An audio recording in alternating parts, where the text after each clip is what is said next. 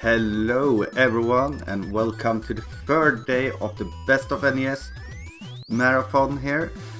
I'm JKL, the restreamer of this morning shift, and with me I have my lovely assistant Prissy. What's up? Hello. How's it going, guys? Yeah. I'm very excited for today because we got a lot of stuff coming up today. I see classics. When you're talking about classics, you talk about SMB3 with Mitch, right? Yeah. That guy has been put in quite the work into that game, and it's always a pleasure watching him play the game, and he's gonna do 100%. So you're gonna see every single stage in SMB3. It's gonna be fun. What do you have? What we also have before that is a Castlevania section, starting off with SPD Wolf and CV1, JC with CV2, and then finishing off with a CV3 run. And after all of that, we still have the main event for today, which is the Zelda block, Triforce Trials. We have so much coming up today, and before that, you talk about you can talk about your runs as well, right? You got some runs today. Yeah. I got runs coming up in the Monster Mash section with some Wolf playing, a homebrew game, Ghoul School, amazing game that everyone loves. Yeah. But yeah. Didn't you say Ghoul School is like the best speed run on the Yeah, NES? it's the best speedrun on the NES, and I will drag out the run as much as possible to showcase just that. So when you're doing a mistake, that's on purpose, so we get to see more of Ghoul School, right? Yeah. Because everyone needs to see a little bit more of Ghoul School. Yeah, I understand. I mean, it's okay to be wrong because the best game is obviously War's Woods, but I second place. Yeah, okay. I can accept that. Okay. But I'm really looking forward to Andy coming back today, showing off some of his craft. Yeah. And I haven't seen him stream for such a long time, but he's coming back just exclusively for this marathon, guys. Andy Sui coming back, showing off some really nice runs here. We got Batman, right? I mean, when you think about Andy, you think about Batman. Yeah. You got DuckTales, and you got Yume, which is a cute little game. So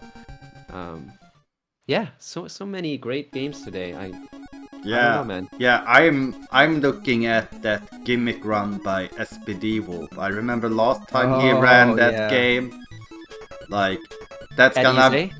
Yeah, that was an insane run, and I'm hoping to either get an insane run or a funny run. Or both.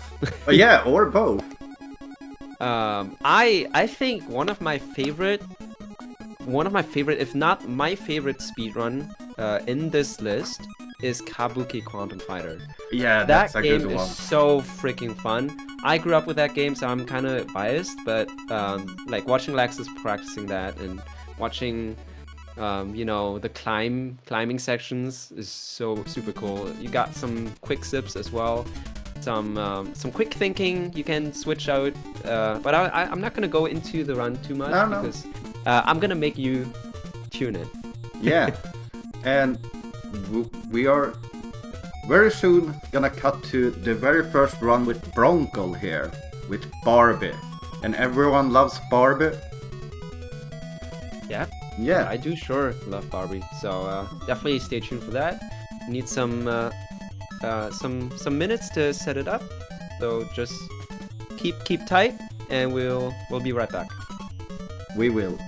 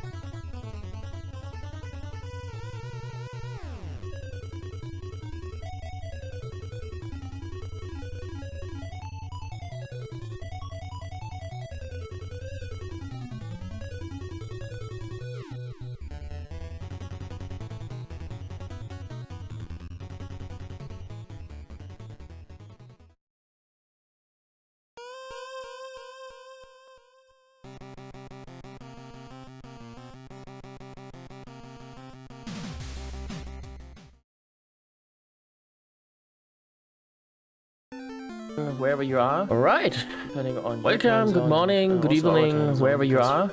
We cover Depending on half your the world time zone right and also our time zone, because we cover half the world right now. NES this morning. My name is Bronkel. I'm bringing you Barbie NES this morning. What a better start to the day with and at my side, Barbie and the year of Barbie with the movie. And at my side, I'm very lucky to have Sharif, also known as Sharfus. You can quickly introduce yourself if you want. I mean, you know yourself echoing? the best. We're echoing. How's it going, everybody? Hello.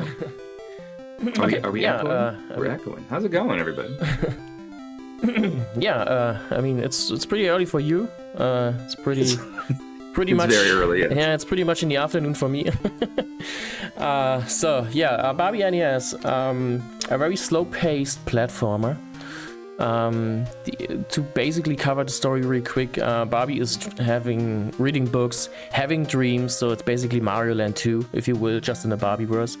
And whatever she just read, she will dream about, and that is all the level we will see. So everything that happens and you think it's weird, you can explain with, it's just a dream. So don't question anything, I would say. But the rest we will just talk along. When we start the game, I will just count down for the timer. Once upon a dream. Yeah, here she's in her bed reading, and after the after the scream we will start to run. So let me count down with 3, 2, 1, go. So as I said, it's a pretty slow-paced platformer. That means usually it's also very precise. Like here, with this toucan, you have a few frames to do this throw really, really perfectly, to not lose time, to not stop or anything. Also, jumping is pretty straightforward. Also, you see in the bottom, in the bottom left, these charms and symbols I can throw at animals to make them move, so that they obey me. Because yes, they do. Yeah, Barbie is demanding a little bit help. But in short, anyway. cats are fine, birds are evil, especially in this game.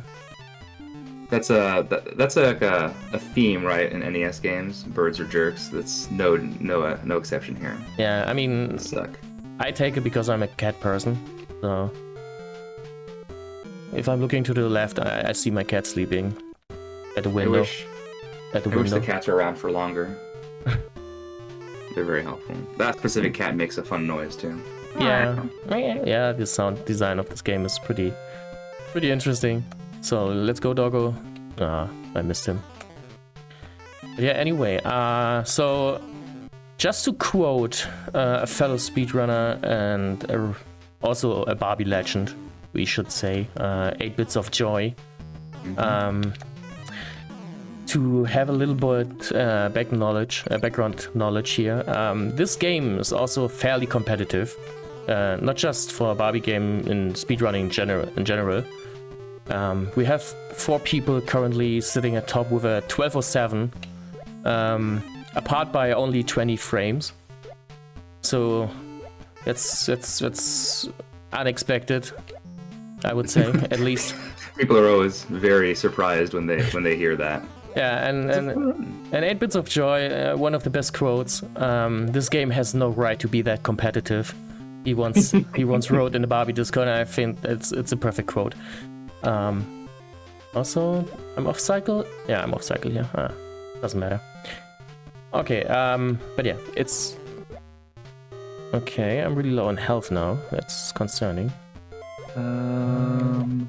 Yeah, you're just gonna have to probably stop in the... Yeah, that's okay. That is okay. It happens. I was off cycle because I stopped too early. As you can see, everything works in a cycle here. So I can just... Yeah. That's the global timer, by the way. Fun fact. Yeah. It's totally a global timer. It's great. It's fantastic. Also, the biggest thing to this run, except for platforming and precision, I just stop right here, comes to health management, actually.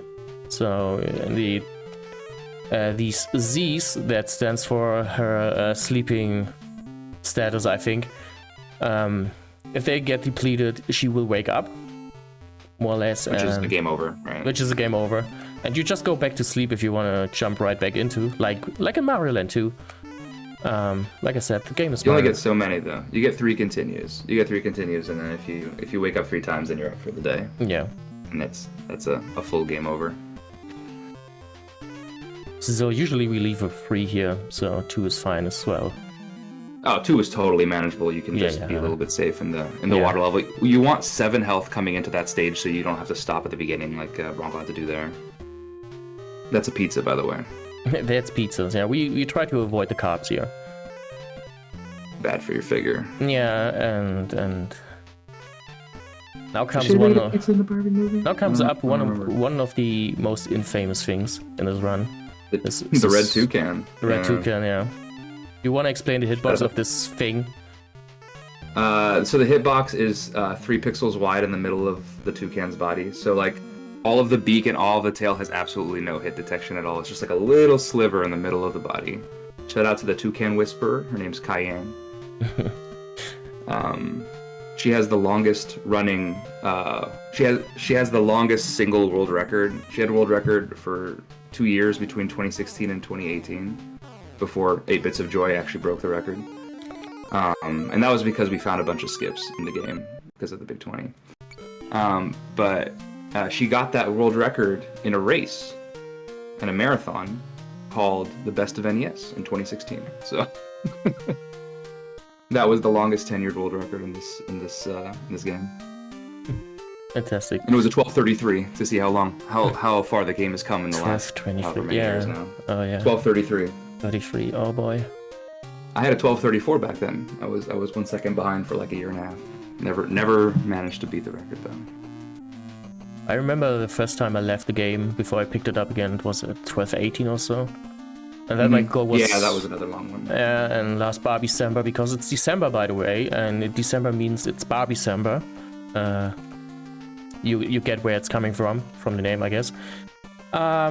Yeah, in Barbie December, some Barbie runners try to improve their times or learn new stuff and learn a new game. Yeah, it's always fantastic. Last Barbie December, I picked up this game again to just improve my time.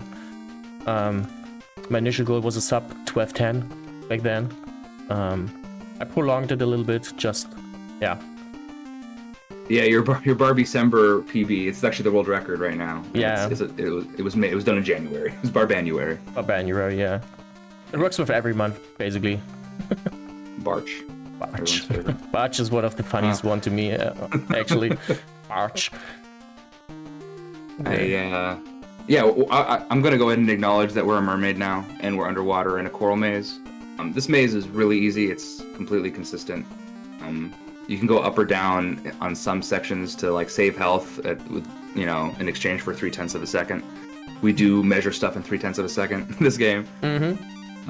Actually, 0.3 is a lot in this game now. Yeah, every frame counts. I mean, you mentioned it. The world record I currently have is by 4 frames, so every single frame counts.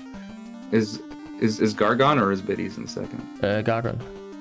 Gargon, another like super top tier runner of this game, and he also has the world record in Barbie Game Girl, which is the Game Boy port of this. Oh yeah, that game sucks. Watching that previous screen, watching first time runners of this game makes me very happy because they think the turtles hurt you, and so they keep dodging the turtles when in truth there's nothing. You just kind of just sit there and do whatever you want. You'll notice that Bronco switched to the question mark charm at the bottom left of your screen. That's what we're going to have for the rest of the game. The question mark charm does... I'm waving my hands. You can't see it. It does stuff. It does things. It does some interesting stuff. We need it for the... Lets me question everything. I missed it. Sad. I mean, you have 2 free frames to hit off a fast cycle here right at the beginning when the game or when the screen loads in. You have 2 frames to find the right pressure for the throw. That backup is like that's the original quick kill. Was the backup you did? Yeah, so that was probably lost like a little less than half a second. Yeah, but it's becoming more and more important in the run. So we're on to the last portion of the game. So we did that. We were at the mall when we got obliterated by merchandise, and then we were in the water where we got obliterated by bubbles. And so now we're gonna go to our third location. So now we have our tiara Yeah. and we have our dress. So now we need our shoes. Also, my favorite level right here. Just because. This is the best level in the game. Yeah, just because so much happening here. So this is the soda fountain stage, like a 50s soda fountain. You tried. You tried the swag teacup. Yeah, that's right. There's a neat little technique where you can do a backwards short stop jump, what you want to call it, to avoid this steaming, the steam from the teacup or the coffee cup, to save some health and to not lose much time. It costs 0.3 of a second, and you have 2 pixels of like. So basically, each teacup has 2 pixels of safe space on each side. That's kind of how it goes. Yeah. So you can conceivably land on the other side of that teacup, and I don't know why you'd ever want to do that though. So popcorn goes pop. Yeah, there's nothing like super confusing about this stage. Like, there's nothing like crazy, but like it's not like super flashy or anything. But there's lots of secrets. This is the stage where you're supposed to put everything together, and if you're not like really crispy in your platforming, you can just bleed time here. You can lose so much time without realizing it.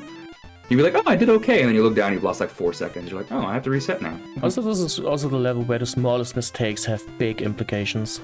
Yeah, definitely. Missing the little soda guy. Also, the best music in the game is in this level. So there you go. Yeah, and I still don't like this boss. This boss is irritating to do fast. So, yeah, this is the Burger Town. You can, if you want to, look at the prices in the background, especially at the end. There's a price chart of various items, and yeah, 20 cents. Hot dog. Also, these giant fries are slapping you in the face. If they look suspiciously like fish, don't worry about it. It's fine. It's not the same exact global cycle at all. Yeah, but It's the same exact global cycle. So you can just set it up in the same way where if you like pause, that's gonna be interesting now. I will do it again. I just played safe. Yeah, having 3 health coming out. Yeah, I just. You have two. I mean, you have 2 choices there. You can either do what you did, or you can. Either way, you have to stop because you have to stop to get the health inside of the burger. So each of those burgers, if you press down on the left side of the burger and wait 0.4 of a second, then a health will come and smack you in the face, and you get extra health. But yeah, you're totally cool on health. Thick shakes, y'all. Chat the thick shakes. Very thick shakes. Is this Oppenheimer for the NES? Yes. So the ice cream. This is boss, also. So now that ice cream boss is. I'm quiet now. All right, this is the worst level in the game. It's the jukebox. It's the level that everyone fears. So you're platforming on these musical notes, and as you can see below, the screen is like scrolling backwards. That's like the record that's scrolling inside of the jukebox. If you fall, you go back to the beginning of the stage, and you just lose however much time that is. So at this point, we're like deep enough in the level that you lose 35 seconds or something like that. You did it. All right, he broke the curse. He broke the Barbie marathon curse, where everyone just falls in this level and loses time. Nah, come on. And yeah, and then this is the final boss of the game. So time is coming up when I touch the right screen. And time. No, it's not time. Why it's not time? Now it's time. Now it's time. Now it's time. Oh, I see what happened. I see what happened. That's really unlucky. That's a frame perfect mistake. That's yeah. Sometimes it happens in this game. It screwed me over a bunch of times. Yeah. If you land at a specific frame in that spinning animation for the coin, then you just don't get any. So yeah, so we got our shoes, and now we've completed the fit, as the kids say. And so now we can go meet Ken. I mean, this is exactly the place where I store my shoes as well. So, Stairway to Heaven, Stairway to Shoes, whatever. Yeah, Stairway to Shoes. Stairway to That's Shoes. the less popular version of the song. So Yeah. there she is. There she is in all of her glory. So this was all preparation for our big date with Ken, who guessed it. We're now in our dress, the shoes, the ring we don't see because the tiara she's wearing we have never collected. She's wearing the tiara. She's wearing the tiara. The shoes are underneath the dress. You're just gonna have to kind of trust us on that. But yeah, now they're dancing and it's love. It's love. And it's Barbie. That was Barbie NES. Like we said, it's super competitive at the top. It's a super easy to learn game. It's decently difficult to master, I would say, especially the frame perfect input stuff throughout the whole game when you really want to climb the ladder. Also, huge shout out to Gargon, 8 Bits of Joy, and Whitehead, the other 12/7. Gargon's in chat. Say hi to him. Oh, hi. I don't see the chat, so sorry. I just... shout out to the Barbie community as a whole, because that's... I never get tired to mention it. It's one of the best communities ever. Safe space, wholesome place, super helpful. You will not find much information in the internet if you search for any Barbie-related video game stuff, but the people on the Discord actually managed to gather stuff which I wasn't sure existed and didn't know it existed, and we collect everything on the Discord and share it with everything, and it's just awesome. So give Barbie games a try in Barbie December. Maybe not this, but we have plenty of other Barbie games. And thank you for having me for this one. I will also do the next run, and the last words belong to you, Shafas, because you will sadly leave me. Good luck on Lion King. That is not a game I run. Yeah, shout out to the Barbie Discord. 8-Bit of Joy and I created it a couple years ago, and it's turned into something way larger than I expected. So yeah, if you're interested in running a Barbie game or collecting Barbie games or just talking about Barbie, there's a lot of people in there. But yeah, it's a lot of fun. And yeah, don't worry, we don't take ourselves very seriously in there. We understand what we're doing, and so it's all in good fun. So yeah, thanks for having me, Bronco, and have a great rest of the marathon.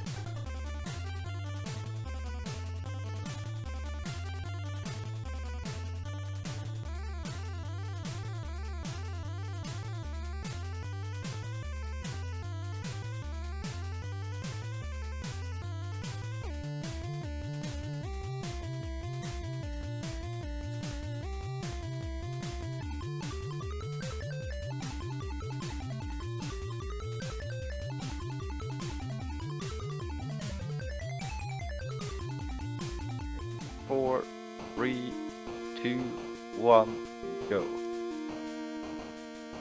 And hello back, it's me again. We'll start with Disney's The Lion King. Maybe not the version you all know and grew up with, because it's not the Super Nintendo version, it's not the Genesis version, it's the NES version, and maybe some of you wondering what NES version are you talking about. It is a PAL exclusive game, only released in Europe.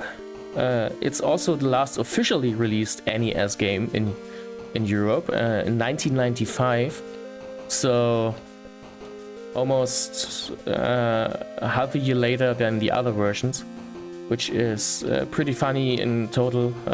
You will see maybe why. Just to give you a hint, they had no time and also no budget really to work with.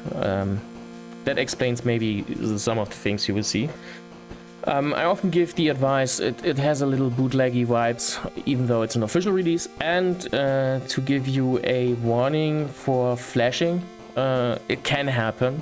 It doesn't have to happen, but it can happen, especially in the 6th, also last stage, just to be sure. So, want to give a heads up here. But yeah, let me start the run and show you the beauty of the game. Start is actually, the timer should start when I gain control of Simba. I try to count it down as best as I can. So I would say 3, 2, 1, go. Yeah, the graphics are pretty much what it is. This is also one of the better looking levels, believe me or not. It's a little bit faster than Barbie NES. It's also very precise, and the secret of the game to master it is to master the controls and how Simba behaves, especially this zigzag jump, as I call it, or I like to call it. Also, this game has a huge RNG factor. The hyenas have to get tired so I can damage them, and they get tired after every attack they do. So I have to lure them into attacks, and that's the RNG aspect of it. They have a 1/3 of a chance to give me the best RNG, and we have to rely on that 3 times in the run. Also, this jump from the tail into the monkey arms is a frame perfect thing. Thankfully it worked. So yeah, this is the ostrich run, and the monkey puzzle we just saw. I like it much more in this version than on the Super Nintendo and Genesis version, because it's sweet, short, and yeah, visually different, I would say. And one of the best things, we can skip monkeys here. This one right here. And also, this is the level. We don't have really a monkey puzzle, we just get thrown around. This is maybe one of the best parts of this version. So, let's go to the most colorful level. Every ratio, every shade of gray that the NES can picture is probably in this level, which is cool. So also, rolling is a cool technique.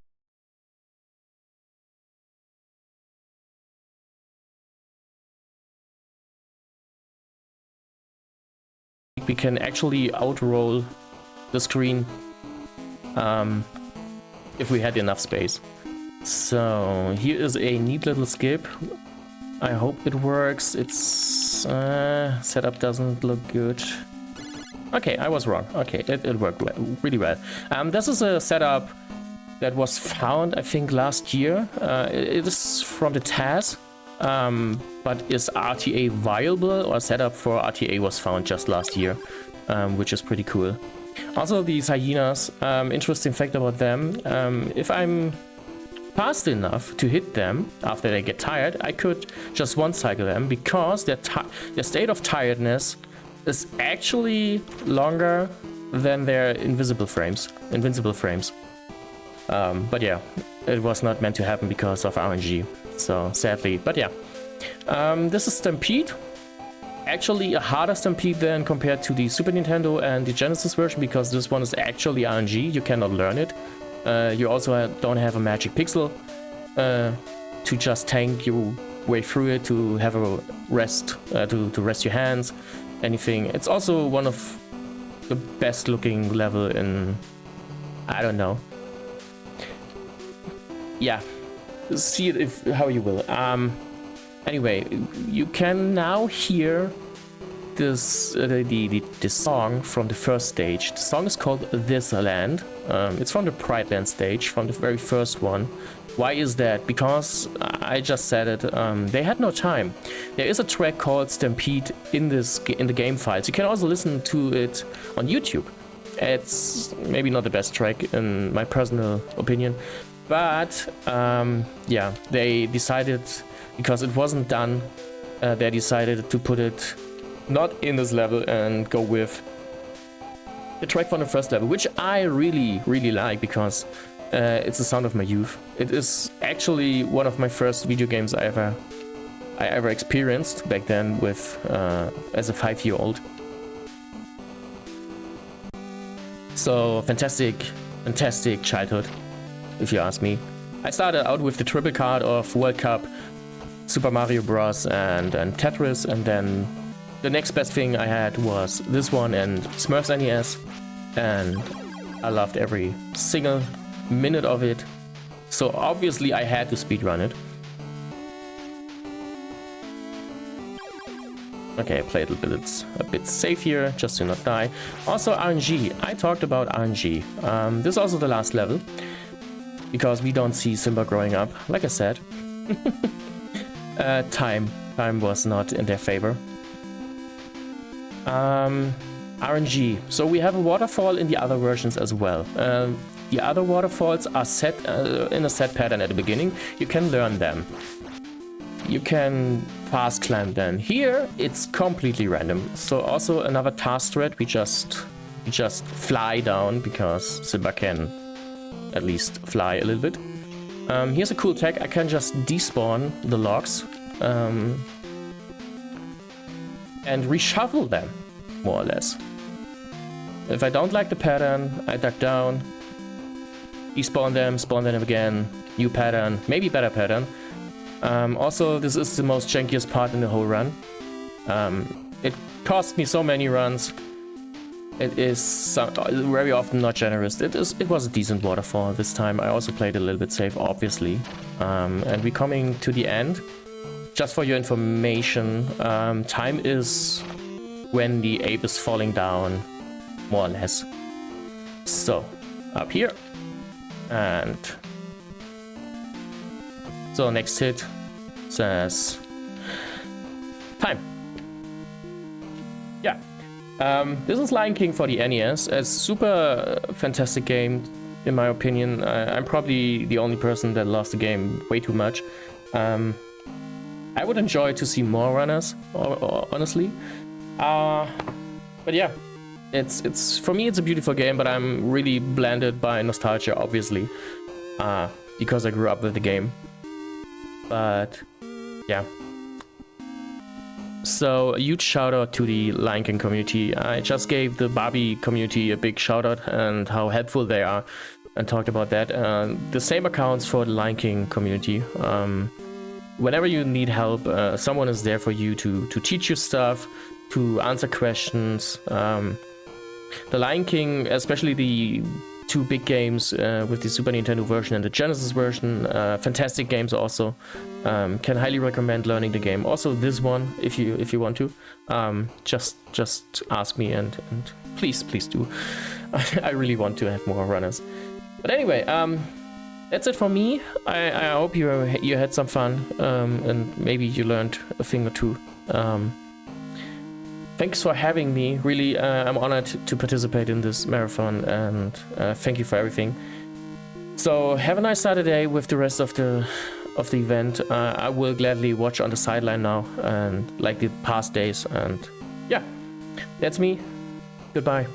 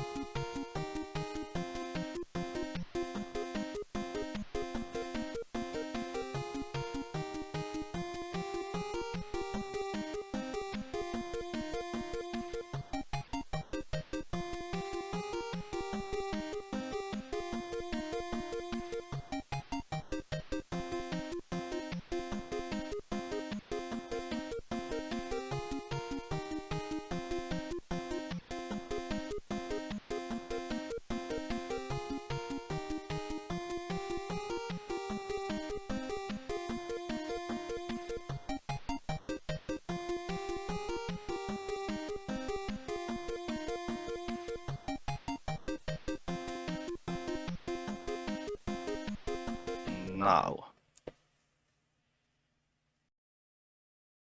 Hello, we're live. Hi. I am Blunt Bunny, and this is Mickey Mousecapade, and I am joined by the legendary commentator, Steven. Hi, that's me. I'm Steven. He will be doing most of the commentary here, while I try to push through this aggressive platformer. So, if everyone's ready, I will do a countdown. Timing starts as soon as I press start on the title screen. I'm gonna have to reset because the demo keeps playing, so I'll try to do a quick countdown if everyone's ready. Lock and load. Alright. 3, 2, 1, go. Alright, so we are firing up Mickey Mousecapade. I was excited when Blunt asked me to commentate this run, but I gotta be honest, I've never played or even seen much of this game, so I asked my favorite AI, ChatGFY, to tell me the story of Mickey Mousecapade, so here it is. The year is 1986. Walt Disney has been cryogenically frozen for 20 years, and due to a series of box office flops and a billion-dollar lawsuit over the now infamous Space Mountain bodily fluid incident, his precious media empire is also on the brink of death. The board of directors has decided there's only one thing to do, and that's bring back the king. The only problem is, the key to his cryo vault has gone missing. It seems Alice brought it with her to Wonderland. Join Mickey and Minnie on a thrilling action-adventure journey as they track down Alice so they can resurrect Walt Disney and save their magical kingdom. Rated M for mature. Oh my god.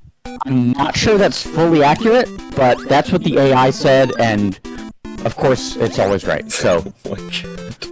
Well, that was pretty close. I gotta hand it to it.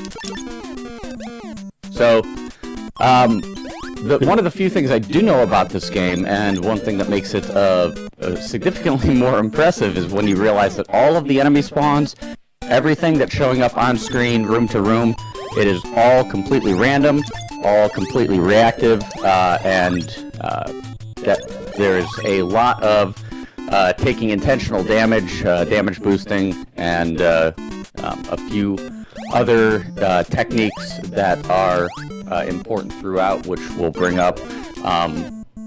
And one of the biggest pieces of randomness that can cause a time loss is coming up shortly at the end of World 1 here, so... Yeah, we're actually entering the room now. This chest is either going to be a power-up or an enemy. And it was an enemy. So that's 50-50, and you just have to keep going out and coming back in until you find it, right? Yep. It's... So technically, like, in a run, you'd probably just reset here. Oh god. Is it going to be an infinite?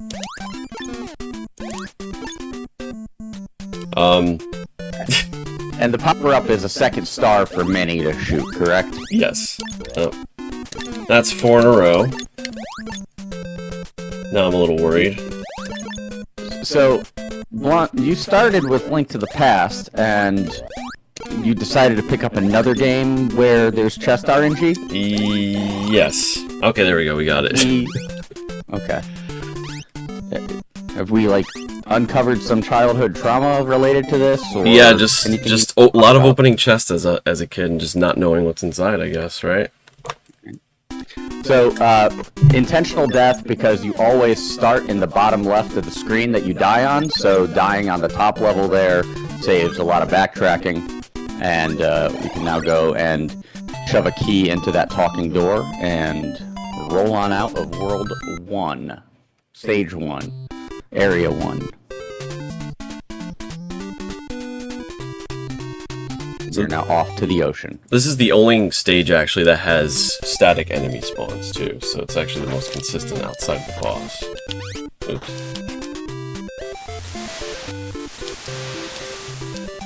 Whoops, and we're just gonna take a quick dive. I mean, sometimes you just want to go for a swim. And if either Minnie or Mickey falls into water or the pit, you're dead. Yeah. A lot of it is managing Minnie's movement too, making sure your jumps clear every pit. And having her shot is pretty important to the run. Makes the run really fast. Anyone know what Disney cartoon this boss is from? Is that supposed to be from, like, Peter Pan or something? I'm asking because I don't know, actually. Oh, I think that's got to be the alligator or crocodile that eats. Oh, somebody's saying Black Cauldron. I got Black Cauldron, I got Peter Pan. So, I'm going to agree with the people that agree with me. So, stage 3, we are now in the woods. So, a bunch of secret passages to access a garden within the woods. There are 5 sections: spring, summer, autumn, winter, and the garden. And we're gonna try to skip the summer section by taking a secret shortcut. Yeah, the hidden passage there skips the summer section. This is the scariest section, by the way, in the woods. Is that it's a particular section right there where I had to jump over the pit. Those bears can charge you, which they did there, but I had enough health to tank it. They take 8 health from you. So you want to intentionally try to take a hit from like a boulder or something, which does 3. Speaking of health, you were playing on the US version, right? Yes. Yeah, so the only real difference between the two is the US version has more health.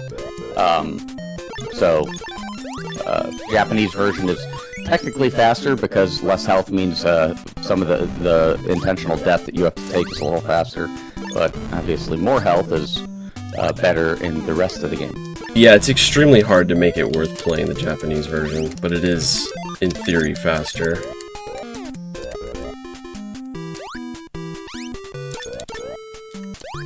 I gotta say, this is really aggressive for a Disney game. Like, there's a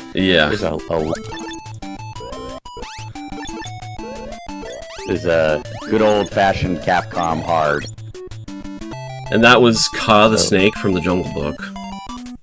I distinctly remember him vomiting SpaghettiOs in the movie. Yep. It was... I mean, they were really accurate when they put this game together. Yes. Shortest stage in the game. Now, like Taylor Swift, we're out of the woods and moving on to the pirate ship. Are those supposed to be little pirate fellas? Yes, this is from Sinbad, I think. This is the reference. Oh, it's a... Somebody sinned bad for sure when making this.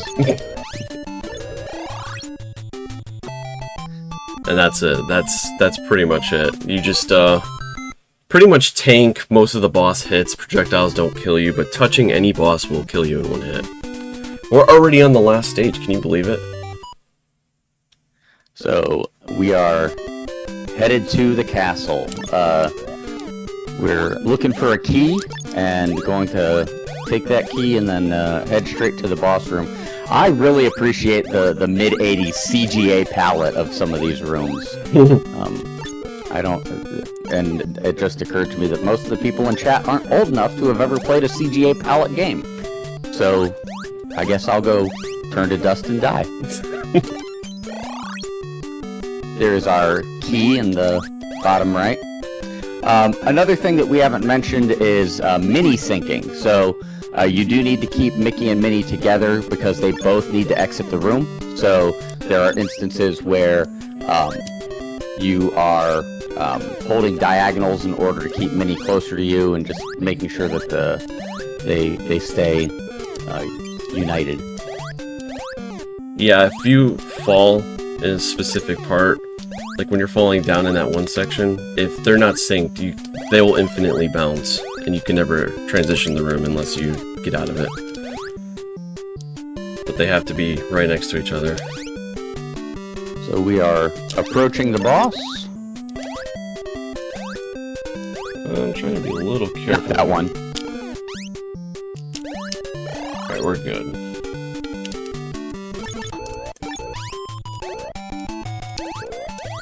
The mini didn't turn around, but whatever. That's time right there. I don't know And- what the time was.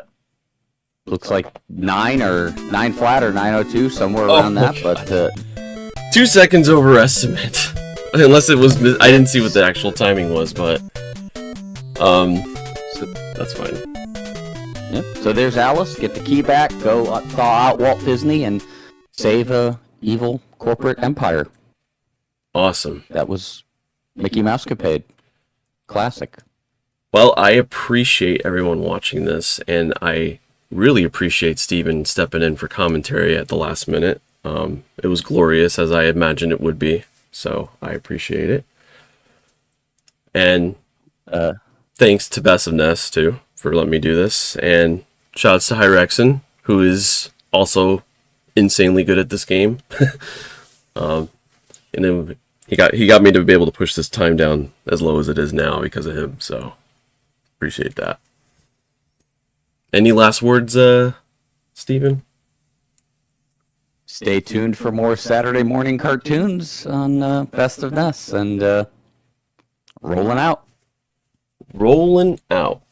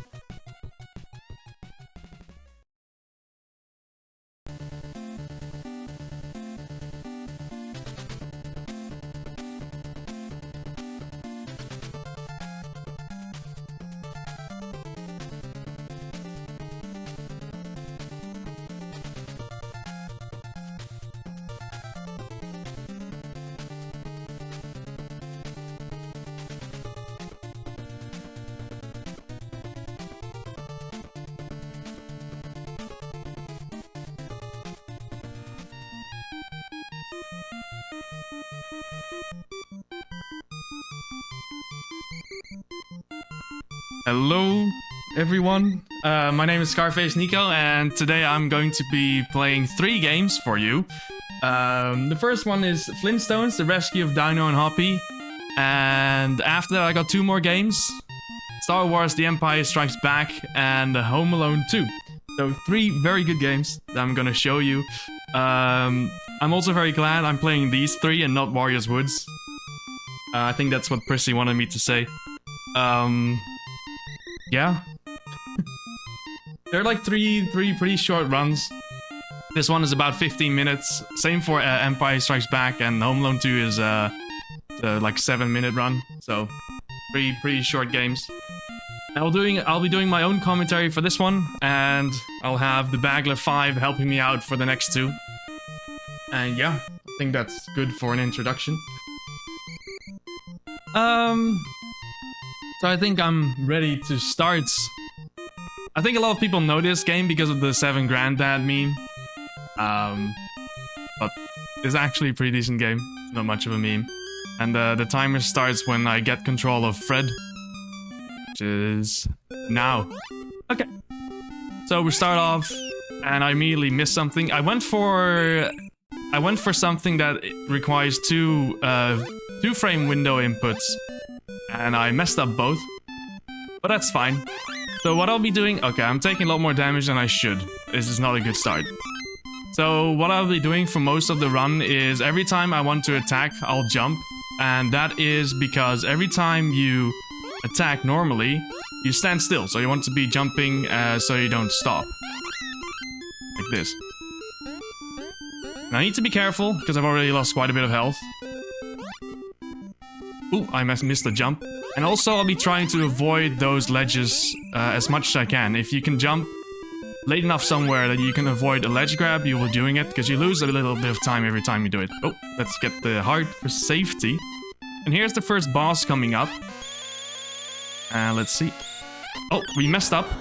We can get it in 3 hits. And this is going a lot worse than I should. So what we usually try is to make use of a power glitch. You charge the first hit, so you get max power. And there's a glitch in the game that if you don't leave the attacking animation and you don't charge the next attack, you keep the full damage. So you want to time your B presses so you don't lose any damage. Unfortunately, not the best level 1, but that's how things go in a marathon. And in this level, we'll be mostly running against global timers for a couple enemies, like this one. The guys who shoot, and the boss at the end. And the guys that shoot, they shoot every... Oh, I'm missing a jump. I'm missing a jump again. This is why I have a co-commentator for the next run. The guys that shoot, they shoot every 128 frames, so every 2.1 seconds. And you're always trying to arrive at the right time, so you don't have to wait or risk getting shot. Oh, and optimally for the world record, you are running against a global timer, and you have about 0.3 seconds to waste during the whole run. So if you lose more than that, you already missed the first cycle for this level's boss. Right now we've missed quite a few cycles, but that's okay. The boss jumps every 1.1 second, every 64 frames.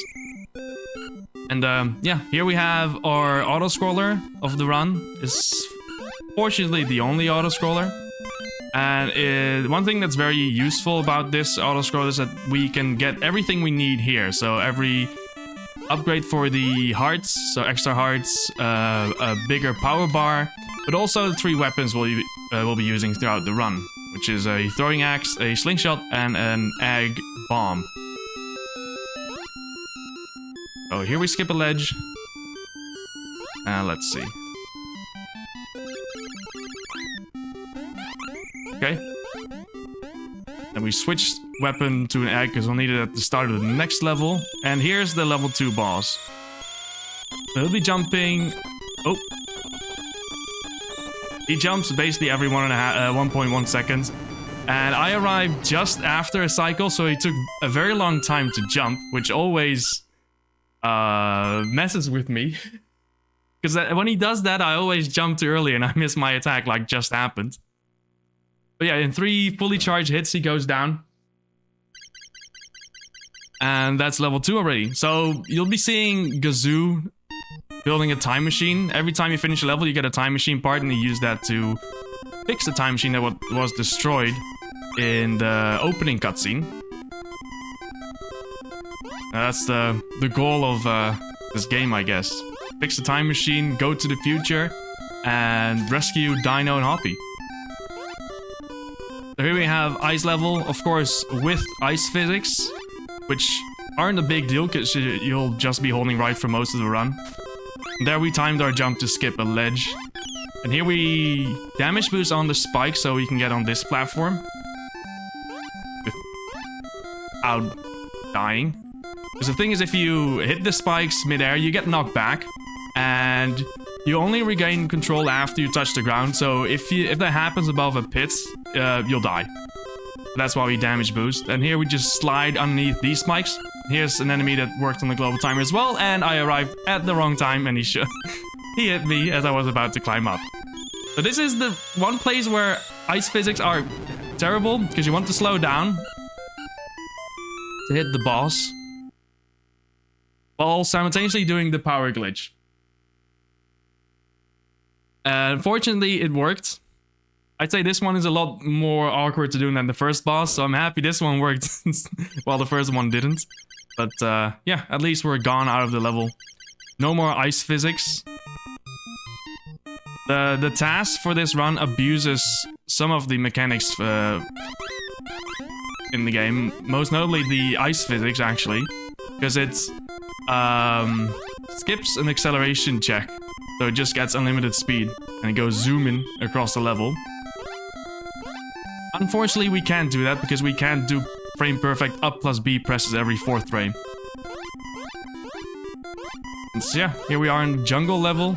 There's a couple parts where you have to wait for platforms to respawn, like here.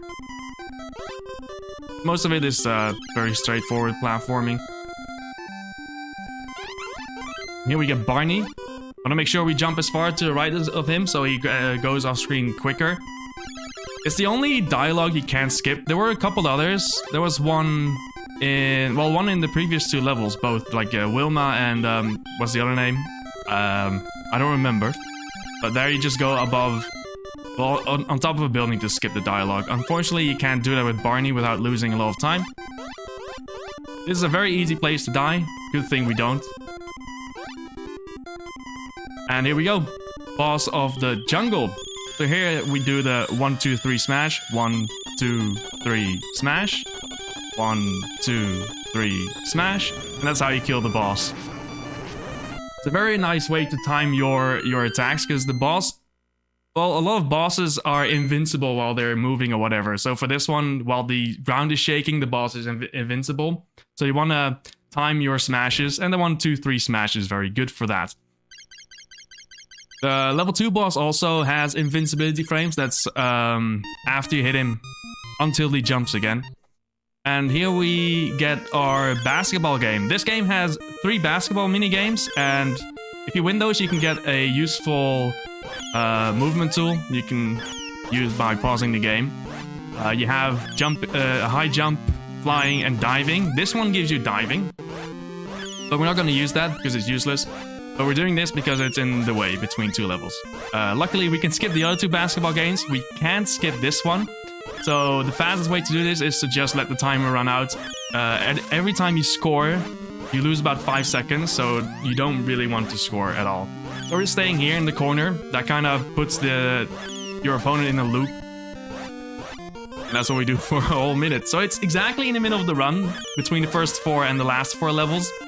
Gives you a nice break in between. And after this level, we get the castle, and the castle has a jump close to the beginning of the level that is pixel perfect, and I hope we are going to get that jump. So let's Let's see if we get it. So here we first get 3 bats, shoot the first one, attack the other 2. And the last jump here is the pixel perfect one, so easy easy. This one is gonna be tough. Jump too late. Jump too early. Let's see if I can get it now. Nope. How about now? Nope. How about now? Oh, not again! I thought that one might have been it. Okay, this usually goes a little bit better. Oh my goodness. So, the other way to do this is to go all the way around, which loses 10 seconds, but we're speedrunners, so no. I finally got it. Every time you miss it, you lose between 3 and 4.5 seconds. If you don't land on the spikes, you lose 3. If you do land on the spikes, you lose 4.5. And here we have a sort of a mini auto-scroller where we are trying not to die to tomato soup. And we didn't. Good. Yeah, that pixel perfect jump is kind of hard.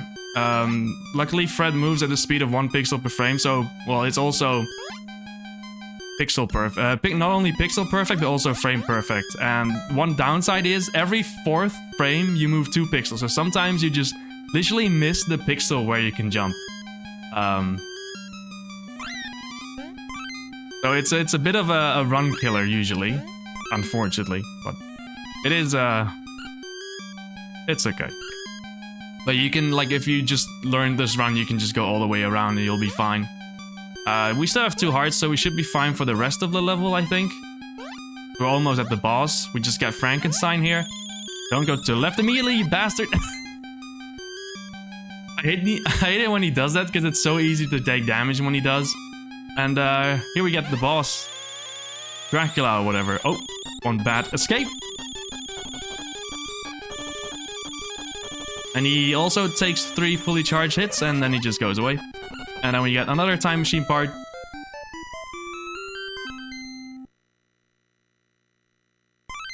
And then we go to the next level. Everyone's favorite staple in NES platformers, the water level. A good thing in this game is that every time you go to a new level, you get your hearts back. So they don't really have to worry about health at all during the run. Unless if you take a lot of damage in one level, but that shouldn't really happen. The most difficult part about this is there are a lot of jumps over gaps, and if you take damage, the knockback will usually kill you.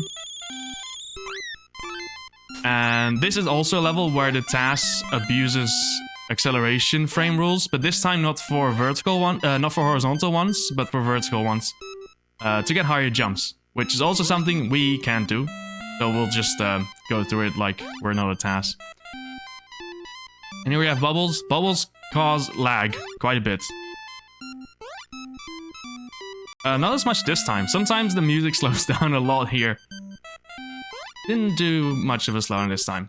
And one thing that's kind of jank in this level are the jumps, because of those acceleration frame rules, you get different height jumps. Sometimes you jump very low, and sometimes you jump a couple pixels higher, which do affect some parts of it. And sometimes there's a jump you can make if you jump high enough, and you won't make it if you don't jump high enough, which is the bubbles. So I always use the camera to look. Oh, I didn't. Oh, I did jump late enough. Okay, I thought I wasn't going to make it. Yeah, sometimes you don't jump high enough. So I'll use the camera to see how high I jump and then adjust what I do. Here we are in, nice jump, in Japan Rock. And we are just, making our way through. The difficult part about this level is that once you make a mistake, you usually end up spawning more enemies that usually don't spawn, because you just automatically despawn a lot of enemies by not killing anything. And those enemies that you spawn are very annoying, so you really don't want to get hits anywhere. This is also, I think, the most difficult level in the speedrun. It has a lot of things that can go wrong. So far it's been pretty good. A couple small mistakes, but... And I have often died at the last jump before the boss. We're gonna try not to.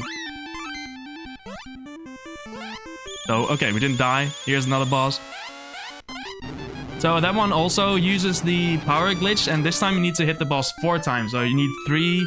After the first hit, you need 3 well-timed B presses that are close to frame perfect, but not really frame perfect, because you can buffer them a little bit.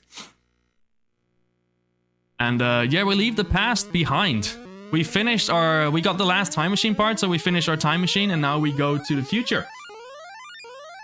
So, and if you play this game casually, never go to the water level if you haven't done all the other levels, because if you do that, you have to go back to the water level after finishing Japan Rock, so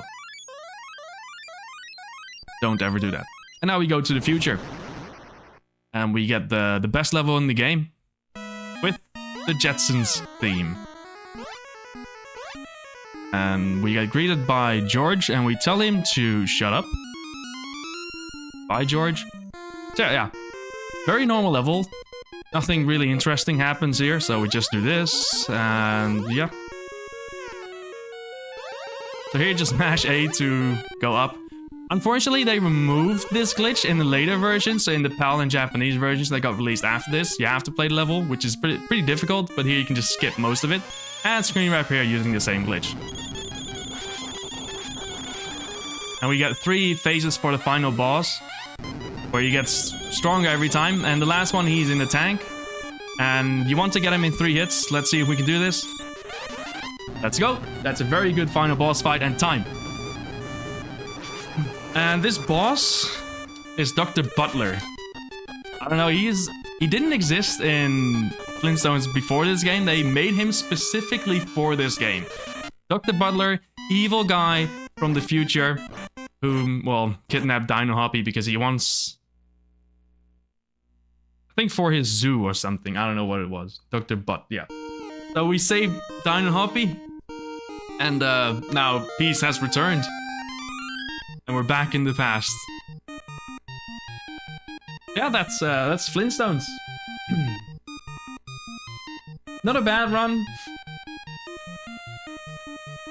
I mean, this one, I did mess up the pixel jump in the castle quite a bit, but I'd say that this time it's pretty good. 1522. Yeah, that's the first game out of the 3. And after this, we got Star Wars: The Empire Strikes Back, which is probably the jankiest game of all 3. So, yeah.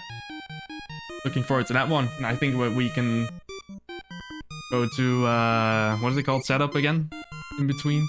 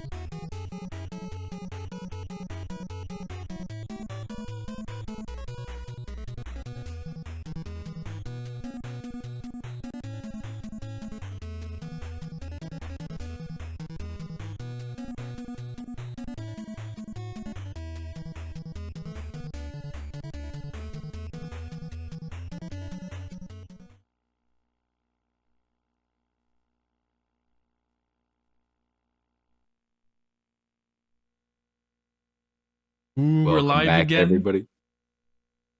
Yes, we are. Yes. This time, there's a commentator, and it is me, the Bagler. I'm here with Scarface Nico. He's playing Star Wars: The Empire Strikes Back, any percent.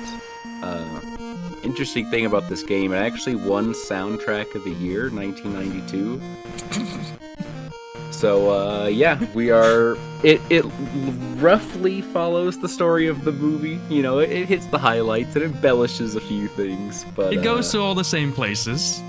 Yeah, just the things that happen in those places are loosely based on the movie, but... Yes. Anyways... And Luke has become very good at jumping. Bunny hopping everywhere. Yes, and midair, which we'll see, so... Yes. So I guess Whenever we you're can, ready, Nico. We can start, yeah. So, time starts now. And yeah, here's the first level. Which is very normal at the start, right, Bagler? Yep, very, very normal. It's actually pretty good for like the first 30 seconds. Yep, just gonna jump into this pit. Yeah. So, And- Nico's got this Tauntaun right now. He's going to pick up a lightsaber for later, but that's the only thing that we need out of this entire stage. This is like a big ice labyrinth, and it stinks and takes forever to beat. So what we're going to do instead is we're going to see Nico attempting to jump mid-air. So he's going to dismount his Tauntaun, and then what? He's gonna jump mid. I'm gonna try, yes. Yeah. So you have to dismount your Tauntaun and then jump the frame right after that. And it lets you jump midair. So we're going to go all the way back to the very left wall here. And it's going to trigger the end of the level because it... Well, don't ask me why, but... out of bounds. Yeah, because the whole level, the map just wraps. But normally you shouldn't be able to get here. Okay, we're out. Good. Nice. Finally. That one's pretty tough because you have to do 2 midair jumps in a row, pretty much. And there's a pretty tight window to jump. Like, ideally, you want to jump right when you're at the height of your jump. Yeah. Nico did some math on that recently. I don't remember the exact frame counts and windows and stuff, but Yeah, the actually jump itself is frame perfect, I think. Yeah, the frame window for when you press select to dismount your Tauntaun, that one is pretty lenient because you have like I think it was like 18 frames for the first one and then 13 for the second one, which is pretty decent. But the A press afterwards, that one has to be the frame after you press select, and that's the stinky part. Yep, so we're sort of in an auto-scroller level here. There are 10 of these Imperial Walkers, and we gotta destroy them all. So your snow speeder only has 5 harpoons to take them down, and shooting them with your gun takes an absolute eternity, just like in the movie. So Nico intentionally crashed his speeder here, and he's gonna do this little thing where he grapples up and throws the bomb in, but he's gonna do it 5 times instead of once. Just like in the movie. Just like in the movie. And we kill, we take out these snow troopers so we can collect S's, which will respawn the ship there, but that's a bit too early, so we need it later. We first need to get rid of this walker. Yeah, they drop little special boxes, and once you get 5 of those, it'll respawn your snow speeder for you. Yes. There we go. Because if you just keep hopping down on the ground here, you're going to get absolutely annihilated by all those guys. They'll start catching up to you, and there's just no way to survive. Yeah, and they keep shooting you. You need some extreme luck with the spawns to not die. Which can happen, but... when are you ever lucky in the game? Never lucky. Never lucky. Here we go, But yeah, and get our snow speeder down to 0 health again, so we can get ready to crash. Yep, most of this level kind of just comes down to crashing your speeder at a good spot, so you don't have to backtrack, like Nico's gonna have to right here. Yes. Thanks for proving my point. Yes. And where the snow speeder respawns is sort of random. This one is quite far away, unfortunately. Sometimes you can get there within 7 jumps, sometimes it can take up to like 15. Ooh, yeah. Alright, so we're in Echo Base now. Yeah, this is the part where they're evacuating the planet because the Empire struck back. So Nico's gonna go up here. He's gonna get a power up for his lightsaber. There we go This back. is gonna come in handy on the Vader fight and some of the smaller bosses, and he's gonna die on purpose. That's what they So- always say when they die, right? Yeah, just like your Flintstones jumps. 'Cause- Yeah.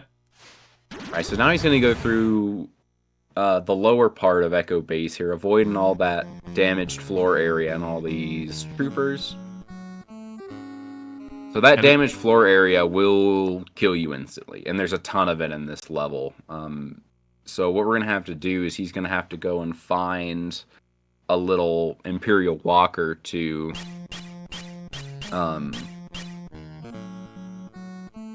reverse it. And of course, we get lucky with slow platform spawns. Yeah, we're just gonna wait this one out, unfortunately. Yeah, so these platforms can move at different speeds, pretty much. Sometimes they're really, really slow, and it can throw you really off cycle there and make you lose a ton of time. Yeah, not too bad for Nico. Yeah, and there's not really a great way to control the speed of those, at least not that we found so far. We kind of just are praying at this point. You know, the 5 of us on the leaderboard. Yeah, there's nothing you can really do in a consistent way. It has to do with, like, enemy spawns and stuff, which is pretty much outside of your control. So Nico did just grab another force power there, and as you saw, that was the force speed. And it makes you go really fast. Yeah, as the name it- implies. As the name implies. You do have a force meter as well over there by your health, so it's not completely free to use, but the force speed doesn't really chew up your force power too much. And this is where we need the Walker thing. I know my Empire. I know my Star Wars. Walker thing is all I know too, so I don't know. But yeah, so you need that across the damage area. He's gonna go and grab a blaster power up, which will also be useful. Now we're gonna head and take care of this boss fight here. This guy is a giant probe droid, which, you know, not sure this was in the movie in Echo Base, but they found one out in the wilderness. It was in the director's cut. The director's cut, yeah, the one you've seen. Yeah. Only ever aired in the Netherlands. ATST. It doesn't look like the ATSTs they had in episode 6, though. No, it's slightly different. I bet there's a bigger Star Wars nerd who knows. But anyways, yeah, we're listening to Obi-Wan's advice here, going to find Yoda on Dagobah. This level is smelly, folks. Yeah, especially If you for don't- like a casual playthrough. This is where it starts to get really yikes. Yeah, I never made it past this level. We didn't. It's so Lucky there. bad. Oop. So now Yeah, we're sometimes you can slip under that blue spider there if you got good sub-pixels, but Yeah, it's gonna make sure we're not blinking for the rest of the level. thank you for sparing our eye health. Eye health. No, stupid blobs. Nice jump. Jump straight into a blob and you get pushed off. Great game. That's what happens all the time in Dagobah. This is also why I got the health, because I would have died otherwise. Yeah, those blobs are brutal, and your only other way is to climb up that vine that's covered in snakes.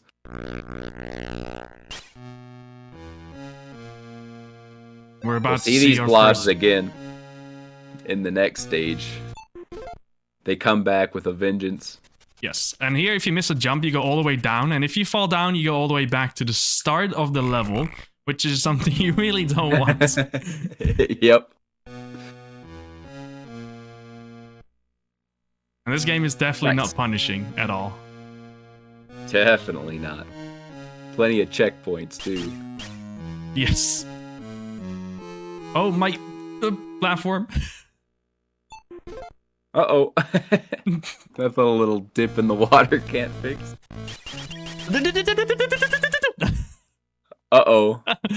Oh, no! So the The water flop. kills you incredibly fast, so you definitely don't want to fall in ever. Holy cow.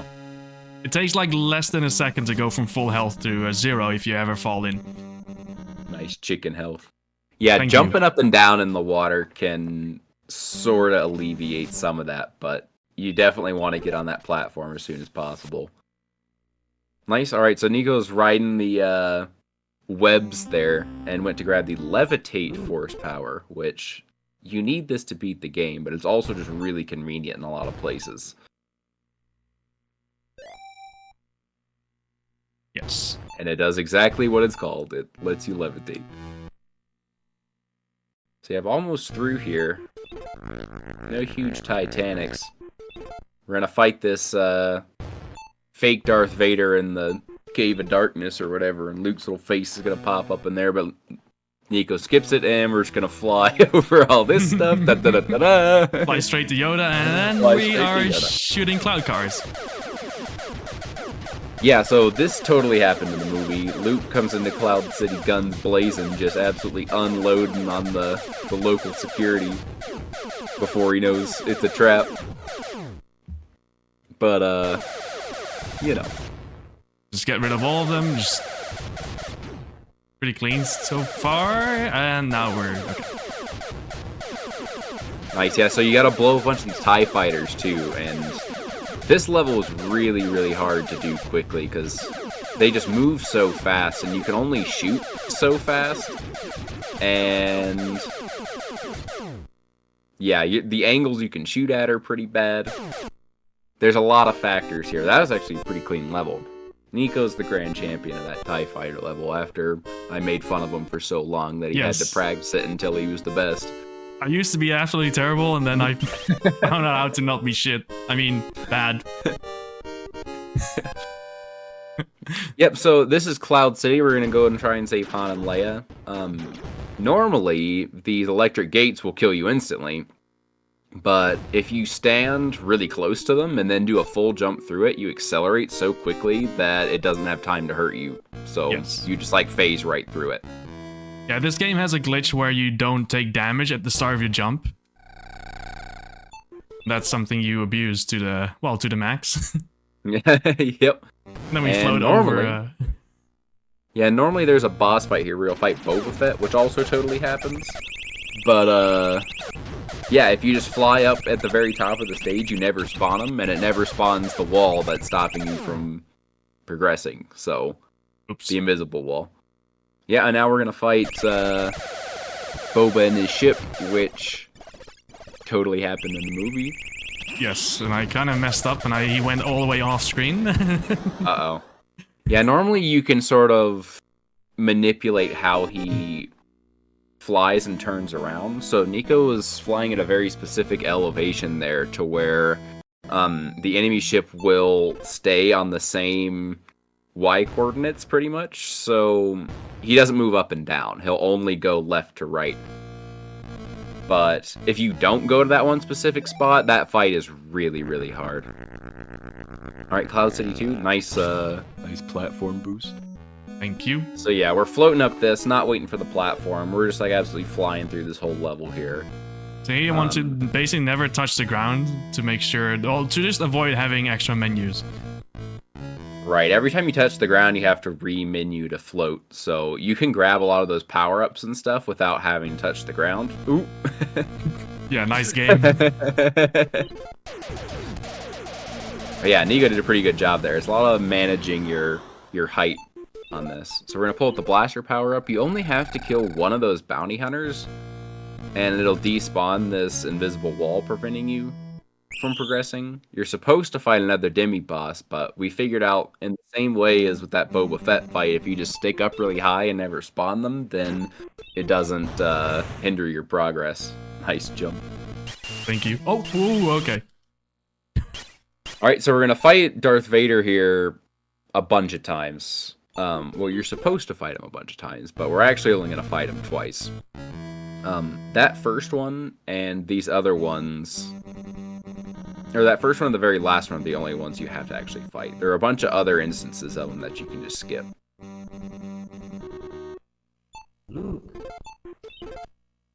I guess you only really see that one other Vader if you just take the optimal route, but if you take a bunch of wrong turns, you gotta fight Vader a bunch of extra times, and it stinks. This Vader will chew you up, and he shoots you with his gun and chops you with this lightsaber at the same time. So, I don't know, he's not really playing fair. But yep, flying over all this stuff. Boost on purpose. Alright, we're getting to the spicy part here. We're coming up to the end. Course. So, this tunnel stinks because of what just happened to Nico, yeah. But, yeah, this is where you need the levitate power, like I was saying. But, yeah, this final boss fight is a bit of RNG. So he's shooting you with a gun, chopping you with a laser, and throwing stuff at you. Let's see. Let's watch. Let's go. And time. Nice. Very nice. But yeah, if you get bad RNG, that stuff that he sends throwing at you will just continually knock you back and push you off the platform and kill you. Yeah. So it's a really tricky fight. Sometimes you just get bad RNG and you get pushed off the platform and there's nothing you can do. And yeah, you die, you lose. And when you die, you go back to the start of the level. There are no checkpoints. So you just lose like 1.5 minutes. Yeah, it stinks. Yeah. I had anyway, yeah, nice run. Yeah, it was a good run. Sub 15 is good. I had, well, low hopes. Or maybe no hope for this run, because the practice runs I was doing this week were all over the place. I had one where I got bad Vader RNG 3 times in a run and lost 4 minutes on the last split. Holy cow. So you never really know. It's so easy to die in a lot of places. I luckily escaped the death earlier in this run as well, in Dagobah 2 with the blobs. Yeah. But basically, that Vader fight, all you can really do, your only recourse is to just stand really close to him on the left side of him. And just spam and pray. Yes, and every time you get knocked back, you end up a little bit too far, so you want to move towards him again. But if you move too far and go to the right side of him, he will kill you instantly. Yes. Just every time. You stand 0% chance of survival if you go to the right of him. Just like in the movie, you get your hand chopped off, you know? Yeah, just like in the movie, yeah. But anyways, yep, that's it for Empire Strikes Back. Hope y'all like that soundtrack. Yeah, the soundtrack Speaking of great soundtracks, we have Home Alone 2 up next, folks. Stay tuned.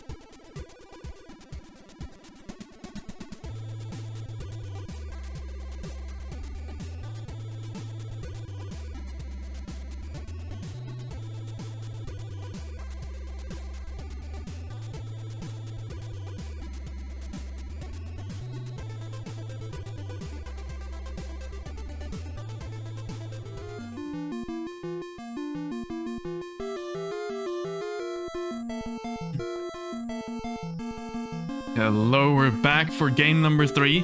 And Bagger is with me on comms again. Hello, hello. The third game today is Home Alone 2. Fits the season. It's almost Christmas. And it's a gem of a game. Right? Yeah, y'all are in for a treat. This is the main event. Best game ever. So yeah, let's just get started, and I'll let you do most of the talking again. So time starts now. All right, sounds good.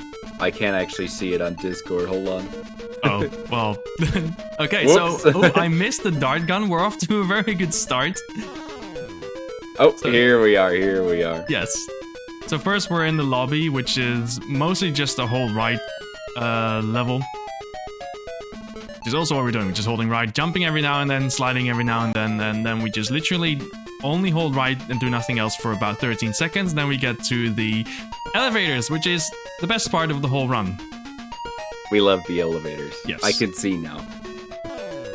But yeah, so these elevators are strange. Basically, you have to come and press this button, and then you have to wait some really long period of time. I don't know the exact frames. 1,500 something frames, where you just sit here and avoid these suitcases or kill these suitcases. And then eventually the elevator door will open. And so there are 4 floors that you can go to on the elevators. There's 11, 12, 14, and 15. And basically all you have to do is just you go to each of these floors and you run up to a certain checkpoint that's hidden. And then you turn around and go back to the elevator. Like, you just have to progress a certain distance on each floor. The floor that it takes you to is completely random, but you are able to control the speed at which the elevator goes between the floors. Yes. So Nico had no way to know that he was going to go to 11 and then 14, but he was able to get to those floors the fastest. And there are some like visual cues you can use in the elevators to sort of tell how many floors you're going to be traveling. Yeah, there's a small difference in how fast the elevators go up or down. Right, and then after you've done 1 or 2, it becomes pretty obvious, and you can sort of change strats depending on how many floors you're traveling between. Just, process of elimination after a while. Like, he knew he was going from 15 to 12 because that was the only one left. But yeah, so once you get through these 4 floors, you will finally get to floor 16, and then we will see a warp. We're going to warp past the kitchen level, where normally you would fight the chef and slide him in a corner and get a pizza out of him, but we're not going to do that. We're just going to warp straight to Central Park here. Yeah, we skipped the best part of the run. Ah, stupid pillow lady. Yep, this pillow lady is annoying. But yeah, you grab this aftershave, makes you go really fast, and now we get a little Easter egg here from the devs. And we warp past the kitchen. Yes. Yep, so we're in Central Park, and people are just going absolutely freaking crazy right now, throwing stuff. There's bats, there's rats. All of New York hates Kevin. Yep. Ah, the bat got in my way, of course it did. Oh, nice jump! Ooh, this is a really tough platforming section here, especially just jumping and grabbing onto that light pole like he did. Is you probably have, I think it's 3 pixels or something to land on there. Yeah, it's a pretty tight jump, and those jumps on the little blocks aren't easy either. Yeah, and when you're climbing the pole, you can still carry too much speed that you just slide off. Yeah, you start climbing and then just slip, and then you get hit by the rat, and then it's just like, it all spirals. Yep. But yeah, this part's not too bad. So he's just gonna stun these bullies in the bushes here with his little dart gun. And makes light work of these clowns, and we are inside the abandoned building now, and this is where the fun begins. This is, we've got the beams. Yep. So there are these beams and the floor that damaged floor, just like in Empire Strikes Back. And those things are a pretty tight window to jump on. And they're also kind of, like, the sprites are diagonal. So it kind of plays tricks on your brain a little bit. It's hard to tell exactly where they are. But, you know, kind of same story. We're just gonna grab some keys, hit some checkpoints pretty much, and then go back to the start. And then progress through the building. Gonna need to trigger some booby traps here to take care of Marv and that other guy. Nico's doing okay with the beams. And we grab this bell, which for some reason turns you into Samus from Metroid. Gives you the screw attack. And that's really nice, because on the next floor, it drops a bunch of rubble Plaster. on you. Plaster, yeah, Yes. rubble plaster. That's what the manual says. Right, I remember we looked it up when we had that the tournament recently. No! Oh my good, no! Uh-oh. Nice jump. Well, he got that first bit of plaster before he fell and died. Yep. So now we basically have to play chicken and take it slow on all the jumps. Yep. It's almost harder to play it chicken in my opinion, just because it's, I don't know, the movement, the acceleration is kind of jerky. Yeah. Especially But if you're not used Nico's to a it yet, pro. it's very, very hard. Yeah, but Nico has a lot of experience dying here, so Yeah, especially doing all dying, right. yeah. At least I died at the start of the level, because the checkpoint is at the beginning. So if you die at the end on your way back, you lose about 40 seconds. And now I lost a lot less. yeah, of all the places to die, that was it. So yeah, this is an auto-scroller section where Marv is chasing you through the city streets here. And you can pretty much just hold right this entire time and time your jumps well. You have to slide and kill those first 2 rats, but after that, you pretty much just hold right. A couple of visual cues here for when to jump to avoid these flying trash can lids. And, yeah, after that, Yeah, I almost messed up one of the visual cues, but I don't know how I didn't take damage.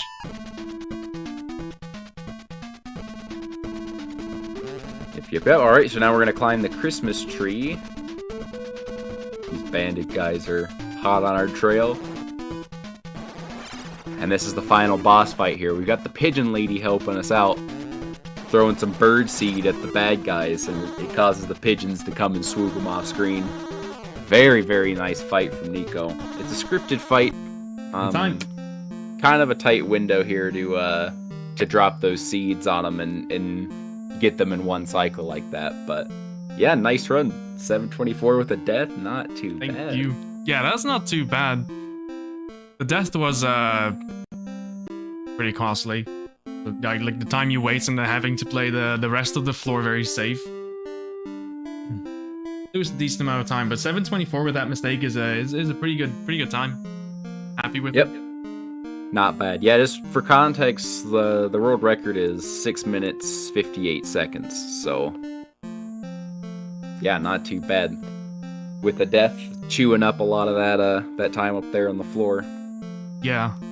The rest of it looked really good. I mean, the hotel, you got a decent pattern from the elevator. Had a good central part. Yeah, but the hotel was good. 11, 14, I think 15, 12, 15, and then 12. 16. Yeah, that's Yeah. pretty good. Like for the route, that's pretty good. And I didn't make any mistakes on the elevators themselves. Yep, looking good. But yeah, that's Yeah. Home Alone 2. Hope y'all enjoyed. Merry Christmas. Merry Christmas. I think that's...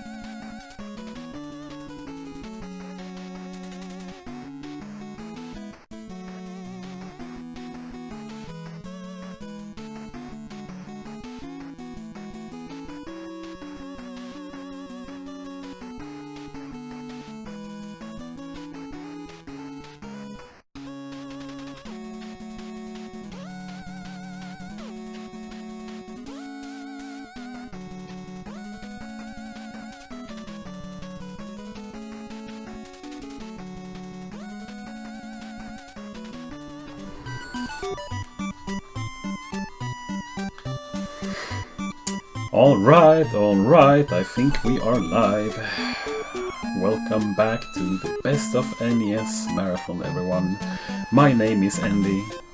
You might know me from somewhere, and you might not. Anyway, let's kick off my little block here with Yume Penguin Monogatari. I'm gonna explain things as we go, so I don't, go over estimate or something. So we're just gonna reset, and I think someone will start the timer. It's basically on time control or character control. So basically, when you see Penta start running around, so I can count it down basically. Okay, so I will count it down the timer in 3, 2, 1, go. There we go. We have Penta Penguin. So the premise of this game is that, as you can see, we are a bit, let's just say, overweight right now, right? And our girlfriend has unfortunately left us, at least temporarily, because she doesn't like overweight penguins, apparently. So we are on a mission here to lose weight. And to lose weight, we need to pick up some of these drinks that I'm picking up right here. And if you eat apples, the enemies are basically trying to force feed you apples and stuff, because apples apparently make you very fat. So we want to avoid that as much as possible. Anyway, we're gonna try to do a little nice skip here. I'm gonna try it once, see if I get it.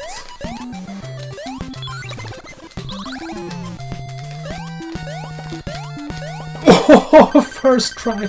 Unbelievable. I practiced that for a full minute before I started the run. Yay! Okay, shoutouts to Cartina Cow for finding that little skip. It's actually pretty hard to do, because it kind of depends on how the screen scrolls. Depending on how fast you are in the climb, you have to adjust your timing properly. So it's really hard to watch someone do the skip and try to replicate it, because you kind of need to find your own way, basically. Anyway, now we have one of the 2 auto-scrollers of the game. So basically this is an auto-scroller, so if you have any donations, feel free to read them. Just kidding, of course, but there's not much to say here. The patterns are always the same. The only thing we need to be considerate of is to not eat too many apples. I took one there, but as long as I don't get fat, it's fine. Yeah, what to say about this one? Yeah, there's... You actually have to pick up 3 clocks, because each clock you pick up in the game, in general, you want to pick up as few clocks as possible, because the clock, the timer ticks down at the end of the stage, and the more time you have, the longer it takes to tick down. So if you're gonna go for maximum optimization, you kind of do not want, additional time. But in this stage, you need to pick up 3 clocks to be able to beat the boss in time. Obviously, it's an autoscroller, so we can't get to the boss faster or slower. But this should be the right spot. Let's try to kill him. This boss also has a weird mechanic where he randomly lags sometime in the second phase, and if he lags, I will automatically lose like a couple of seconds, but it's not something that is, Oh, we didn't get the lag, nice. Yeah. Die, please. Thank you. Right, second boss. It's down. And I think I accidentally picked up 1 extra clock, but I think we can live without those 0.25 seconds, right? Okay, stage 3 coming up. It's actually pretty hard, so I'm gonna be a bit quiet here. Let's see if I can remember everything here.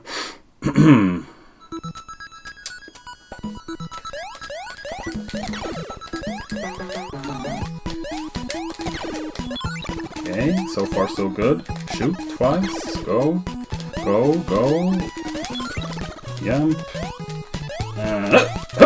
then double shoots. Yay! My memory is almost, it's like the photographic memory here.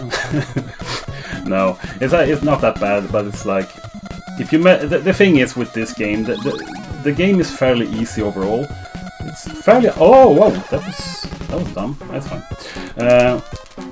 Wait.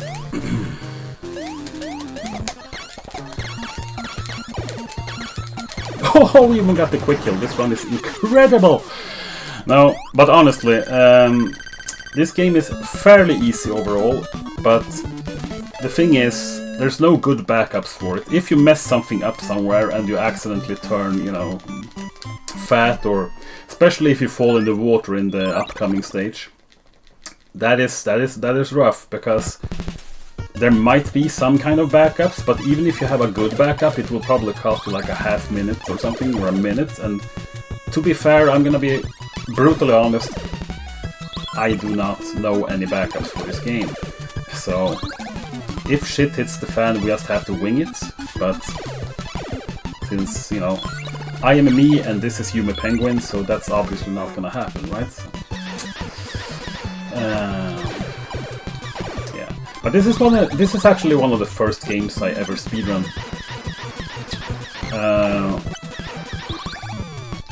I started my speedrunning with DuckTales, which we're gonna see coming up in one of the upcoming runs here. Oh wow, almost got hit. Getting hit here doesn't matter unless so long as you don't gain weight.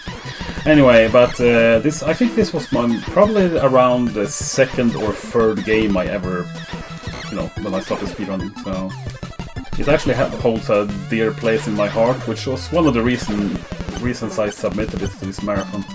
I haven't played it in, I want to say, years, at least not that I remember.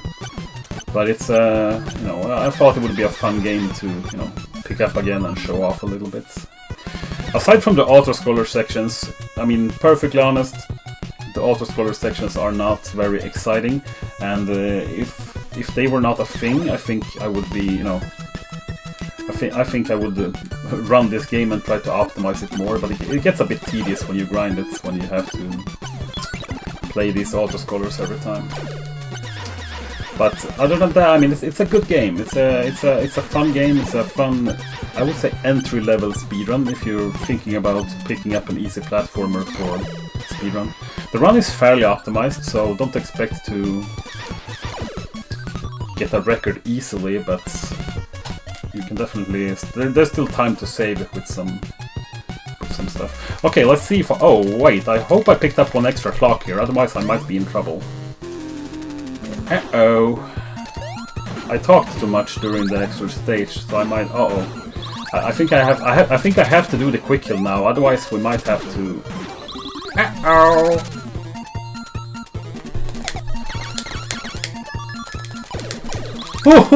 We got it. Okay, well, I did miss the final hit, but I was scared for a slight second there. You have to pick up, ideally you want to pick up 1 clock, but to be perfectly safe you kind of need to pick up 3, because if you miss the quick kill you can lose a lot of time. Anyway, we're fine, everything is good.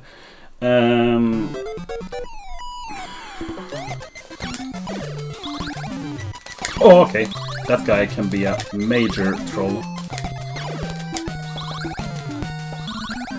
Yay! We actually got the power-up. This stage has a bit of RNG. You can get this power-up early, which doesn't... and that's... then you can't get that quick, but we got it this time, so... oof. This is going surprisingly well, I would say. Surprisingly well. Alright, let's see if I can remember where to stand here. Shoutouts once again to Cartina Cow for finding more optimal boss fights than the TAS had at the time, actually. So, and also that log skip was not included in the TAS either. So, shoutouts to Cartina, who was kind of the OG runner of this game. And he was the reason I picked it up. Alright. We kill it. Abbott Rock 42, yep. That's exactly what's happening. sometimes I need to remind myself that I'm me, and then everything works out.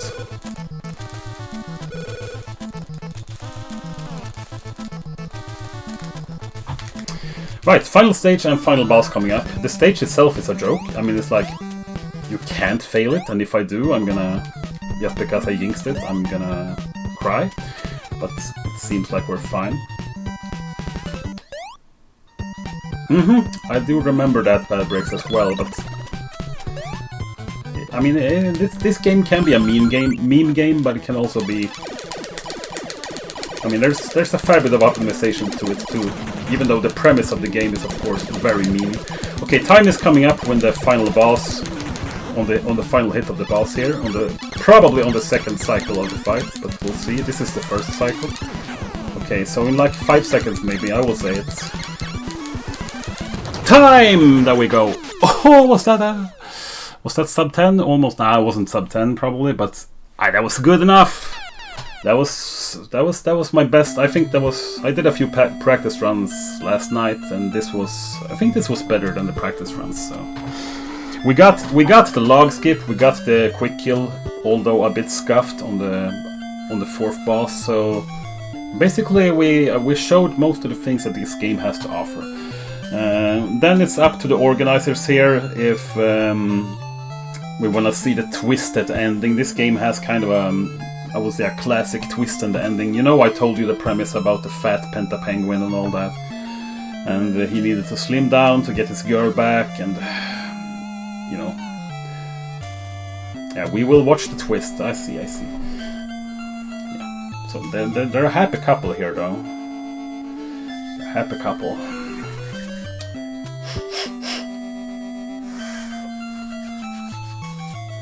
Other than that, I'm mostly happy I got a good enough from bad breaks. It's hard to get even some kind of praise from that guy, so that must mean I did something right.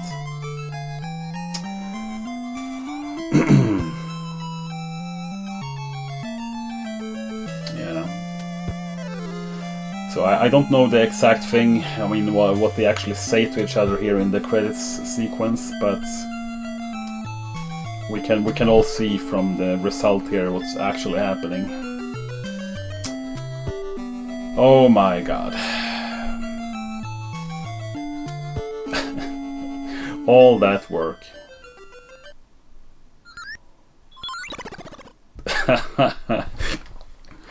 Well, and then the game just loops. Alright, well, that was it. The next game I have coming up. Which game is my next game? Is it Batman or DuckTales? I don't remember. I mean, I'm gonna play both, but I think it's something. We'll probably go to an intermission. Okay, DuckTales, alright. So I will see you guys soon.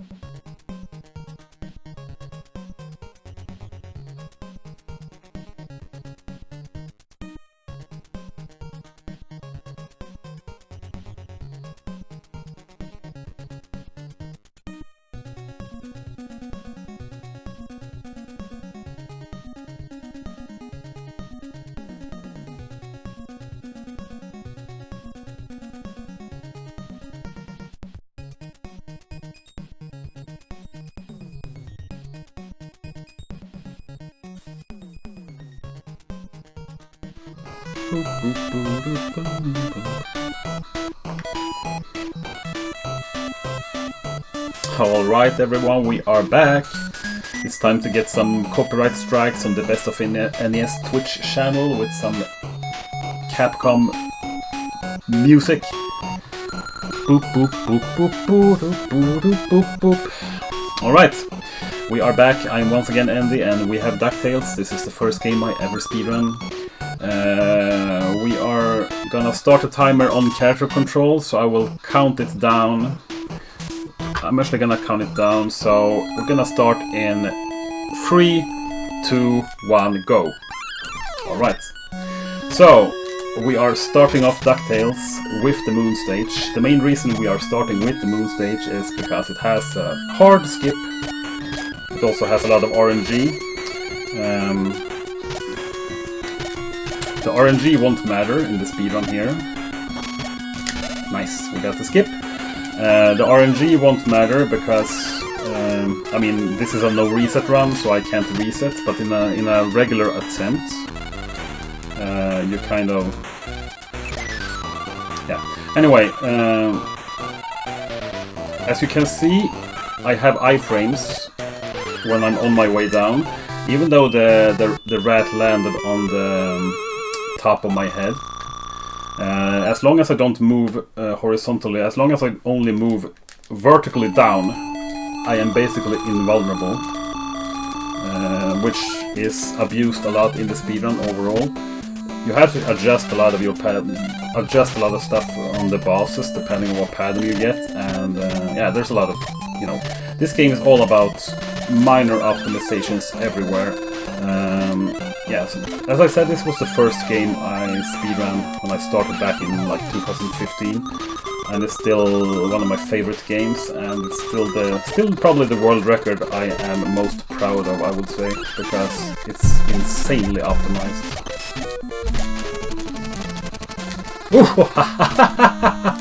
Oh, that's the hella skip. I forgot to talk about that prior, but basically, if you get that skip, you're supposed to wait for a cycle to get him to carry you over the gap.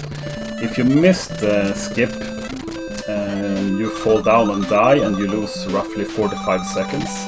If you get the skip, you save like 1.5 seconds, so it's a good trade-off, right? I like the risk-reward.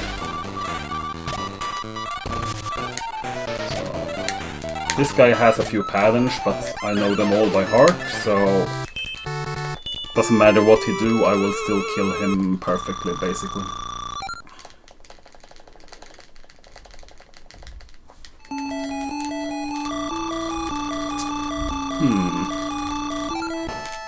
Alright, now we have the real final boss of the game coming up. It's the Magic at the Spell. And this they really like the Transylvania stage. We get to play it like 3 times in different scenarios. Anyway, Magic at the Spell is the boss fight here, and it's a terrible fight because she has like a 12 different variations of patterns she can give you initially, and then... Oh, 6 different patterns initially, and then a shitload of patterns throughout, so... Okay. She's actually being a bit nice here. Oh my god! The 460 Magica, unbelievable. She's actually being nice in a marathon run. What's gonna happen next? Are we gonna get a task bat too? Oj oj oj oj oj oj oj oj oj. Ja, Ted, spela du. Alright, that was the kids coming in a bit. Anyone who has been, you know, watching my streams, I mean, I don't stream that much nowadays, but everyone who watched my streams back in the day know that the kids butting in has always been a huge part of the stream. Anyway, we are going to the mines, and the mines were locked, but for some reason the key was in Transylvania, so we had to go and get it. The most stupid...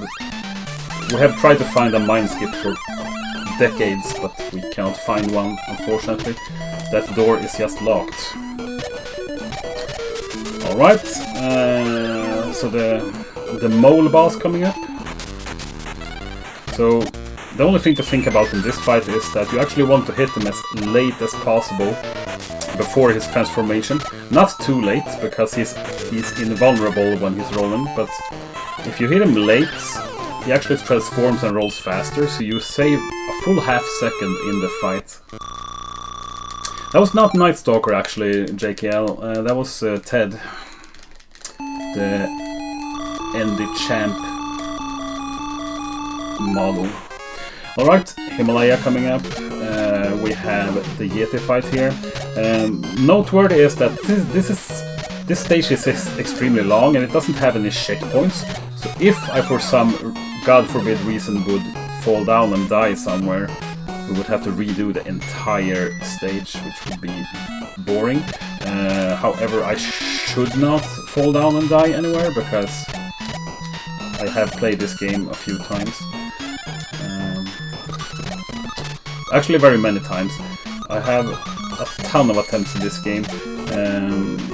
When I initially started playing it, I had tens of thousands of attempts, and I've been playing it on and off. I mean, I've never stopped playing this game, basically. I mean, well, I stop sometimes, but it's one of those games that whenever I pick it up again, I literally played this game once yesterday when I derusted. This is my second, you know, and the last time before that was like at ESA Summer or something. So, I mean, this is a game I know it so well that it's almost ridiculous.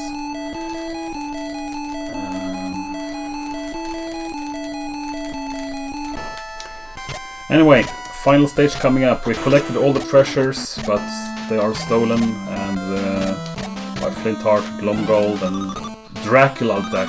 So I'm gonna take him back, and you know. So the noteworthy thing, except that the developers really liked the Transylvania stage, is that we're gonna have a different boss fight than Magica. We're gonna fight Dracula Duck, and the final spawn is the important thing, because if we have one of the top, that spawn for instance, on the final cycle, we might be able to do one of the task tricks. Nope, that was the worst spawn we could have had, sadly. So yeah, if he would have spawned on the right side, we could have used his bat to gain some height here on the screen. The run would have been too perfect in that case. Time coming up when I grab the chest. Time. Yeah, then the run would have been really, really strong. But, I mean, it was still a really good run. There was... Yeah. Yeah, I mean, I have no complaints about the run overall. There was bad RNG at the end, which cost us probably 2-3 seconds, but other than that, that was really solid. So this is going too well so far. I can't wait to see how much we'll screw up Batman now. Yeah, there's not much else to say about this game in particular. I mean, most people know this game, and no, PCR Moon theme is horrible. No, in all honesty, I love the Moon theme, but when you hear the first 24 seconds of it, which is the time it takes to reach the rat boss and reset, when you hear that over and over and over for like thousands of times, it starts to get on your nerves a little bit, maybe. So yeah. Anyway, we have probably a short intermission, and then I will set up Batman meanwhile. So don't go anywhere, and let's see if I can finish this trilogy of run strong, or if everything will fall apart now. We'll see. We'll see.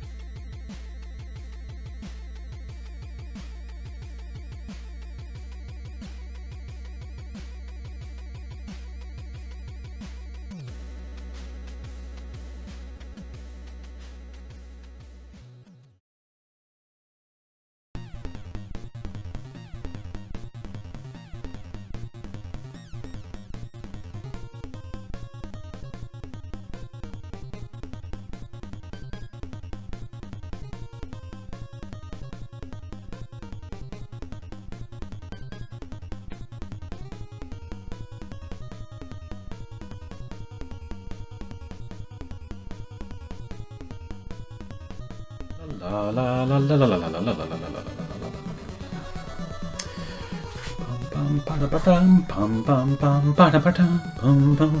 Okay, sorry. Yeah, we're back. This is Batman. Well, this is not the title screen of Batman. Anyway, so the timing on this one starts on character control, which is roughly 1 second after Batman drops down, for anyone that's handling the timer. So yeah, this game is the toughest of the bunch for sure. It can go either way. When I last ran this game at ESA, I did a horrible showing. That was the first time it ever happened that bad in a marathon setting, but I completely messed up the first room and I had to reset. Fun thing that when I saw this game last, you know, when one of my competitors, Ryan, played this game last in another marathon setting, he did the same thing. So it was even worse, I think. So yeah, I mean, yeah, shit can happen in this run, and the early game is important. So I'm not gonna talk too much during the very early stage, I think, or I might. It might help me calm down a bit. It's not that I'm nervous, but whatever. You know what? Let's just go. The timer will start when Batman is like a second off the ground, after he falls down. So we're gonna start here. We're gonna reset and start the game. All right. So we're starting like in 3, 2, 1, go. So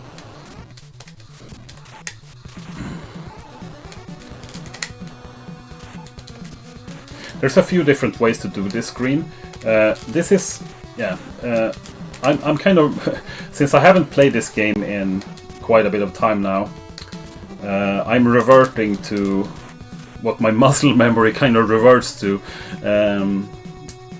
I mean, the difference in the screen is minimal, but it can actually alter a couple of the ammo drops and such. All the ammo drops in the game, there are 3 types of drops. There's ammo drops, there are heart drops, and there's bonus points. Bonus points do jack shit. I mean, they're completely useless. The ammo and hearts is what you want. Obviously, I don't need any hearts right now.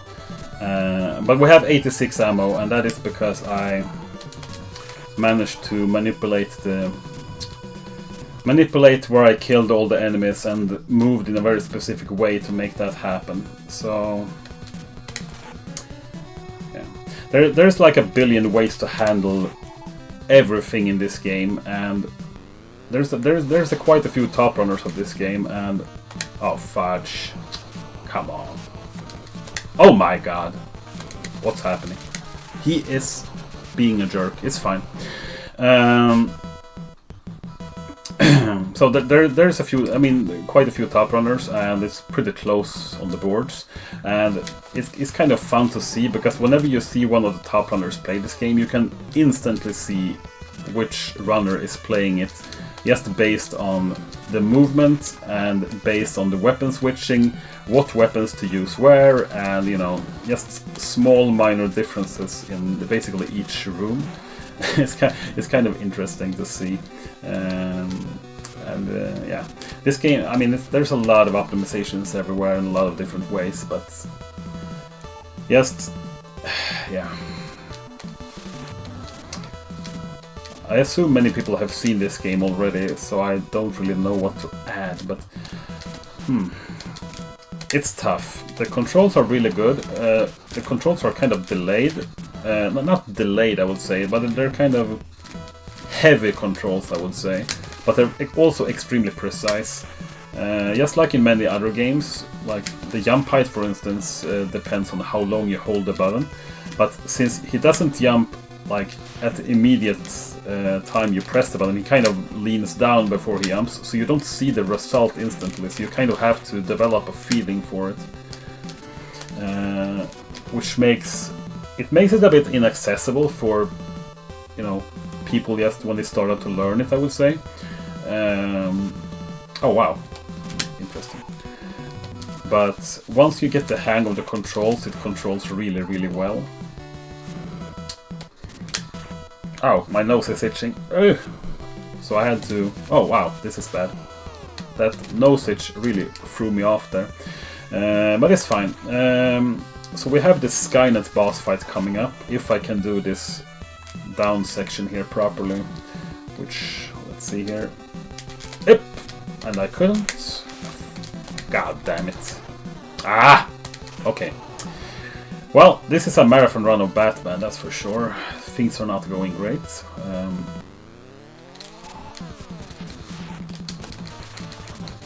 Okay.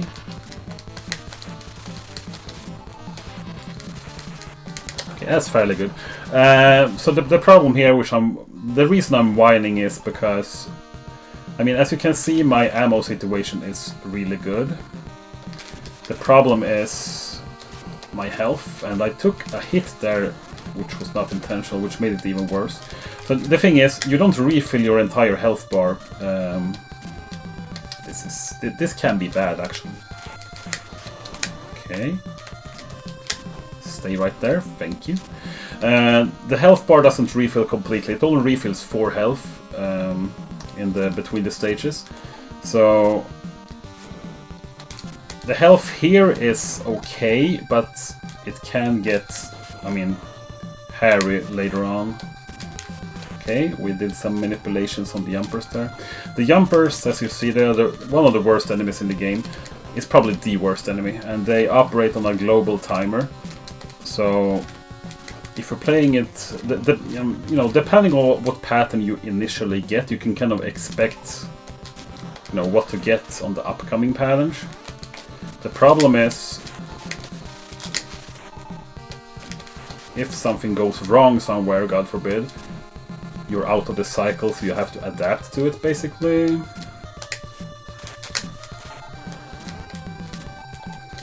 Okay.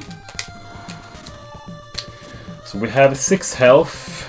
Are we gonna do any cog skips? Yeah, why not?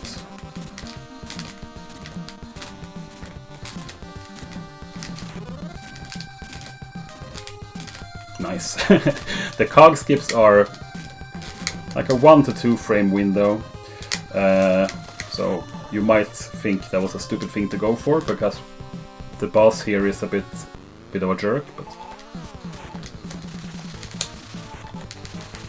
we should be okay. No! Okay, we got him. Ah! My nose is itching, what is this? My nose is trying to prevent us from having a good trilogy of runs here. Oh! He was actually being nice to us.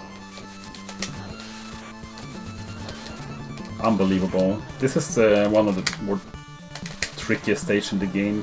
Things can really go south here. So let's see if we can. You could see a pause manip there.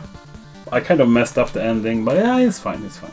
So the reason you can pause in this game and manipulate is that the jumpers actually... The global timer for the jumpers keep running when you pause the game. So you can actually alter their patterns a slight bit, if you know what you're doing.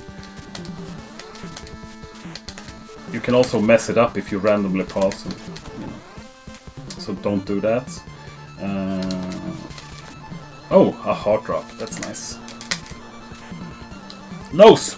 Stop it! Stop it! Okay. Bad breaks, I need you to close your eyes in like 20 seconds, okay? Just close those damn eyes, man.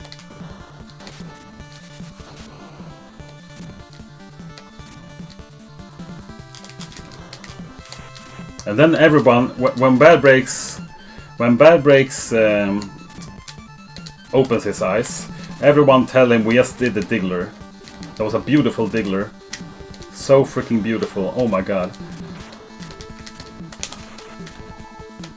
Did you see that, Bad Breaks? Did you see the Diggler?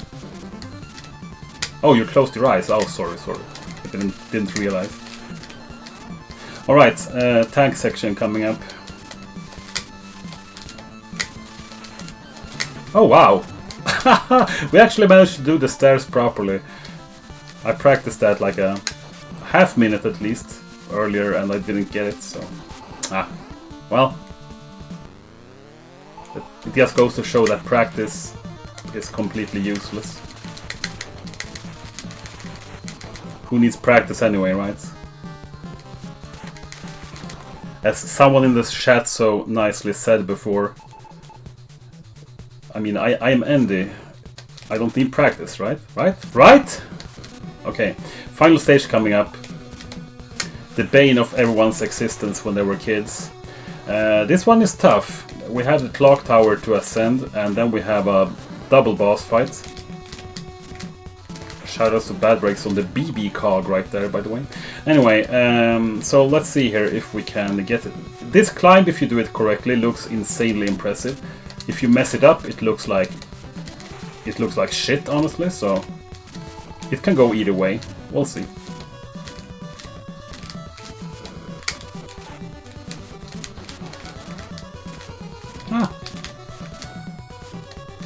Okay. I was gonna swag it out there a little bit, but... Oh, heart drop, nice.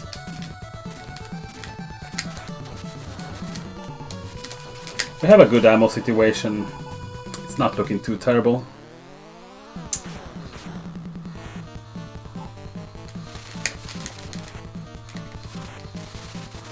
So, as you can see here, we are locking him down in a magical position. We got the setup. There was a slow setup, sadly, because he had a really slow charge, but not much I can do about that. It's global timer based. Okay. Oh wow, that was way too early. I was just gonna say I was gonna try for a thing called the Joker glitch. Okay, time. Yeah, you can save a few seconds with that glitch there if you kill him at the same time the lightning strikes the ground. Anyway, yeah, I mean, yeah, that was Batman. I don't know, 10-12. I might have been a second faster, but I mean, when I started running this game back in the day, freaking knows, man. When I started running this game back in the day, the world record was actually 10-11. So, all things considered, this was a good run. Now the record is down to 9:47. Actually, it was insanely competitive for a while. It was me, Ryan, Stans, Dexter, and a few others. I mean, it's just, yeah, this game has come a long way the past years, and this it's also, along with DuckTales, this is definitely the run I am, you know, my favorite NES speedrun for sure. It's an incredibly tough casual game, but the speedrun is insanely rewarding when you learn it. It's a tough learning curve. I would say it's tougher than most other NES games, but I mean from a learning perspective, because the controls are a bit wonky early on, but it's such a great run. So if you want to pick it up, you know, just there's a Discord for it and everything. So just we will help you. Yeah, Batman in 15 minutes, Batarang. Yeah, Bad Breaks has a like 10-year-old tutorial, which still holds up. You know, Batarang everything and learn how it works, and you can get through the game. That's a good starting point. Yeah. Anyway, that was my block for now. I think we did surprisingly well, all things considered. And I'm really happy that I was able to show off a few games. That was my last planned game for the marathon, unless they need me to jump up, you know, come in with something on a short notice, which I might do in that case. Anyway, thank you for watching, and we have a retro runner coming up, I think, with I think it's Splatterhouse, which is a really good game, so stick around for that. Yeah, thank you everyone. Bye.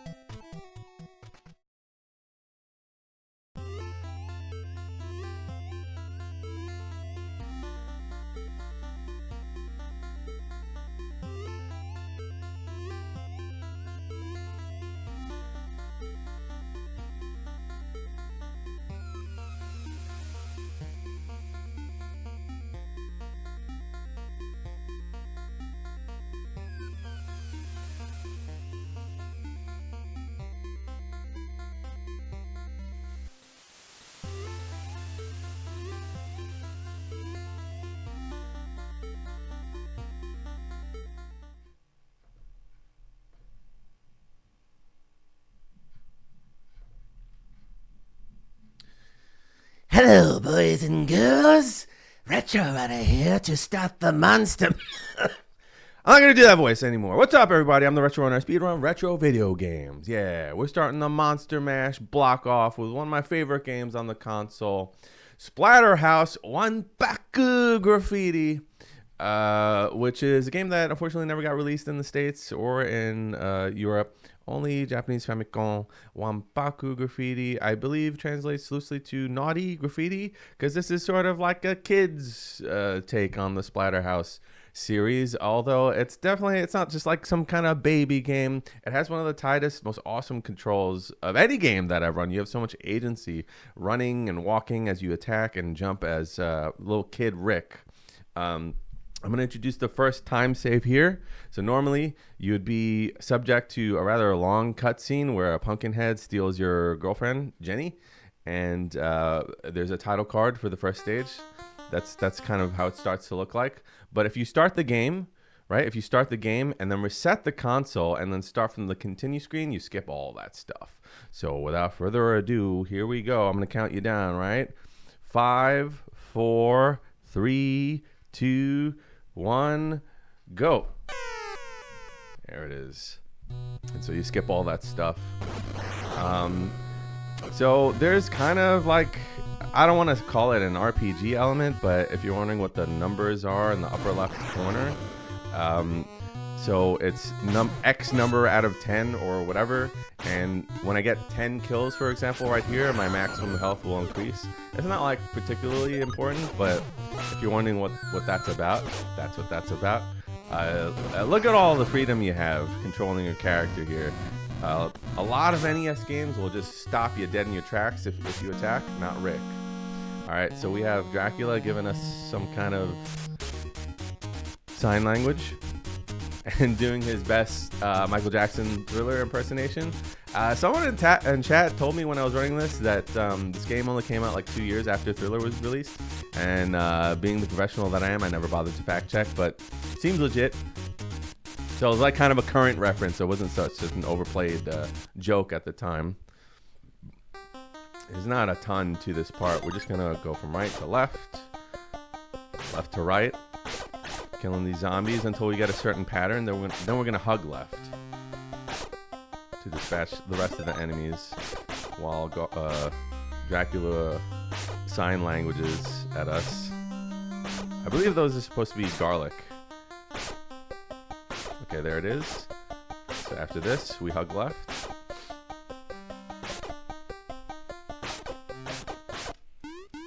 And there it is. Peace out, Madame Dracula. That's totally what we say on stream.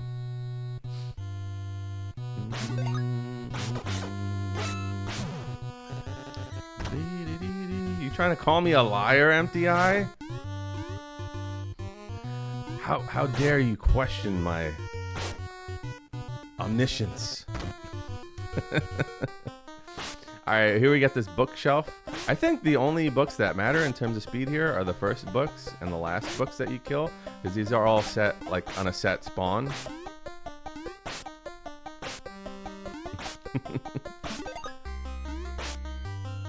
I did say that I didn't fact check it.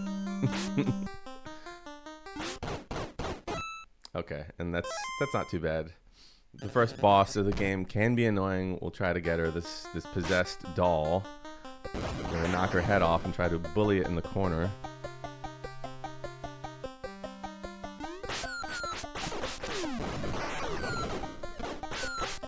A little bit of a hiccup there. That would be a reset for PB attempts, but not so bad. That stage can go pretty sideways pretty fast. I love these grabby hands. Cool little climb here.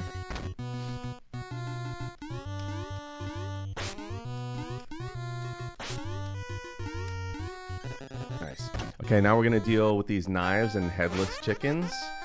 A little bit of RNG here in terms of like how, yeah, there it is, how fast the knives come at you. Ideally, you want to get them both at the same time like that, but it's not always possible. The game kind of decides like how fast it wants to throw the knives at you. Get up, Nemesis.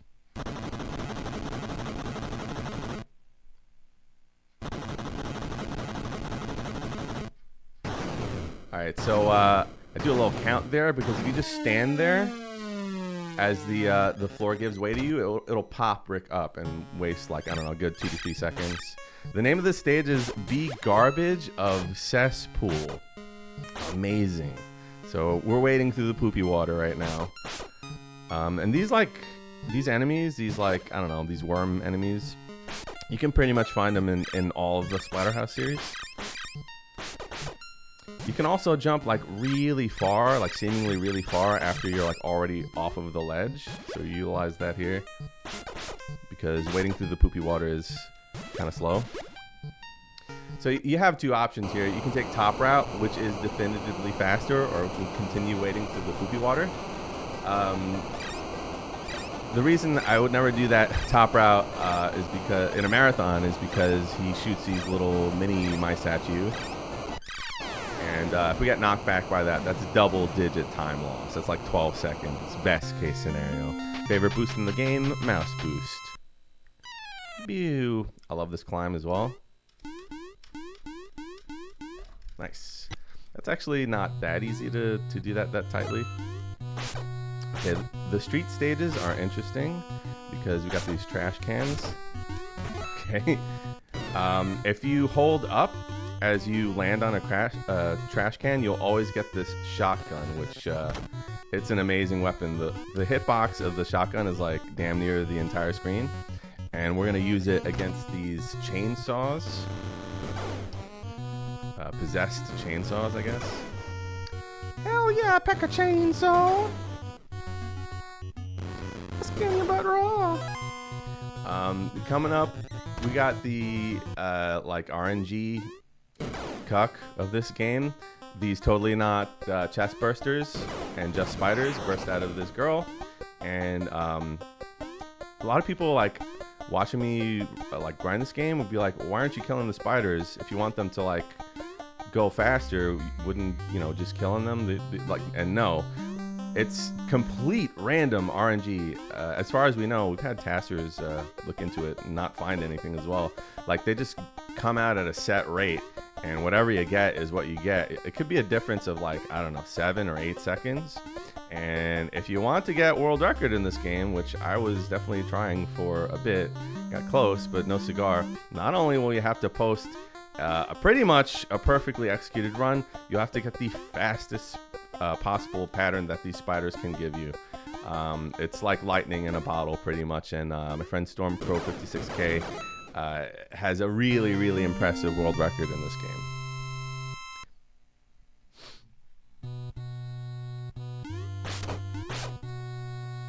Some tight platforming here with the cockroaches. A lot of these things, like I'm killing enemies, I'm jumping over them, it looks like no big deal.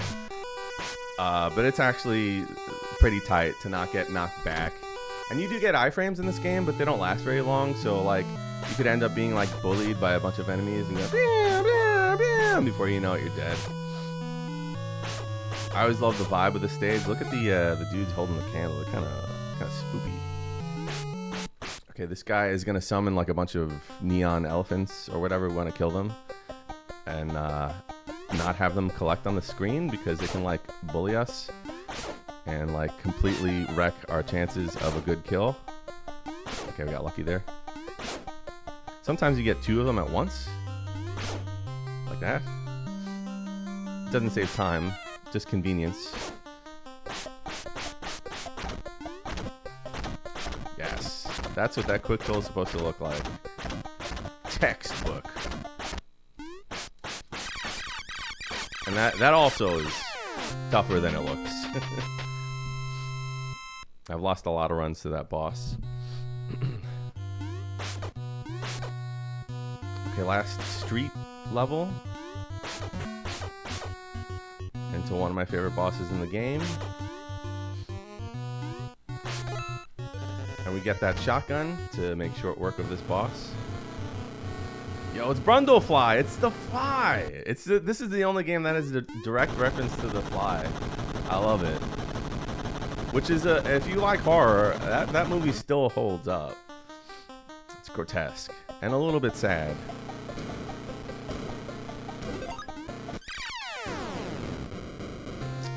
Not bad. Yeah, shoutouts to Brundlefly. This is Diamond Lake, which is a parody of Crystal Lake from the Friday the 13th series. Okay, we got that double kill. You have to be spaced kind of specifically to hit both of those enemies. And there's a pretty precise jump coming up. Nice, we got it. So, like, to land in between those two spiky things that totally look like enemies from Xanadu, you know, if you're familiar with that game, it's kind of a tight jump. Here's some more tight platforming. Gotta stop a little bit for these guys. Nice! That's really hard. That's really hard to do. There's a lot of intricate stuff going on there. Actually, you can, it's possible to, like, do that section without stopping. But I think it's sub-pixel dependent, and it is definitely frame perfect. Are the legs in the water? I always wondered about that. In the next game that we're going to play after this, you're going to see more legs sticking out of things. So I always wondered about that. All right, this guy, kind of legitimately scary. He can appear randomly on the screen. You want to not miss any of his appearances because it'll cost you like 6 seconds. Oh, there it is. No big deal though. But in a PB attempt, that would definitely be a reset. It's kind of cool. The hitbox for Rick's little axe is very generous, which is unusual for an NES game. Okay, this stage is really hard. I'm going to say it's the hardest stage in the game. So I'm just going to mostly try to concentrate. Like to make it through those guys, those zombies. It's very tight.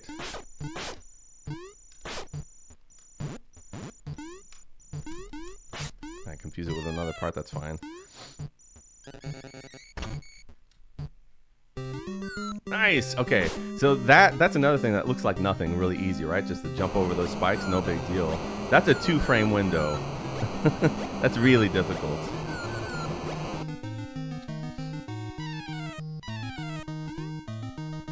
Okay, more tight platforming. Here we go.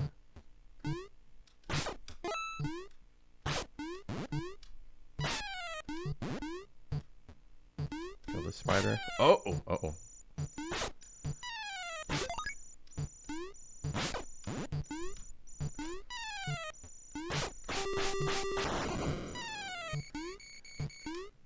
Okay, so in this stage, these buckets fly at you, and like you think it's like a bad thing, and it can be, but it also gives you armor.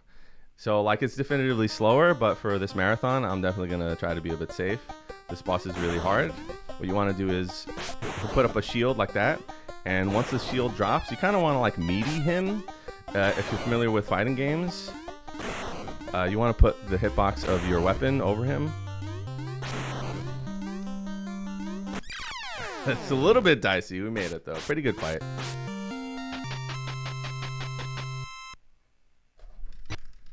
Moving on. Not too much to talk about in this stage. It's a bit of a climb.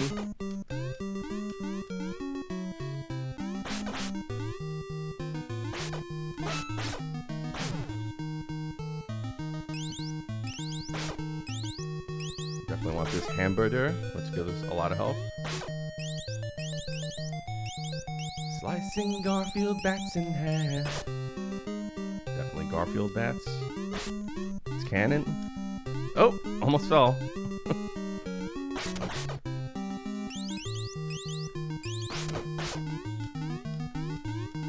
And that is the shortest stage in the game. It's really small.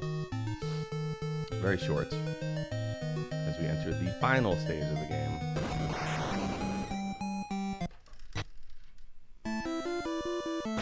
More of these awesome grabby hands. So this is any percent. Splatterhouse and Pocket Graffiti, any percent. There is another category called True Ending. See this door here? You can go through it, and it will lead you to an additional level. And there's other areas in the game where you can go to additional levels and get the true ending. But we're trying to go fast. We want any percent. All right, so last time we did battle with these chainsaws, we had a shotgun. This time we're not so lucky, so we got to be really careful about how we, manipulate them to spawn in certain areas so that we can hit both of them with one slash of our axe.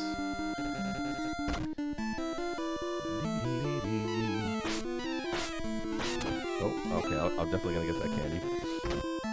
Now, this room can be difficult. These clocks are gonna shoot lasers at us for some reason.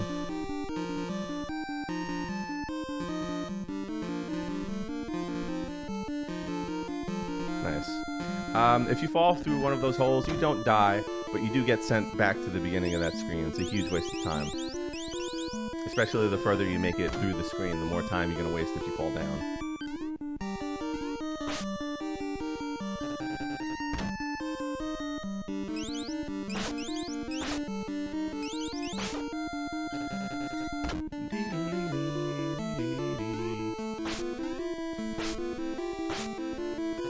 Inugami family.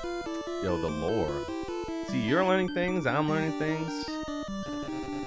Okay, if you want extra health, you can press up on that vending machine and get a full health restore. The only thing that, like, subjectively, or maybe even objectively sucks about this game is this boss. It's just like one of the laziest NES bosses I've ever seen. I want to think that what happened is the devs either ran out of time or were just like on such a crunch that they were so burnt that they were like, all right, yeah, whatever. Here's the final boss. So you're seeing everything that he does. This is all that he does. He disappears, we hit him. He disappears, we hit him, and we do this 17 times. You think that's enough? Yeah, so like I have this uneducated and supported theory that maybe they had originally something more planned for this boss. Like you get this grimacing pumpkin face in the background. Maybe that's supposed to be like a second form or something like that. But we'll never know. Also, apologies. This is like one of the most visually offensive stages in the entire game. A lot of flashing neon lights, so photosensitivity warning, and definitely photosensitivity warning on the last hit of this boss. Usually I can barely stomach it myself. It's like pure strobing, flashing lights. But yeah, that's it. This is Splatterhouse 1 Pocket Graffiti. I definitely recommend the playthrough, especially if you're looking for like strong Halloween vibe game to play, during the season. Or also it could be a really good introductory speedrun because the mechanics are pretty basic and easy to master, but easy to get a grasp of. But the game is really difficult to master, and like I said, if you want world record, just strap in because you're gonna have to you're gonna have to tolerate reset after reset after reset, even if you're like 100% on the game every single time. Okay, so that's last hit, and time ends on black screen. I'll try to count down. Apologies for the... Look at this thing. That's terrible. Somebody thought that was a good idea. 3, 2, 1. Yeah. 17:30 is an excellent time for a marathon. World record is 17:13. I did put a lot of effort into getting a 17:15, and then I stopped. But yeah, particularly if you've never played this game before, just give it a shot. You could probably knock it out, in one sitting, or even if you can game over in this game and you get sent back to the title screen. But even if you game over, you could probably knock it out in a subsequent try or something like that. It's a lot of fun. I highly recommend this game. It's not very well known, but I think that it should be. So hang tight, folks. I will be right back, I believe, with another game for The Monster Mash. Ninja Vanish.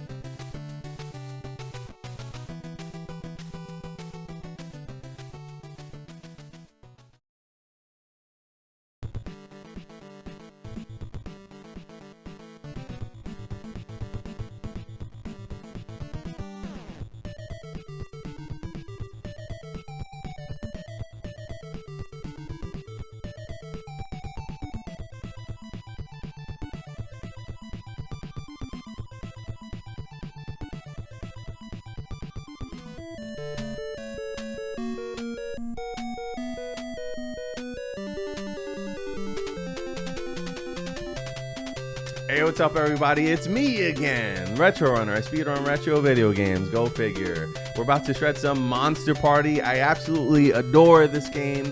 Super strong Halloween vibes and a hugely nostalgic game for me. I had this game as a kid. You play as Mark, a little boy who gets coerced by a gargoyle to help him save his homeworld from monsters. Mark's like, wait a minute, Bert, I'm a little scared. I'm just a little boy. And Bert's literally like, don't worry about it. I see you got a bat. Whatever's good for a weapon. It's fine. Just come with me. I'm not even making this up. This game is totally bananas. You can jump as Mark. You can press B to hit things with your bat. If you hold B, you hold your bat out, and every frame that your bat is inside of an enemy sprite, it does damage. You can also press down after a jump, and Mark will jut down like really quickly. There are 3 items I like to talk about before I start the run. One is a heart, which restores health. The other is a pill, which turns you into a Bert, the gargoyle, who can fly and shoot projectiles. Pretty useful in a lot of parts of the game. The third is a question mark, which can either be points, a heart, a pill, or nothing. You can pick it up. It can be impossible to pick up. So we'll start with that. There's a lot to talk about in this game. Let's get it going. Without further ado, 5, 4, 3, 2, 1, go. Oop. A little bit of a hiccup there. That's fine. We're going to start by going as far to the right of this door. We're going to enter this door as far to the right as you can, because it despawns an enemy that would normally spawn like right after this boss fight. There's not actually a ton to the gameplay of this game. It's really all about going in these specific doors and defeating certain bosses until you kill the last requisite boss of a stage. You get this key and you can exit the stage. Like, that's how the game works. There's something called ledge boosting that I'll talk about in a little while. But first, I gotta give it up to the best video game of any NES game in NES history. Sorry, I'm dead. Don't beat yourself up. You're entirely too hard on yourself, okay? Are you past the cactor? And oh no! Everything gets all gross and scary. So ledge boosting. All that means is every time Mark walks off of a ledge, he gets boosted 1 pixel to the right. So this first stage is routed so that Mark walks off of as many ledges as possible. This guy's like, please don't pick on me, which is ironic because he's an enormous bully. I just don't want him to kill us. This would already be a huge reset. Maybe we can get some health. No. We're really low on health. He didn't kill us. I'm happy about that. That's fine. Okay, so like also worth noting, the enemies in this game, all of the items that they drop, it's static. They'll always drop those items. And the future spawns, like the spawn patterns of the stage of enemies, is dependent on like what items you pick up and what enemies you defeat. So we use that in the route as well. You can see we got the key, it let us pass through that final door. Round 2. Yo, give it up for reverse mermaids. Look at them. Take a look at them. Amazing. Let's mix it up. So like the first edition of this game, it's called the prototype, had just like direct references to Universal Studios monsters and like other very well-known IPs like Aliens and Gremlins. Which I guess you could get away with in the 80s in Japan, but that ish did not fly in the States. So some of the bosses that we got are just like completely off the wall, just like batshit, crazy bosses. Like this boss rush right here. Look out, baby. Here I come. It's the Tempura boss rush. We got shrimp. Coming up, what we got? I think that this is a squid ring because you'd probably be hard pressed to find an onion ring in Japan, but you can say in chat whether or not you're team onion ring or team squid ring. I think it's definitely a squid ring. It's a galamad. I'm almost sure of it. I'm gonna take a little damage boost from the totally not alien egg. We're low on health. We're gonna get this backup health coming up. You can go through certain like sewer holes there, and it'll warp you to other parts of the stage, which is useful. You bat this little blood so it doesn't get you. It's the well. It's the Ringu well. The movie Ring. Nice. We didn't take any damage there. I was pretty concerned about that. Dying to that boss as well. So we have enough health to complete the rest of the stage. I think even so, I'm going to get some backup health. You can damage boost here. You can bat into an enemy, and like right before you take damage, you turn around so you get boosted in the direction you want to go. Let's try that again. Like that. You can also do it with the alien eggs, but it's difficult to do.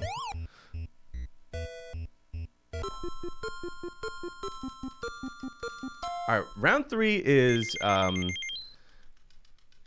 interesting because the route might change depending on what we get from certain question marks. Like I said, they could give us 1 of 3 things. We're hunting for lucky Burt pills, so we can stay in Burt form longer and save some time because the transformation sequence costs some time. It costs like 3 seconds to turn into Burt and 3 seconds to turn back into Mark. Oh, wait. I'm forgetting what I'm doing. Want to kill that vampire. That's totally what that's supposed to be. So this one spawns and we get some nice cozy health. Move it. I love the super self-aware humor that this game has during a time when that really wasn't a thing. Like nowadays you see that everywhere. Like in games like The Messenger and like Sea of Stars, they like make self-aware like, oh, video grain jokes, you know? But that really wasn't a thing back then. I don't know why this happens, no one does, but if you just kind of imitate my movement there, the ceiling spikes may just start falling as soon as they spawn on the screen instead of like normally they wait till you're close. Oh god, please. This mummy can kill you if he's feeling lonely and he wants hugs. But not today, mummy, not today. First question mark is just points. More points. This is our last opportunity to get a pill. Nope. Points.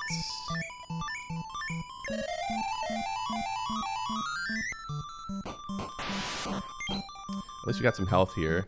These umbrella bats. Things you say in a video game, umbrella bats. They give a lot of health, so that can be good during marathon. So our goal was to make it to this vampire without transforming back into Mark, so that we could skip that transformation sequences. I'll suck your blood. So enemies that scroll, like, they just scroll from the right to the left, you want to, like, stay close to them, especially when they're going, like, off-screen a bit. Of course, now that's a Burt pill. Good. That's a Burt pill. That's useless to us. In fact, it's probably bad that I got it.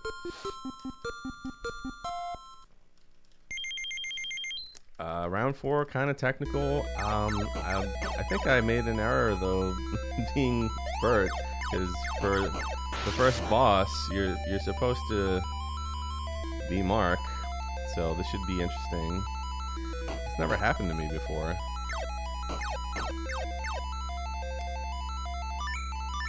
Nah, we should be fine.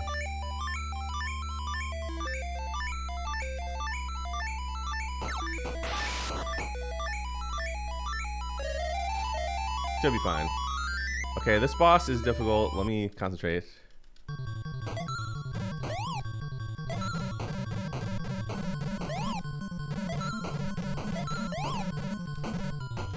Okay, not bad. That's actually really difficult to do, and that's kind of newer tech for that boss. I'm a slowpoke boss, where you kind of follow him and you do that thing where Mark jumps and you press down and Mark like juts down really quickly with his bat out. I love cats. I have 2 of my own, but originally this boss was like I said in the prototype, this boss is straight up like a Mogwai, you know. It's a Mogwai and it turns into a gremlin. Not okay. I'm gonna try to get this health here. This is a difficult shot. Nice! Get the health. So you want to kill that snake. Don't get his pickup. Kill that snake. Don't get his pickup. Normally, there would be a scorpion right there. But since, like, his spawn is affected by the items that you get, the enemies that you kill. He despawns, that's what you want. I'm definitely gonna kill this scorpion for some health. Like, optimally, you would want a damage boost through those blocks like that, but I'm trying to save health. This guy's gonna try to out-shred us. You can't. Don't even try. This song kind of sounds like Altered Beast. It's totally not Altered Beast. I'm gonna go down here, which is not optimal, but there's some cozy health that I want. And another Burke pill. Like, optimally, you'd want to stay top route and kill those enemies and damage boost through some of them, but it would make your health pretty low. I don't want to do it. This is not a kind marathon game at all. This is not a game that you want to marathon, really. So I'm going to try something. I might not get it, but I'll go for it. If you enter a door on the same frame that you're supposed to transform back into Mark, it cancels the transformation sequence. It is frame perfect, though, so give it a shot. It's 20 beeps. 6.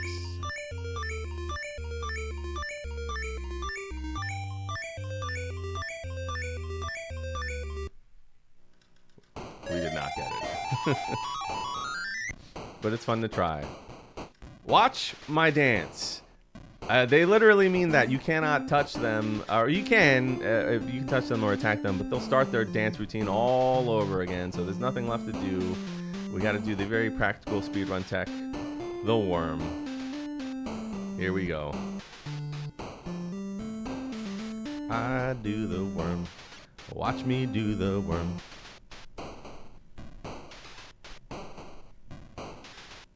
It's quite long too. This whole sequence lasts quite a while, doesn't it? I just look at all the charm. The baby sharks with oversized fins. This game is amazing. Catch my javelin. No, thank you. Nobody touches you, but you.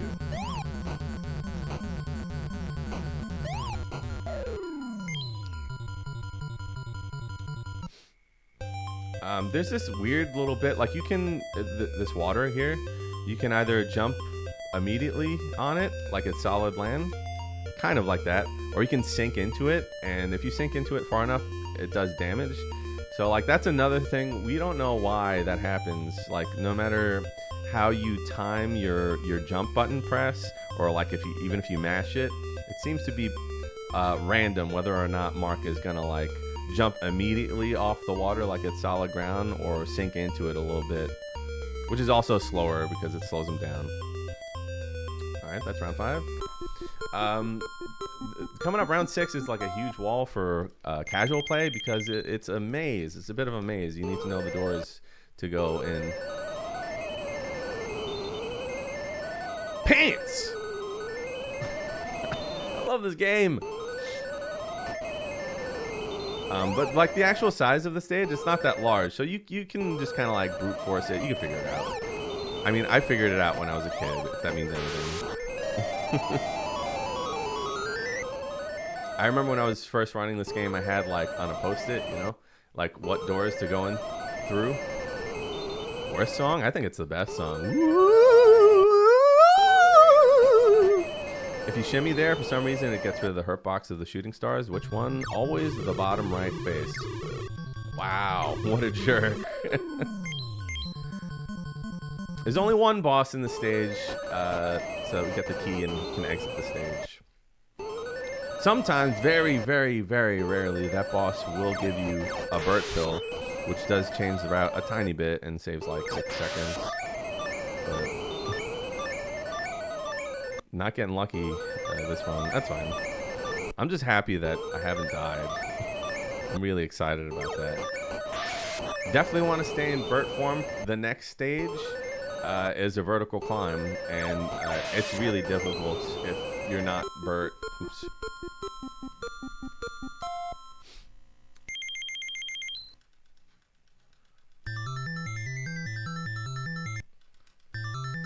Okay, coming up. First boss. Let's see if I can get this. I came up with a bit of a quick kill. Okay, that was decent. Like, I contributed a bit to this game. That's my own quick kill. So you just want to like mash the jump button, which is like, that's what determines how fast Bert flies here. Most of the time it doesn't seem to matter. There's like something in your way, like this guy, or something you have to do, right? But this screen, yeah, there we go. We're going fast now.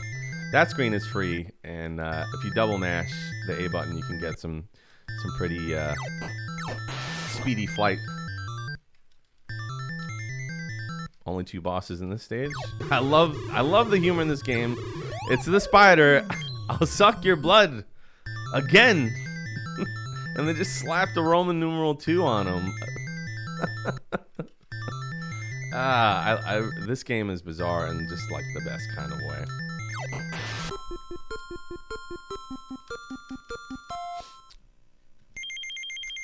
Okay, last stage. First boss here is definitely not Barba, the dragon from Legend of Zelda 2.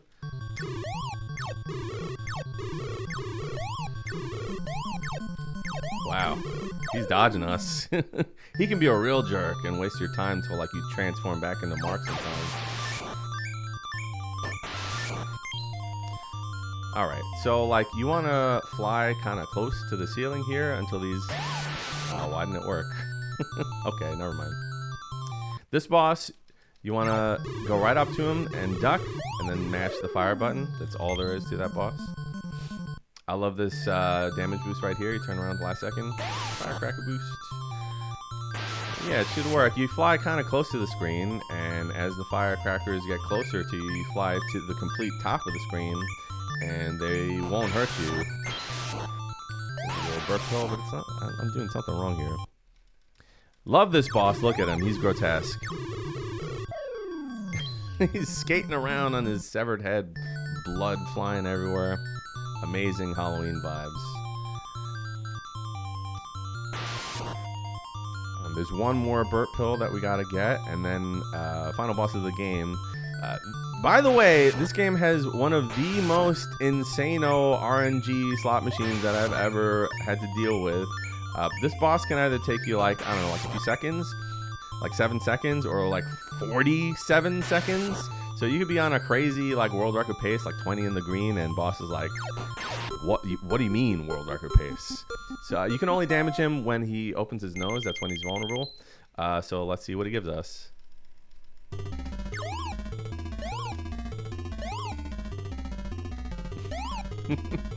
Here we go. Yes. Okay.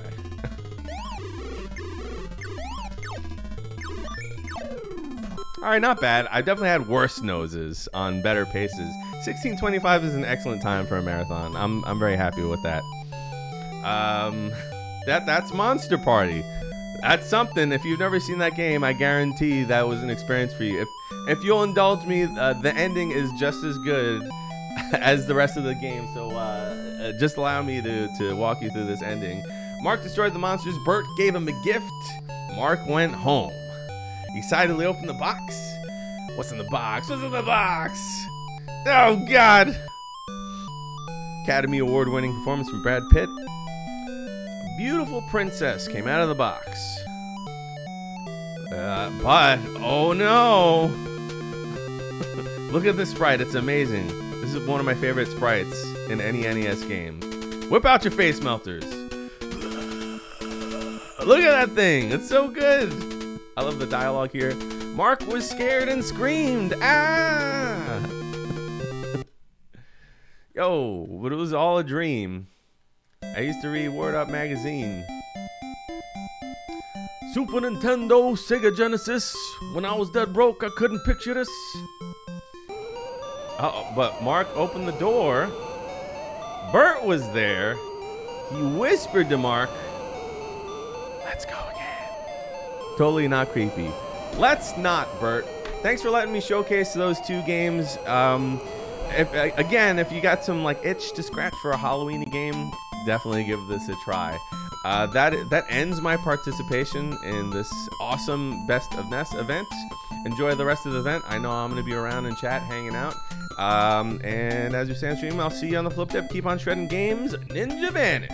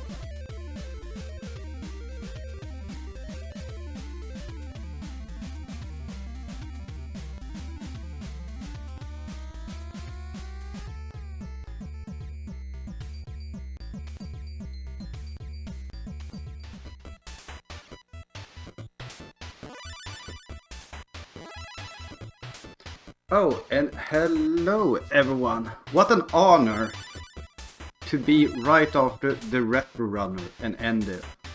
Like two real amazing speedrunners, and here I come with a game probably not many have heard before or seen. This is Wolfling, a game where you play as a little girl that turns into a wolf whenever she gets touched by moonlight, and it's a Metroidvania, but a really short Metroidvania. Like, it doesn't have that many rooms, so it's not gonna take that long to beat casually, but we are obviously gonna do this speedrunner-wise. So, I will just explain the game while we're going through it, and just a heads up for the viewers, if you're too enticed with my commentary, there will be a poll coming up about my next run during this run. So make sure to vote for whatever you want for it. But yeah, let's get started. So I don't need to do a countdown, but I will do it anyways. 3, 2, 1, go! So you start by getting thrown into a dungeon and you need to escape. So you find some moonlight, and as a dog you can roll. And this game has really good movement. Like, the first time you play it, you will feel like it's super stiff.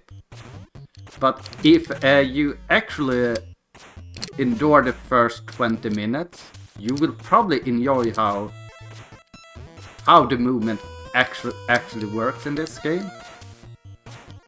So, the objective of the game is I need to find keys to unlock doors. And that's what we're gonna do.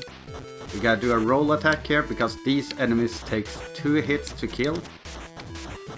So it's just perfect to roll attack them.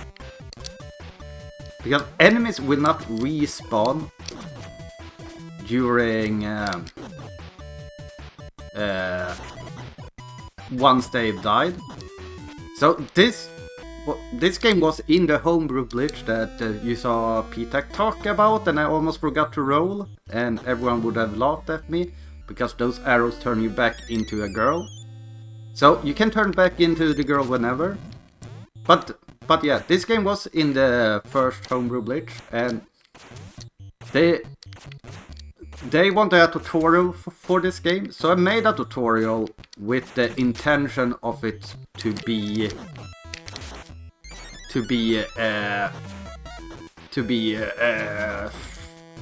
friendly. So I routed in an extra heart, and it turned out that was a slightly faster path to actually play it safe. So this is the new route where you go to this key first instead.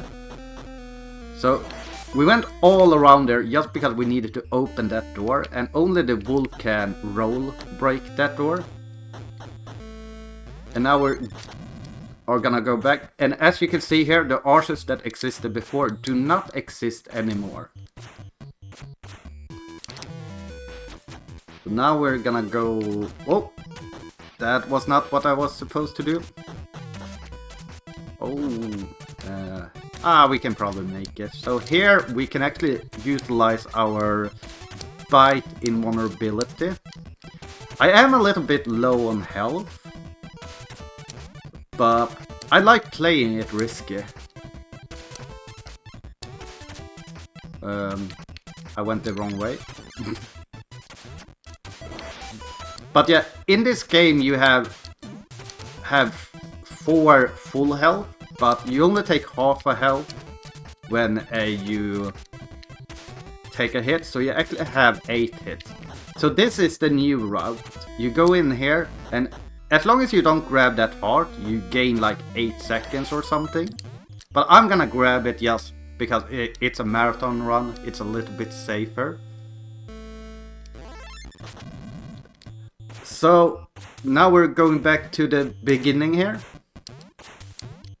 Oh, I completely missed that jump, so we need to turn back into the girl again. We're gonna take a different route this time. Also, there is small things I'm doing, like not doing full jumps at spots to avoid doing a roll when I land. You will get to see how the roll looks right here. That's how the roll looks, so if you roll, you do lose a little bit of time. I'm actually gonna kill these two, just because we are gonna go through this room a little bit later. So, we are really close to the ending here, but we cannot reach the ending because we need to acquire an ability which we will acquire by defeating the only boss in the game. But to get to the boss, we need to get the final key, which we will get in this very room. Oh, 3 more hits. What do chat think? Should we go risky or should I go safe?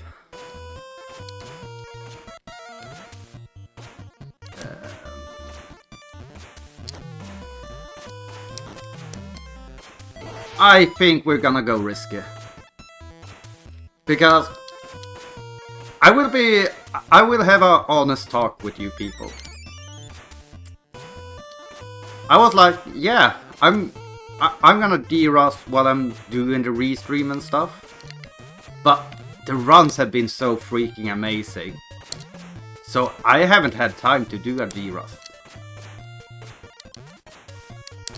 And I rather mercy kill a run than going overestimate. So that's why we're playing risky. We do have the world record holder in chat, by the way. P-Tech, that took the world record after that I got it. So here is one of the 2 full hearts refill, so now we're safe again. I think he has me beaten with like 15 seconds or so. But yeah. And finally, we are very close to start seeing some glitches. Ooh. I've not done that in a while. Ooh. Yeah, we will be fine. We will just do that. Oh. Why didn't you die? So we're just about to get to the boss here. So there are daggers there you can pick up and actually throw. But throwing is not good. So this is the boss. So we want to stand here. And we kind of want to... Okay, we did not juggle him correctly. Or her.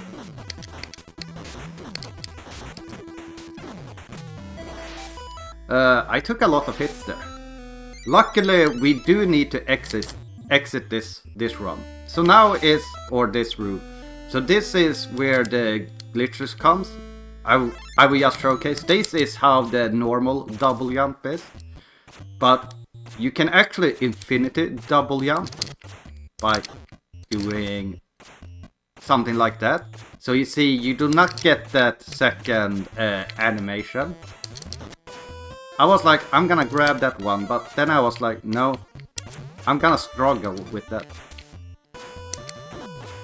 And here is the first glitch, you can get out there. And here we're gonna utilize the double jump glitch by doing that.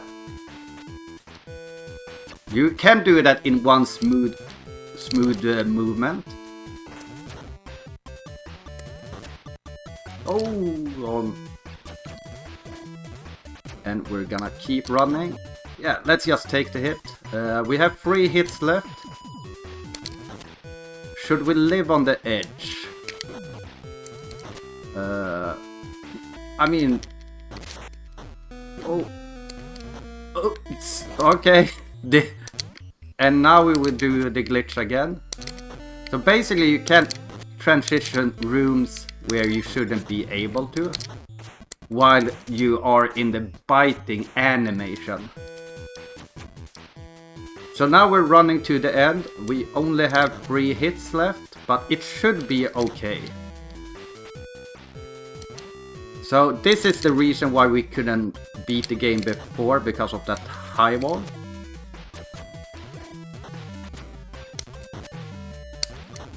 Just gonna jump over that one and do that. And time, people. That was Wolfling, a really fun game.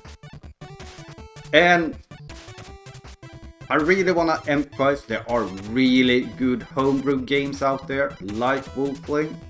I really highly recommend just going to itch.io. They have a NES ROM category. Just look there. You will probably find something you will enjoy. However, I'm gonna go to a small break and I will see what category I need to run for the next game. And I'll be right back. Bye bye.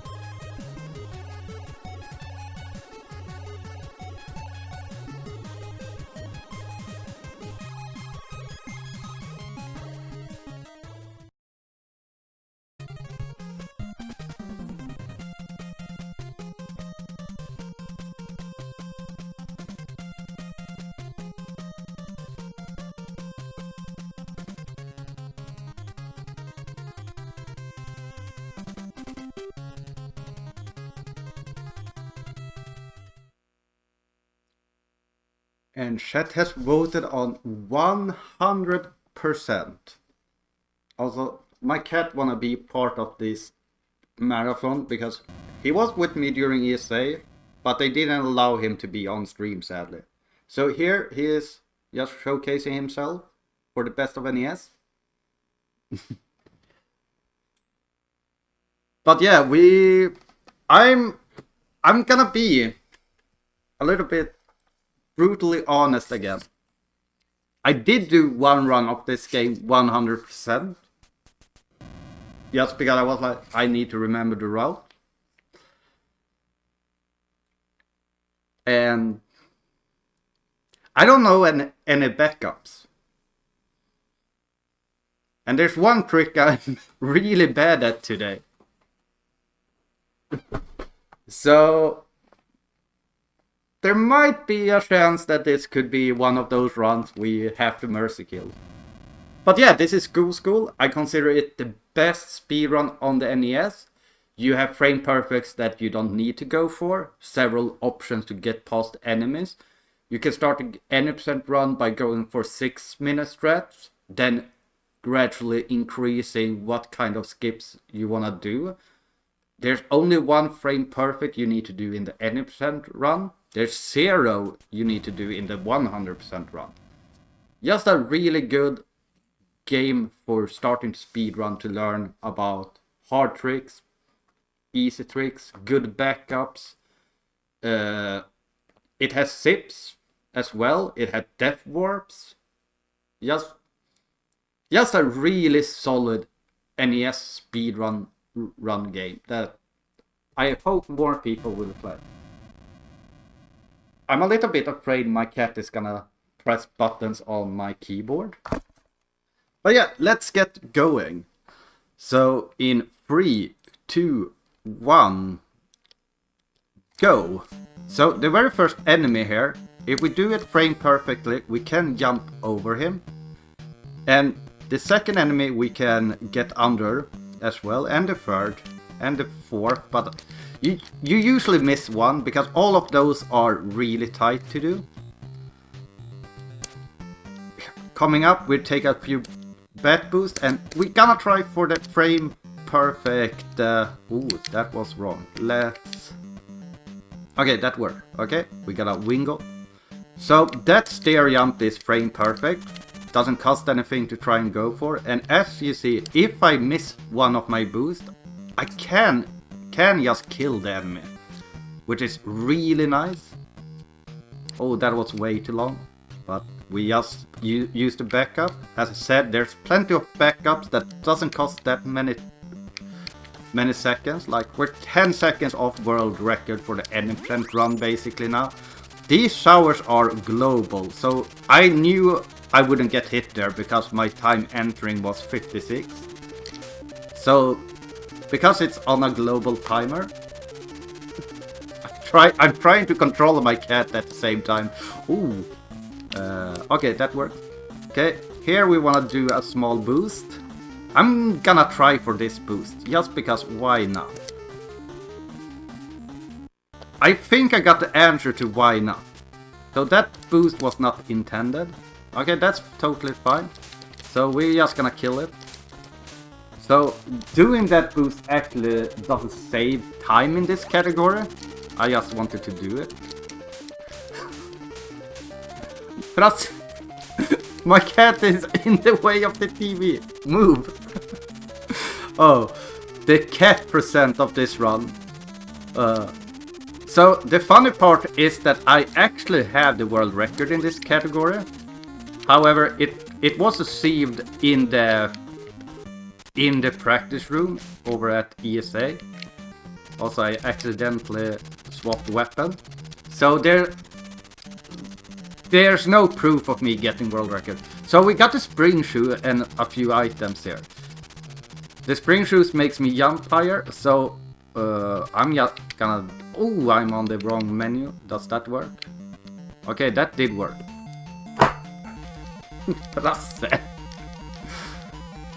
I think he is just getting excited because I'm being quiet for such a long time that he's like, oh, he's talking.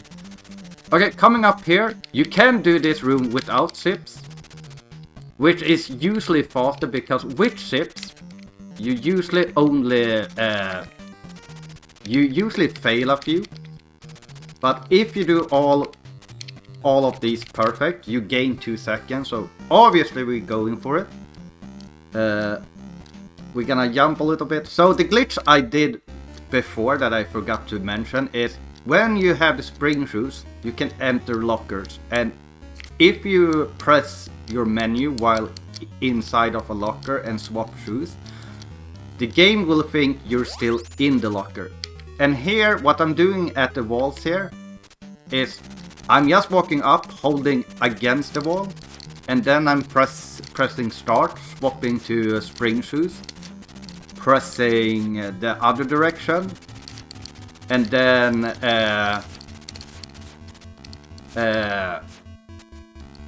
unpause, and I will zip through. And when the game doesn't have a place to put you, it will always put you in a warp room where I have access to go to many different rooms. So there I went to the wrong warp room, and I could just pick whatever part of the game I want to go to, because this is a Metroidvania as well. And I know White has did the first legit non-glitch speedrun just a little while ago. So here we have to kill Death, And you actually get to go up on the roof and stuff in this game. So, the biggest question is the next item I'm picking up a burger or a sandwich? I say it's a burger, the game says it's a sandwich. I will let chat decide if it's a burger or a sandwich.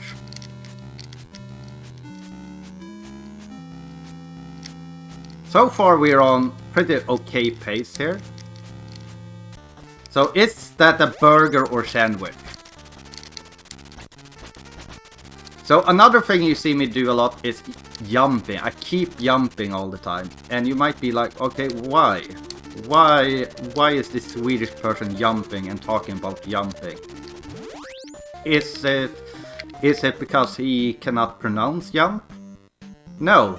I'm actually talking about it because every time I jump and touches the ceiling with my head, I actually get pushed forward 1 pixel. So here the game actually knows where to send me. So I will just wrap the room instead, and then we will go. Okay, we can actually do a backup here. So we can do that. And we get here. So that's a backup. Now we're going to the end. So this is the door that usually needs a frame perfect, but because we have the suction cup, we can just suction to the ceiling. And now we're gonna go to the zipping. So you see my character just goes off screen. You just do like the other zips, but once in the wall you need to kinda rhythm mash your D-pad to the left, keep moving to the left. And here we're jumping a lot. So coming up is the part I was talking about. Oh, I jumped a little bit too early. So to try and save as much time as possible, I try to jump before I even see my character. But yeah, coming up is the ear duct, which is the scariest part of any percent and 100% if you want to go for fast run. And because I don't know how to not go for a fast run in 100%, there is a chance that we might game over. Oh, sometimes zips fail.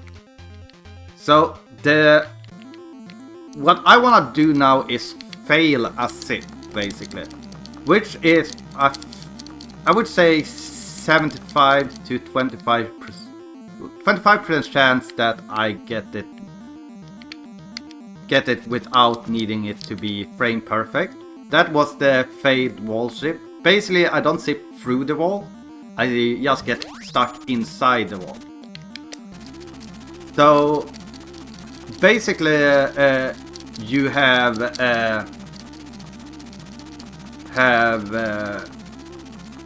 one frame to hold right. I was talking, so I don't know. Okay, it was that door. Yeah, you have one frame to hold right, but 25% of the time you can actually keep holding because you get a natural failed wall zip. No, I thought that was it. Okay, but we have a few shots here. I've never failed it like 5 times in a row.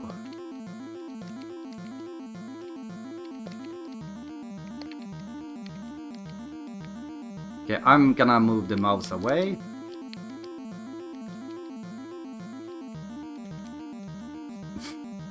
I mean, I've never failed it 4 times in a row either, so I'm still feeling confident here.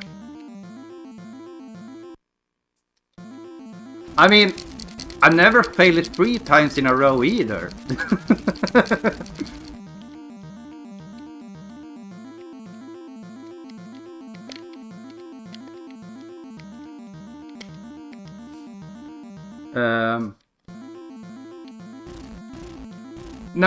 No. Do you know what? I refuse to be this bad. Oh! We got it, people. We got it. I told you, I refuse to be that bad. Oh. First try every single time.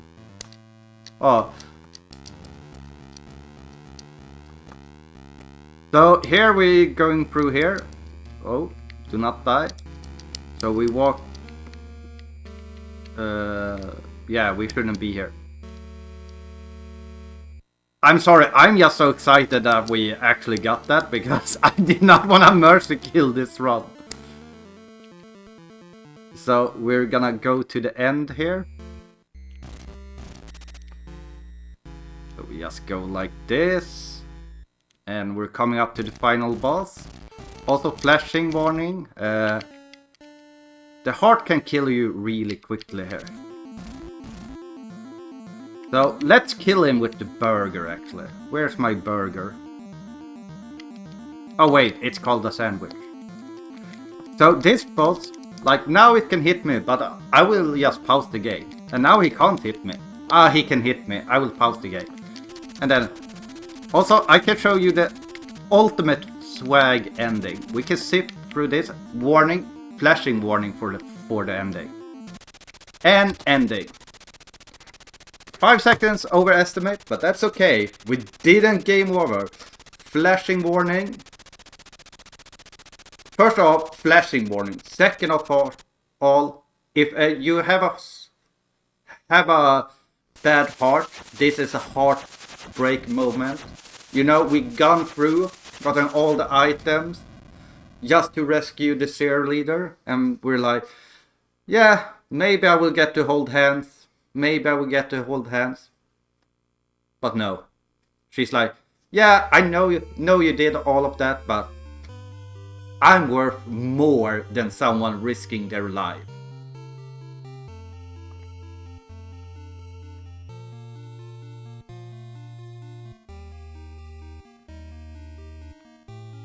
But yeah, that is Ghoul School. As I said, it's my favorite NES speedrun.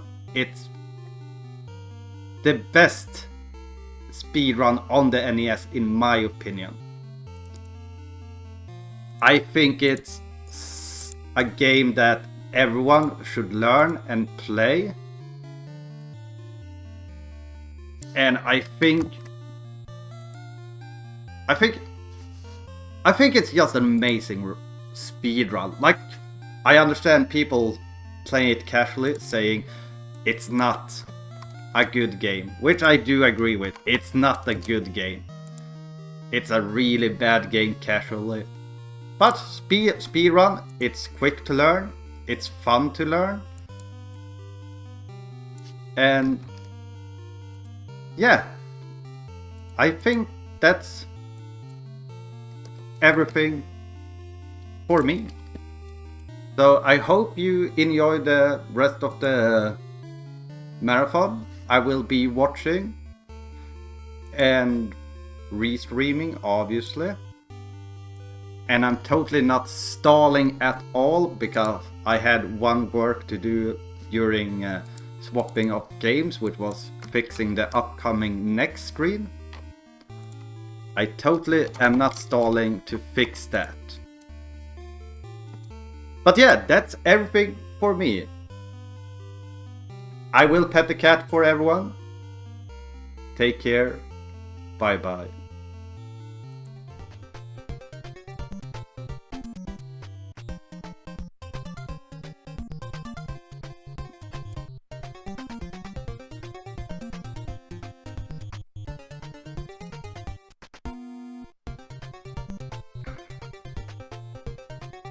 Okay.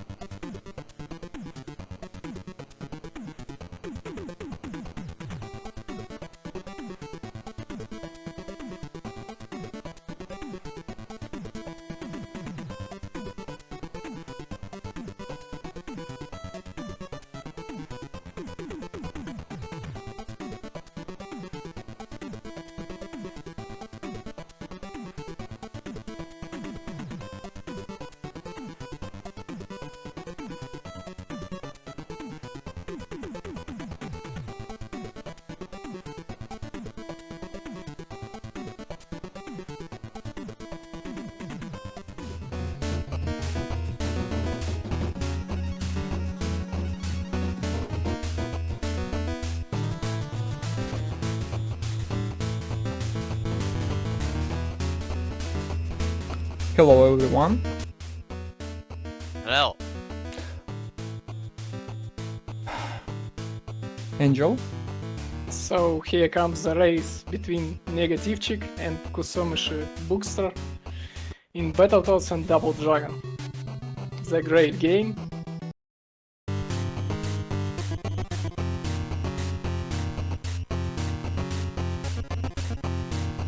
All this game showing the bosses.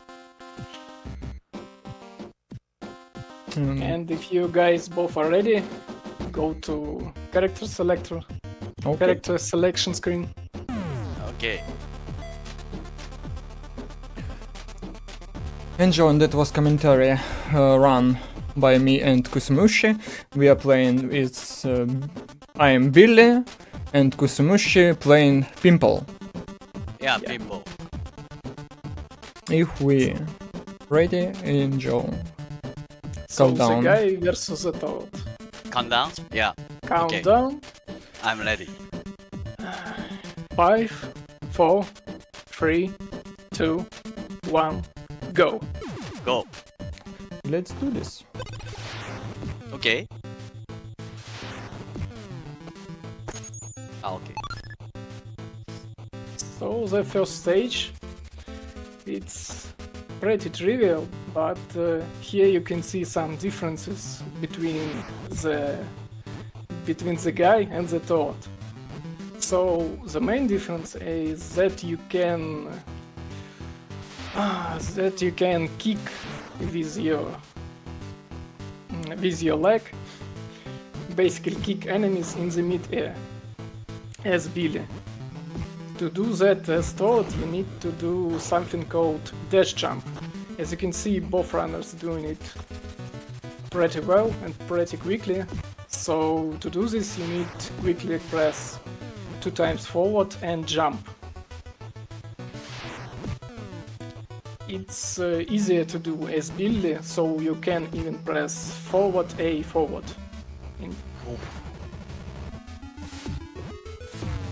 So some enemies at this stage takes 2 hits, so they are making 2 dash jumps. The proper way is to defeating the snakes, basically going back and hitting them several times, but both runners luring them to the left, then dashing and making finishing move. For Billy it's knee drop, and for Toad it's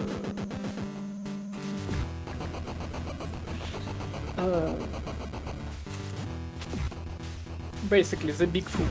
The big foot is the finishing move. There's a pretty hard trick on this boss called Abobo, so if you hit him as he's start appearing, you can finish him right away. Otherwise you need 2 hits, so basically 1 hit and 1 finish. Here comes the stage 2, and both runners are using dash jumps, and they lingering the hit from the capsule to the enemies. So as you can see, if you're doing like this, it's pretty hard to time it, so you can finish any enemy from the 1 hit. It's incredibly fast. So basically every capsule in this game can be used for that. So here's a funny glitch.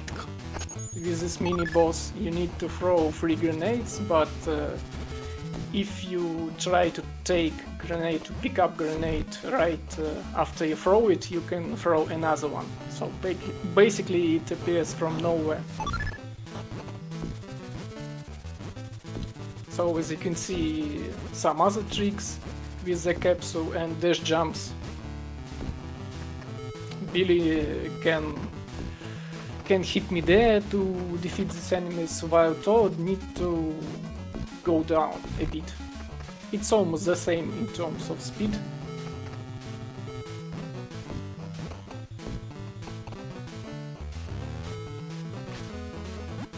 Some sort of arena, which ending with another guy with grenades. and the same glitch. So basically they picking up one grenade and picking it once again, and once again. This boss needs 5 hits. And here comes the infamous 2 batono. But it's not that hard in the first Battletoads game. Here it's just chilling and listening to the nice music. And if you get enough capsules in a row, you can get 1-up. And you will see in stage 3 why speedrunners getting 1-ups in this game. As I said, it's pretty chilling Turbatono here. I'm not sure if... Yes, it seems like Negativchik using the strat, while Kosamushi is not. So what is happening here? The one strat Kosamushi is using, it's he defeating enemies as fast as possible, while Negativchik is not defeating the first enemy.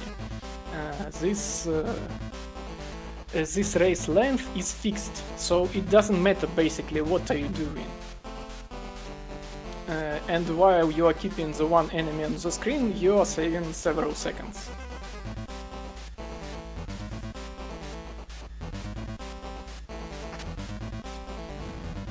And once they finish up this scroll section, they are going to the second boss. Big Black.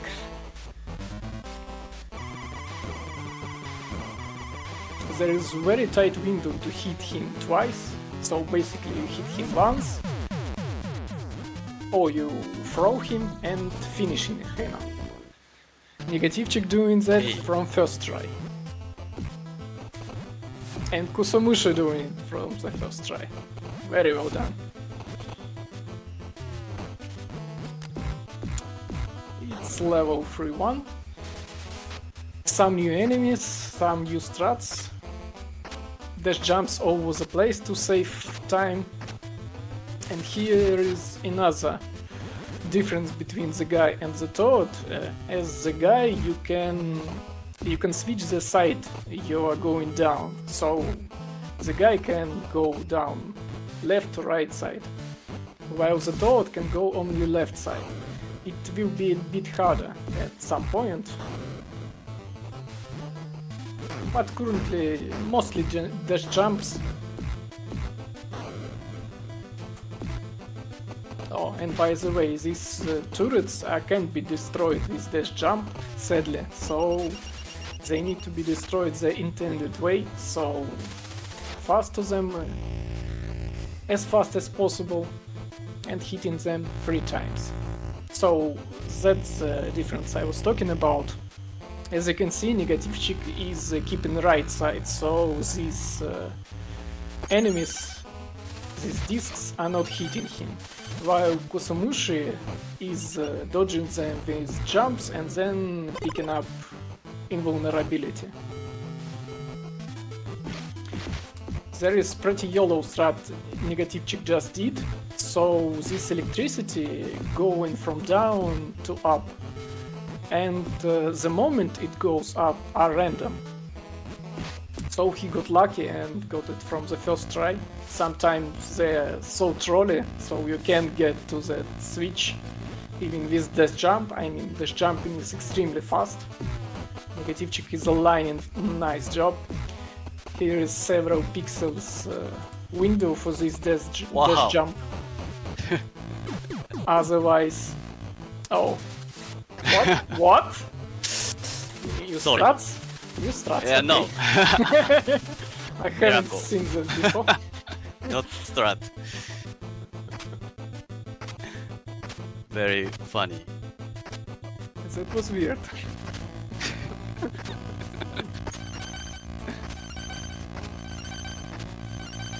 So you can speed up these vertical scrolling sections. You need to kill all enemies, all these scrolls, turrets, etc. as fast as possible, and to reduce luck in this game, you need to hit them at a very specific point. So basically, the less hits you make, the less game lags. And this game likes to lag a lot, sadly. So here's the place why before they were farming some Okay, extra lives. I'm done. I'm done. Oh my god. I just wanna talk about that. While your character is falling here, you can make something called void jump. Basically, it is dash jump at the bottom 3 pixels of the screen, I believe. It's very tight, and Kusumushi just did 2 of them. They are incredibly tight. I mean, anyway, you are dying, but if you are making dash jump from the bottom, the speed is the same as you are doing it from the surface. So it speedrun a bit, maybe like several seconds.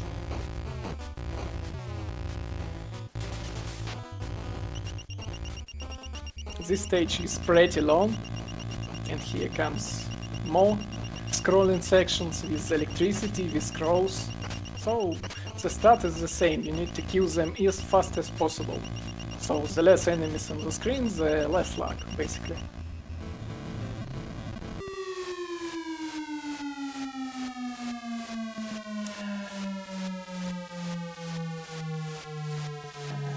And the segment Negativchik is currently on is very infamous for players and runners of this game.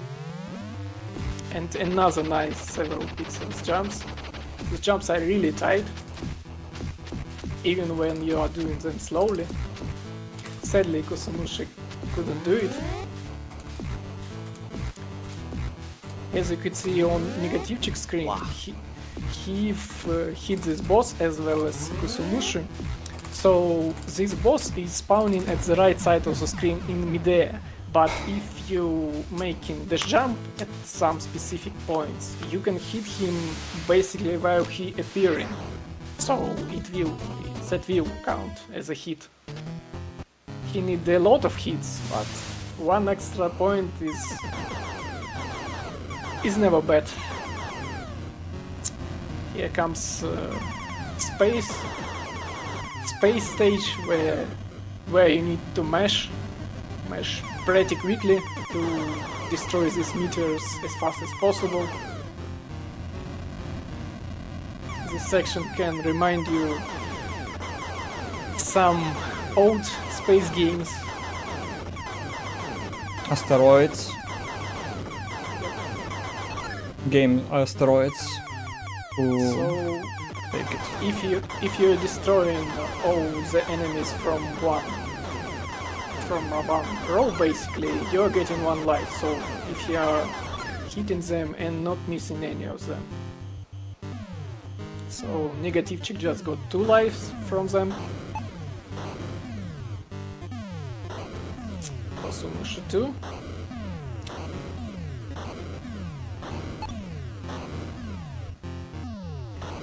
Well done. It's pretty hard to catch these 1-ups, flying from right to left and vice versa.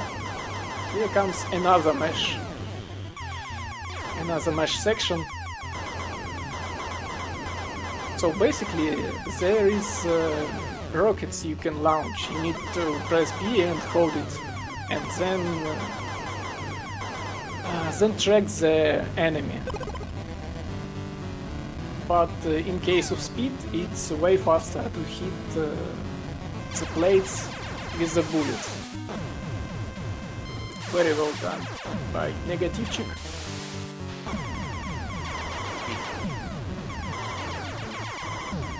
For the spaceship itself, the funny thing that it is faster to shoot rockets.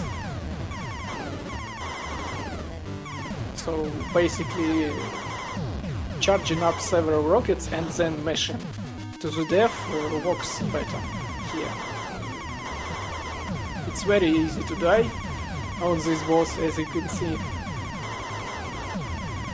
So both runners are hitting from the one side and then the turret from the other side. Because when you're destroying one of them, the other powers up. So you need to split the damage basically and destroy them as fast as possible. Negativchik done with this boss, trying to destroy himself for some reason. Very well done by both runners.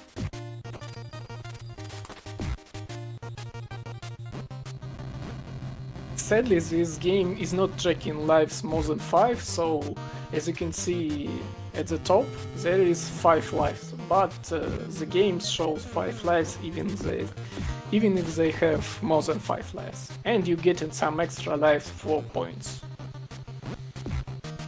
That's nice too.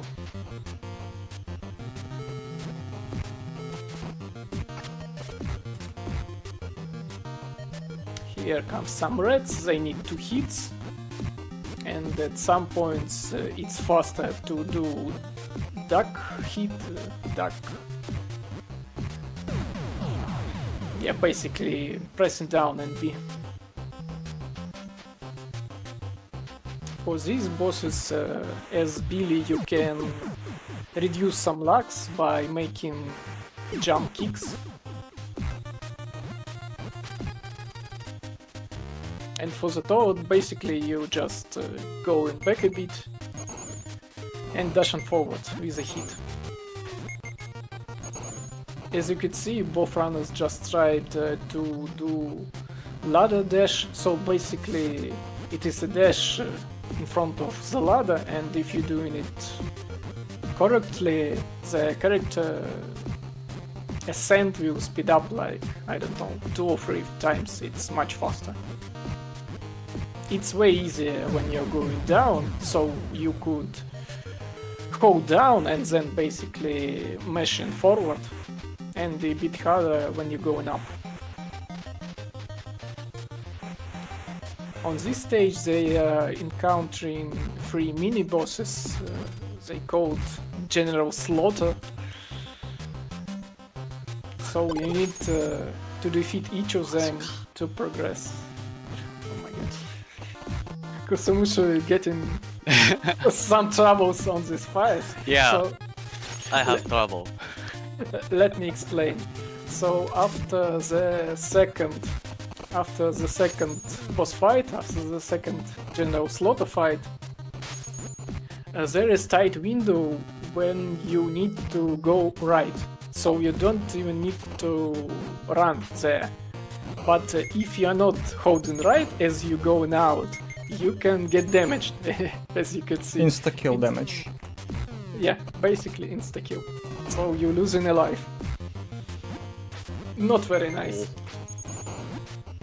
Despite there is pretty lives in these games, but as you can see on Negativchik screen, he is at 3 lives now. So at some point it would be useful to use a continue if you're at 0 lives, for example, to die quickly at the start of the stage, to be respawned and basically be at 3 lives. At least for safety.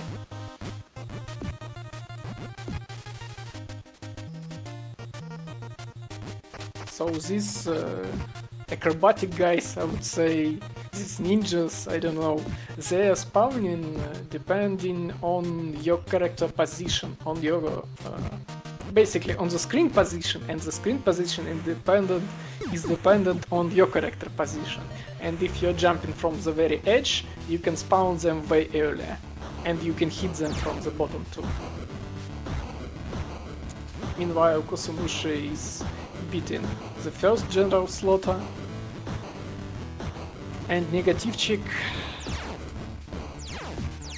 on the boss. I don't want to jinx him. On the Robomanus. It's pretty tough boss. It's not that easy to hit him, to kill him in one cycle, because the screen it's hard to see, but the screen is shaking. It's moving a bit to the left and to the right. So you need to adapt of how you are hitting him and how he is ricocheting from the screen.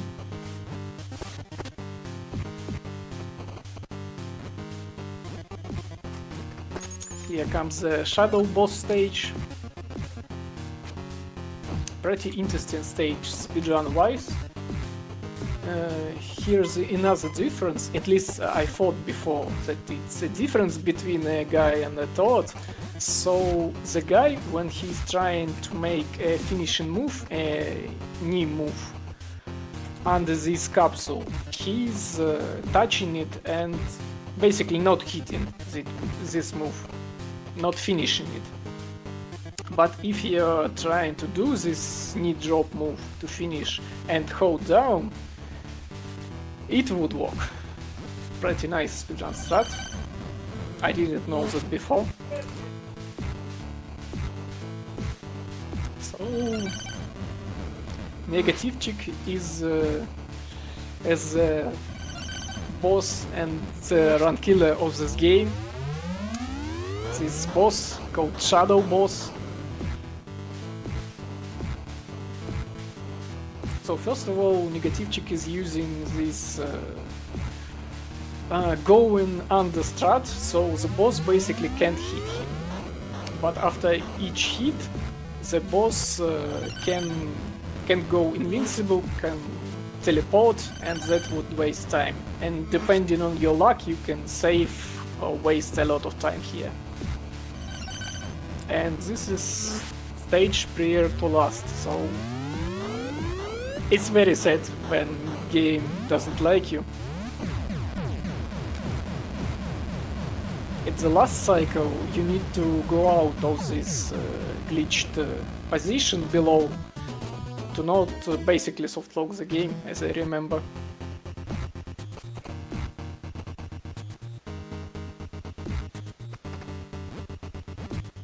The stage 7, the stage of Dark Queen's ship.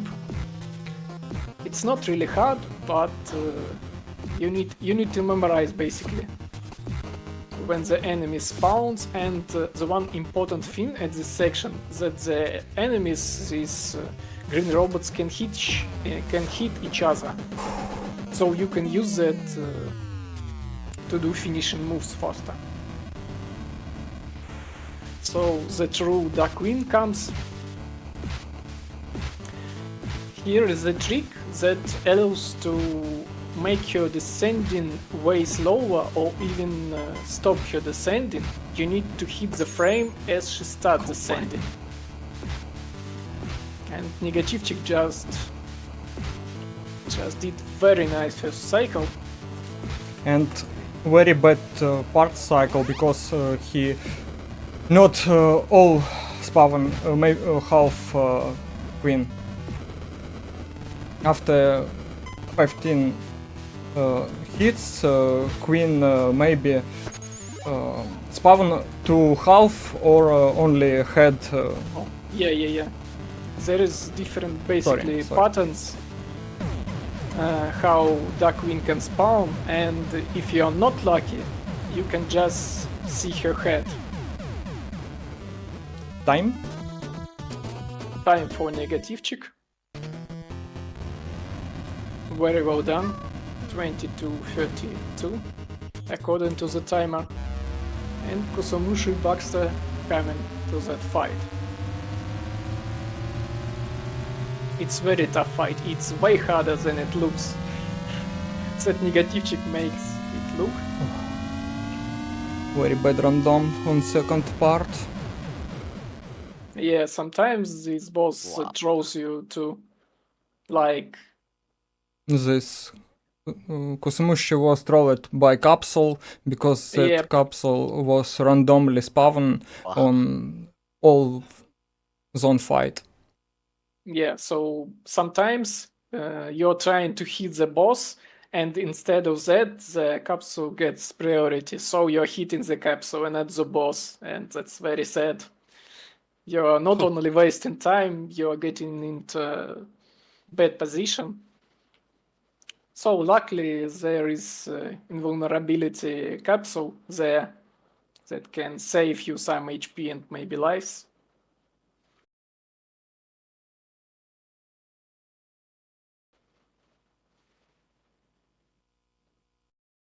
By the way, this is one of few games on NES that shows you completion time at the very end, but it's not very accurate because of how it counts. And done by Kusumushi. Aksa. Time. GG. Very well Thank done. you. GG's both runners. Thank you. If you want to say something.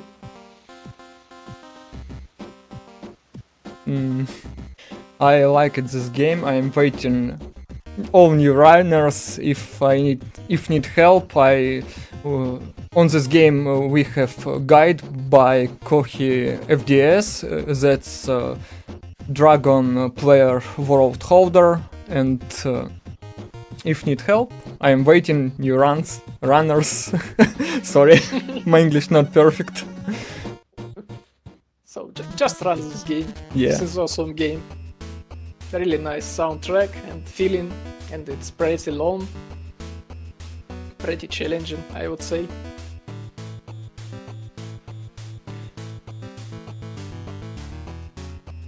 Kusomushi, would you like to say some words? Yeah, so enjoy this race.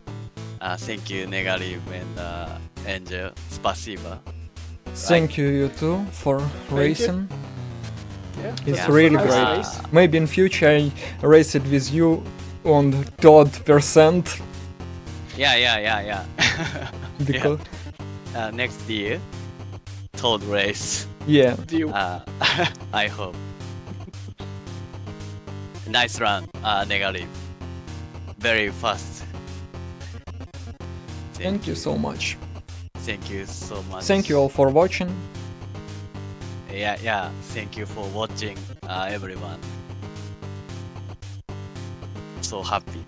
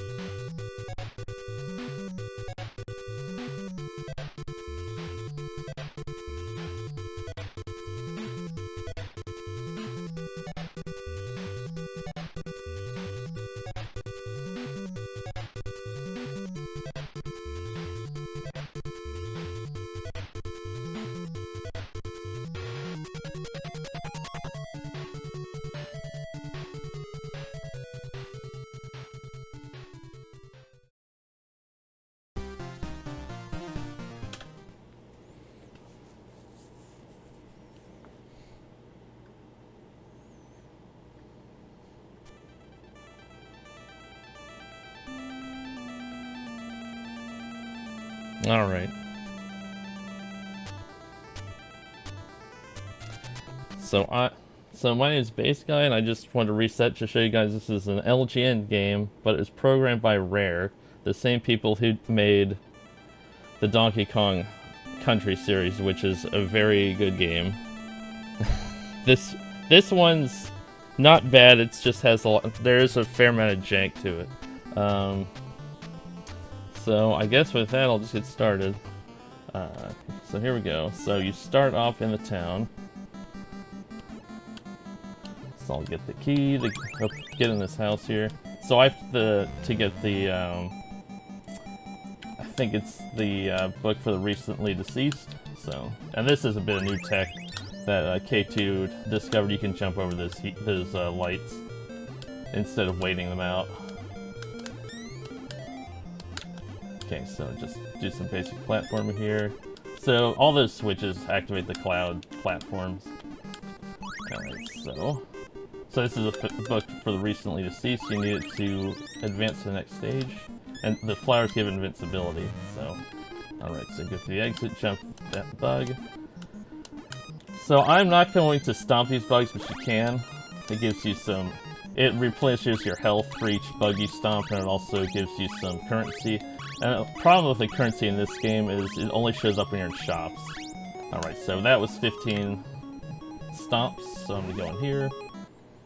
And so I have a ton of help vouchers, so I'll get 2 of these and 1 of these. Juice it. Let's see. So, and I'll switch to the skeleton, which takes out the beehives. And just sort of make my way to the end. So that's why I got the extra skeleton. In case stuff like that happens. Okay, good. Alright, so on to the sewer. So I'm making my way to the Maitland house. Okay, stomp these bugs just so get some more currency. So let me see if I can get this. So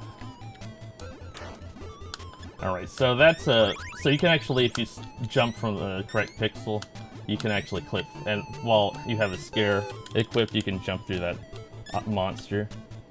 And when you have iframes going and you're blinking like that and you run into an item, you stun lock them. Yeah, that was bound to happen. So when you run out of these scares, which give you your weapon, that shot, they all and like when you get to these frogs, they'll the game will say like, oh crap, you can't advance, so, and they'll spot you this umbrella head. Okay, so I'll get 1, 2, 3, 4, 5 since I have so many help vouchers. And I will get 3 of the ogres. So the ogre has a ton of shots, I think it's like 10 or 12. But he can't really jump, but that's not really important. And he one-shots the frogs, so...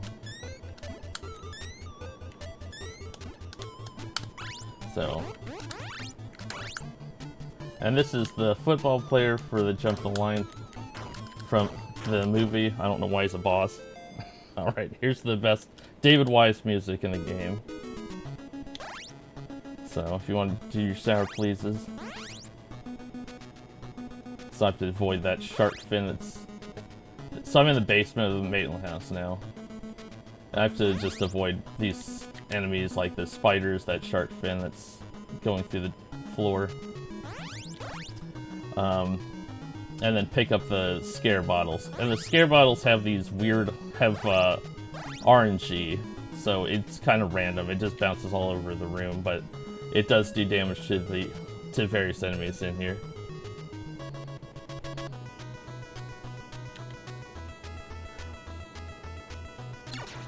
So I might not have it set to 60 frames a second. Okay, so these sweepers are a pain. They move randomly, as does the scare bottle. But that was actually some pretty good RNG. That they went down pretty quick. All right, so this is Barbara Maitland. So I'm gonna give her. That was the book for the recently deceased, and he says, well, they need it to get to the afterlife, they won't know what to do. So I gave her that book, and if you hit it on the right frame while you're walking through, you'll do a scene skip. So I'm just gonna get all the bottles just for safety, because this run is a bit dangerous for marathons in a marathon setting if you do everything that we do in the speed run. Because the speed run's an RNG grind, basically. So these are the the Dietz, I forget her name, the Dietz mother's sculptures. So you just have to take them out with the mallet. Okay, so Dalia.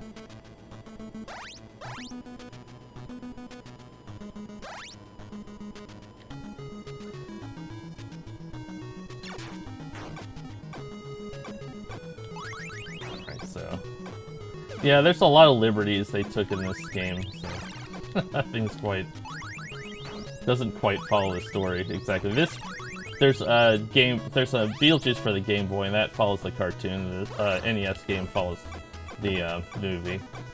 Alright, so these beetles will give you health, and something I didn't explain is when you get hit, it'll say Beetlejuice at the top of the screen, and when it says Beetlejuice 3 times, you'll die.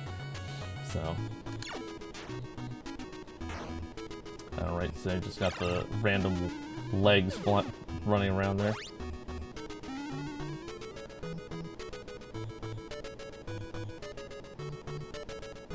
Alright, so I'll just get this for safety. Alright, so, and these auto-scrolling rooms, if they move too fast, like if they move all the way up and you haven't gotten to the exit, you'll get crushed and you'll die and it'll start over. And also, if you take the wrong exit, you'll go to Jupiter and you'll have to fight the sandworm, which is a gigantic time waste. So you can kill the sandworm, I believe it with the Medusa head. It'll one-shot it, but oops, I didn't want that. Let me get rid of that. I want this. So this is off his spray can, so I'm gonna spray him to scare him out of the way.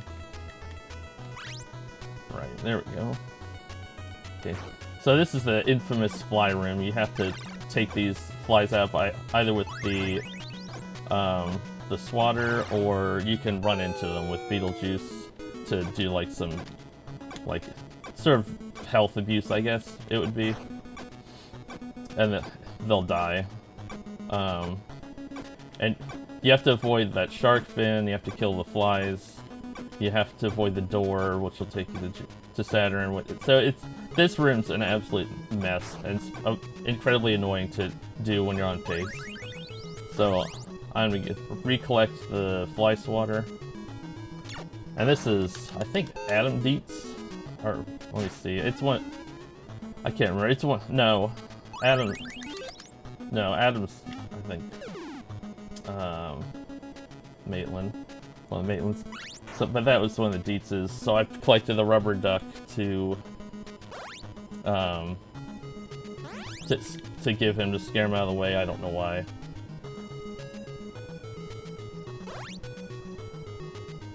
I haven't seen this movie in a number of years, so I apologize if I'm getting the characters wrong. Let's see. So I have to do this concentrate and do this kind of quickly. Alright. So I have to collect this. Oops, I did not want to do that. So I have to hit select and collect the mouse and scare this one of the Dietlings. Okay, so this is the mother. Alright, so I do this a little differently for marathons because, like I said, it's kind of a dangerous marathon run. So I do a lot more safeties. So if you get the fly swatter and you throw it, it'll keep working, and even though these flies are off of that screen, it'll still hit them. It still thinks that the fly swatter will still work as if it's that way on, even though I've gone up on the, I guess, the y-axis. Alright, so you get the key. So let me take a death so I can restart my health. So I think I'm doing really good for lives, so I can make some mistakes. Not that I want to. Alright, here's the... So I just shrank down and went into the graveyard model. So, yeah, like I said, this game's weird.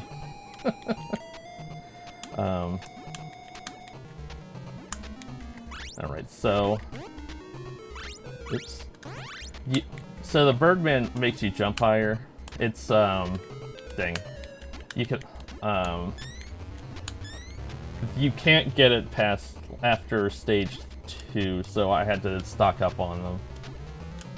Alright, so I'm just making my way to the tower. So I'm getting the chalk so I can draw the door to the afterlife, like in the movie. I think that, although the Maitlands do that, not Beetlejuice. So, like I said, they took a lot of liberties. Let's see, so I collect the box of chalk. So make my way to the end. And there are only 3 bosses in this game, so this will be the last one you'll see coming up. Okay. So to concentrate a little bit here.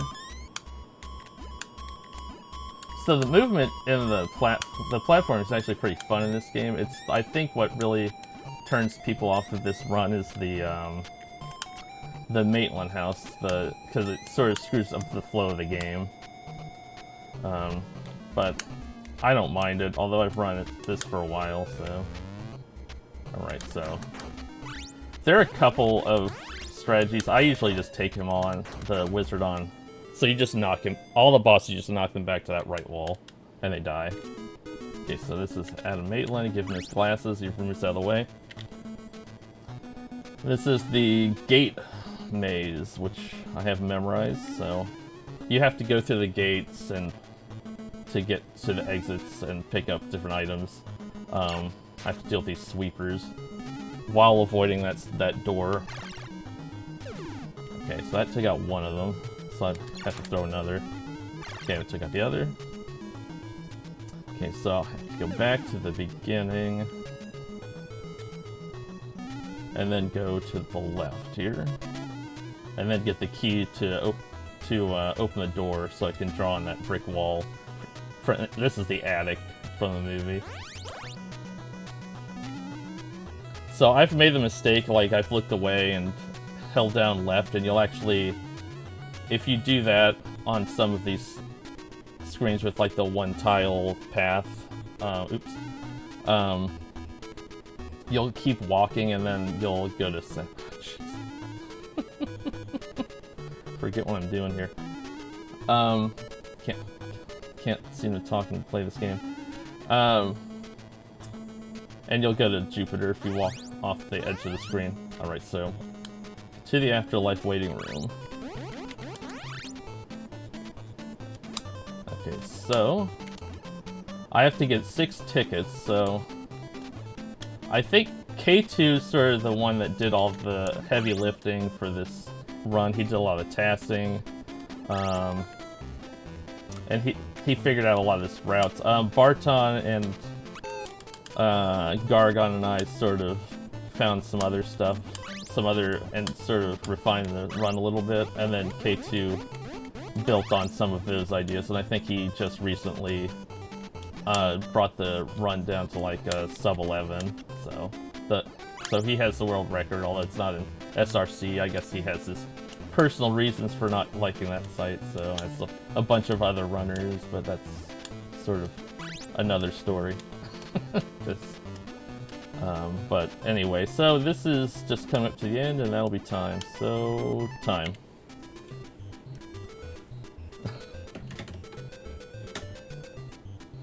So that was Beetlejuice. It's a sort of a very quirky platformer for the game, for the NES. And Gargon and I does run pretty well if anybody wants to run it.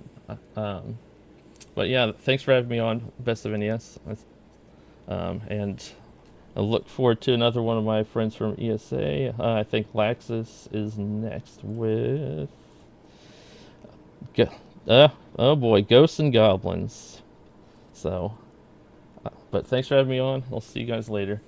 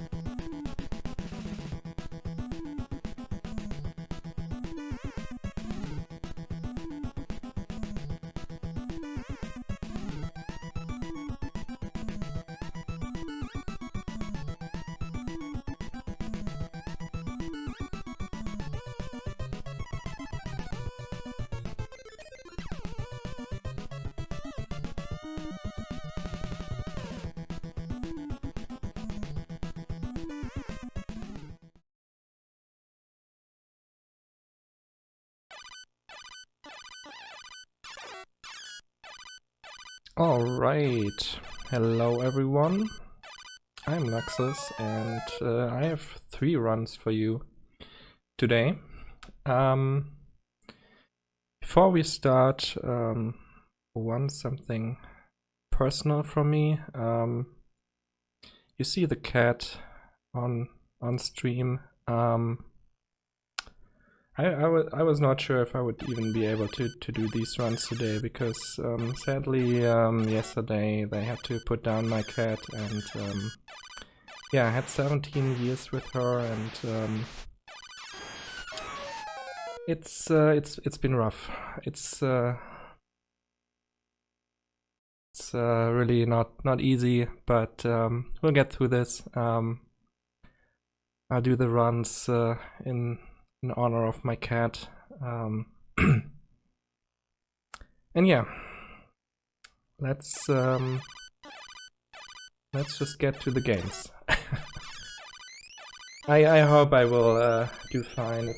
It's not so easy to focus on this stuff now, but we're gonna get through these. I mean, those are pretty easy games, so everything will be fine. So, Ghosts and Goblins, pretty simple game. As we all know. So let's get into it.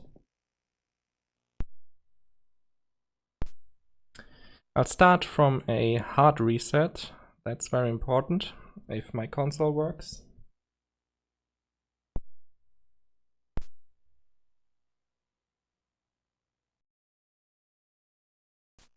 We'll get there eventually. Oh, there we go. And then we start. Time starts when we see when we get control. So that will be in 3, 2, 1, go. Alright, Ghosts and Goblins. I will talk about the hard reset in a little bit later. It's very important. First of all, pretty simple basics. We start with the lance or javelin. You'll see some other weapons, but ooh, that was not good. So we gotta take this a lot safer now. Okay, that was horrible, but it's okay. We dealt with the first Arima. That's what matters. We can get a backup armor here. Basically, every stage has like 1 or 2 hidden backup armors where you have to jump in like specific spots and stuff like that.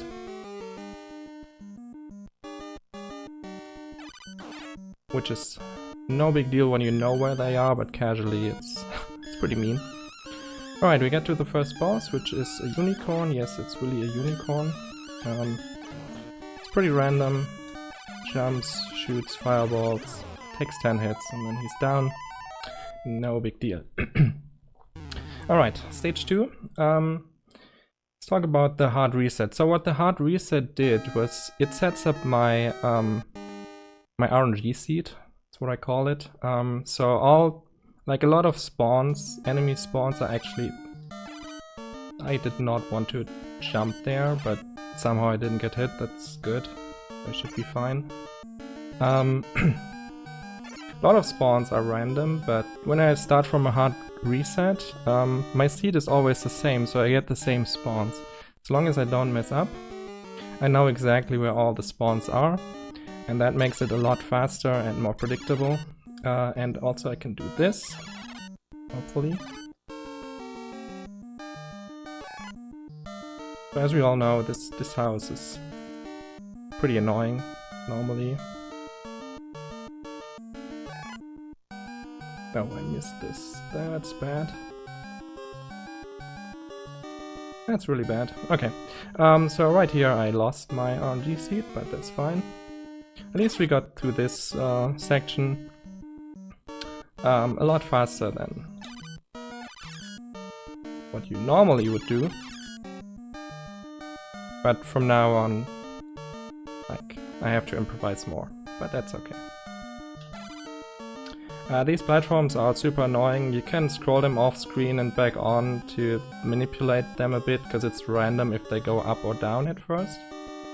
But then it's still random. They can still go the wrong direction, so it kinda sucks. So we have the second boss, which is 2 unicorns. The first one... Okay, come back here. You can go off screen, which is fine. The first one usually jumps over you when you hit him 3 times. Very rarely he jumps over you immediately, and then you might have a problem if he comes towards you. But he behaved, so it's all good. So stage 3, normally when I know my seed, I could do fast right here and not wait, but well, everything will be a bit slower, which is fine. So in this game, jumping is actually slower than running by 3 frames. I didn't want to jump there. I don't know why I did it, but it's okay. So try to not jump if I don't have to, because it's slower. And your jumps are also like, you can't change direction during your jump. You can turn around, which is important. And that was an interesting pattern. Okay. So you can turn around and shoot the other way, and also that turning around is also important, because the direction you deboost is only depends on the direction you're facing. You can one cycle this guy, but it's kind of tight. Okay, this time we won't fight him. We will do this. When you jump at a very specific spot, there's a very high chance that you can dodge him like that, but since I didn't have the armor, I thought it would be safer to fight him, which normally is the case, but not this time. Marathon luck, I guess. One more Rima before we get to the boss. And then we have a dragon here. Pick up the torch. It's very important because every boss in this game has an immunity. That is a thing they implemented in the NES version, which is not in the original arcade version. Every boss is immune to one weapon. The dragon is immune to the lance, the unicorn is immune to the shield, and the Satan is immune to the axe. So if I try to fight him with the lance, then, well, I can destroy his like his tail, but I can't deal any damage to him. It doesn't really tell you that. It only gives you that torch. But yeah. But this torch is also really, really good, and it's what I will use for most of the run. Every weapon in this game deals the same damage. The dagger shoots a little bit faster, but it's not really that important. What makes the torch so good is that it arcs upwards. And oops. A lot of these bosses, they tend to fly above you, so you can't really hit them a lot of times with the dagger, for example. But with the torch you can, so you actually get quicker kills on the dragons and on the Satan bosses. With the torch is casually not easy, because when you miss you have this flame on the ground that still counts as your shot, so you can't shoot again if you have 2 of those. Alright, probably the biggest skip right here. We don't want to play this stage normally. This stage is boring. It's even more boring when you do this, but I deboost up there and skip going to the right side, and because of that, on the right side there are a lot of enemies already spawned in when you start the stage. And because of that there's no memory left to spawn any more enemies here, so I walk through an absolutely empty stage. Only the boss spawns. Sadly the armor that you would normally get after that platform there also doesn't spawn. So getting hit here would kinda suck, but yeah, just an empty stage saves a ton of time doing that, and it's actually very simple.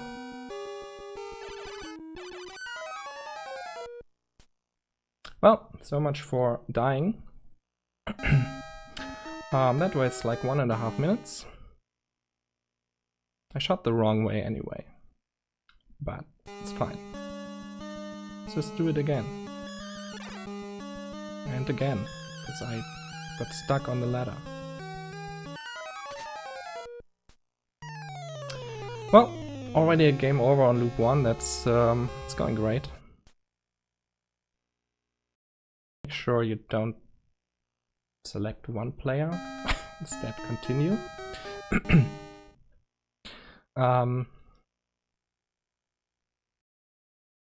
But yeah, let's do this again. Up here.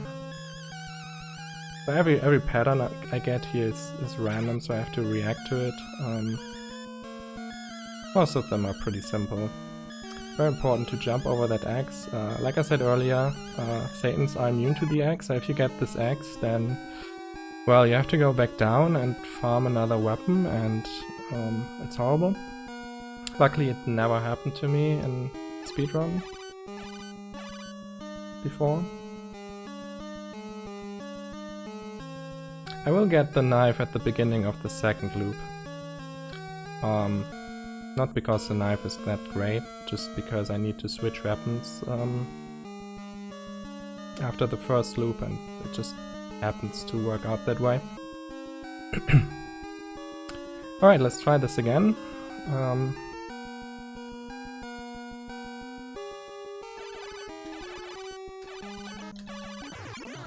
There we go. That's a good kill. That's how it should look like. Oh my god. This pace is already amazing. Alright, one more stage in loop 1. He also will... That was a nice spawn. I'm glad I reacted to it. We will also do a lot of stuff that is not intended in this. Like, totally mistiming that. Okay. Having a great run here. We do a lot of... do 2 deboosts in this stage. That one is only to like skip this unicorn, because like fighting the unicorn sucks. There we go. Now we have... I mean, this stage is basically a little boss rush. Have to get the... Nice spawn. Have to get the shield, and otherwise if you don't finish the stage with the shield, then you get set back to the last stage. Now we do this. Don't want to do this whole climb normally, so we just boost into the wall, jump up, and go to the boss, which is 2 Satans. And we go into this corner, because they can't go into this corner for some reason. And since the shield blocks projectiles, we can just sit there and mash. Block all the projectiles and eventually kill them. Now we have the final boss of the first loop. For some reason the final boss is like literally the easiest boss in the whole game. I don't know why. This takes like 10 hits into the beard. And that is like absolutely horrible first loop, but that's okay. We go on to the second loop.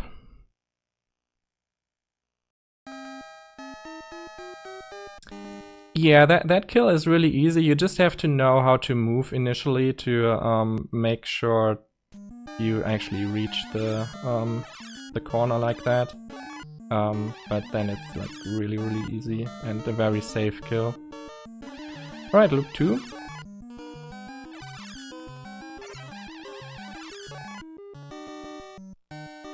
In loop 2 we get hit.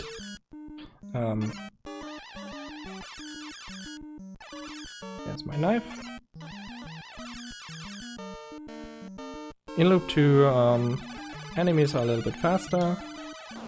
Arimas have slightly different patterns and they can decide to shoot twice, not only once. They can shoot 0, 1 or 2 times before they swoop, which is random. Like even if you stay on like the the RNG seed, that only determines like the spawns.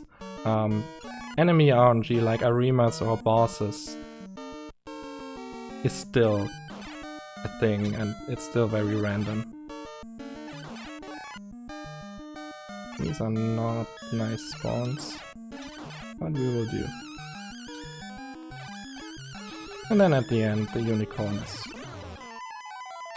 pretty much the same. On the second loop, he can sometimes just charge at you, which is pretty scary. Not when you still have armor, but especially here in the second stage, we will get to the boss without armor, so it is scary sometimes. Again, I swear I did not jump. My game is broken. It's okay. On the second loop we can't do the strat that I did on the first loop anyway. It would not work. But what we do is taking a death here. So I get my armor back. I will do another damage boost to still skip like all of this house section, because this house is just stupid and annoying. And we don't want to go through it normally, because these big guys, they just take 10 hits, which is a lot, and take forever to kill. So I just go up this... Okay, I have to back this up a little bit, so he goes away. Perfect. Then we get our armor back here. And then we can do the other boost here. Or not. Okay, I guess we are going the intended route now. Oh my god. He would let us. I'm dead. This is horrible. Oh, dang. Well, this is going great. This game is definitely not harder than Battletoads. Battletoads is way, way harder. Battletoads has more about memorizing, I guess, but yeah, execution-wise, it's still a lot harder. Oh well, this is easily the worst run I've had in a while, but okay. You'll get through eventually. I disagree with that not putting me into the wall.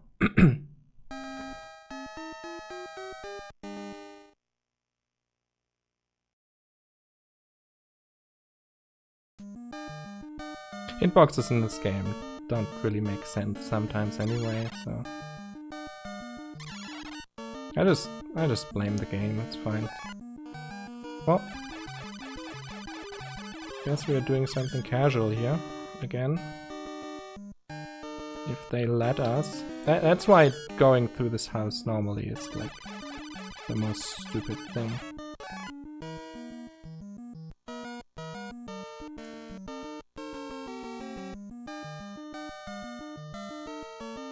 They can just troll you. I mean, everything in this game can troll you. Especially when you mess up early and you're not set up with like the spawns that you want anymore. Nope, it's not high enough. Alright. Made it out of here.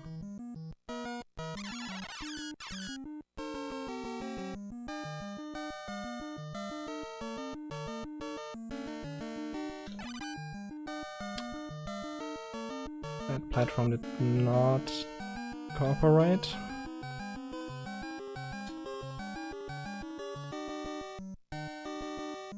Alright, if the second unicorn decides to kill me, it will kill me. First one doesn't. Okay, we should be safe. When he goes back, then it's all good, but if he just runs towards me, then it's rough. Alright, we made it past that stage. Fun fact, my world record was done a minute ago with the whole game. I mean, it's not anything you get close to in a marathon run anyway, but yeah. Unicorns have the same HP as the big man. They both have 10. Okay. Guess we are grabbing...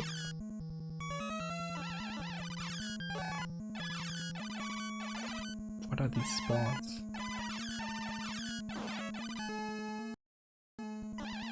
We are grabbing the lands. Like I said, it doesn't really matter too much.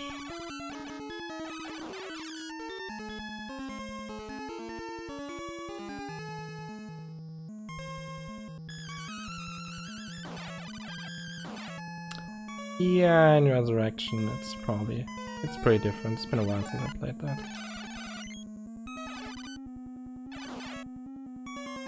Okay, in Loop 2 you can also do like the jump under them, but it's a lot less likely that you will get through without getting hit, so I had to kill him.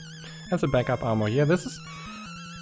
Is it the only stage where you have 2 backup armors? I'm not sure.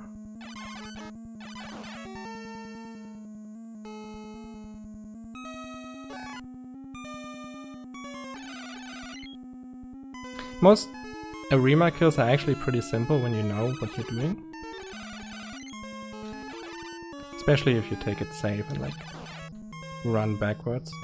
Also, by the way, there's you may have seen that on the first loop as well. I jumped at a specific spot when I approached this boss. There's a thing where he can shoot like an invisible shot that hits you.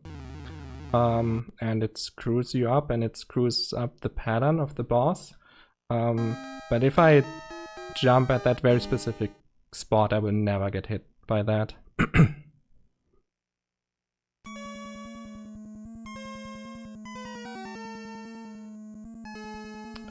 Alright, this stage is pretty much the same. It's a very boring stage. All we can do is hover a bit in the air, like just ducking. Very good. Missed the hits. I'll take it safe. I mean, quite enough deaths already. The dragon bosses actually, they, especially the second one is always asleep when you get there. Oh god. While the first one usually wakes up on his own immediately. When he wakes up on his own, he always starts on the same pattern. But when you wake him up, he starts randomly and it can really screw you, so it's way easier if you just wait for him to wake up.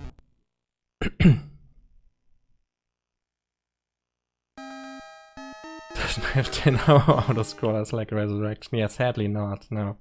Not even an auto-scroller. What kind of game is this? Alright, once again, same strat.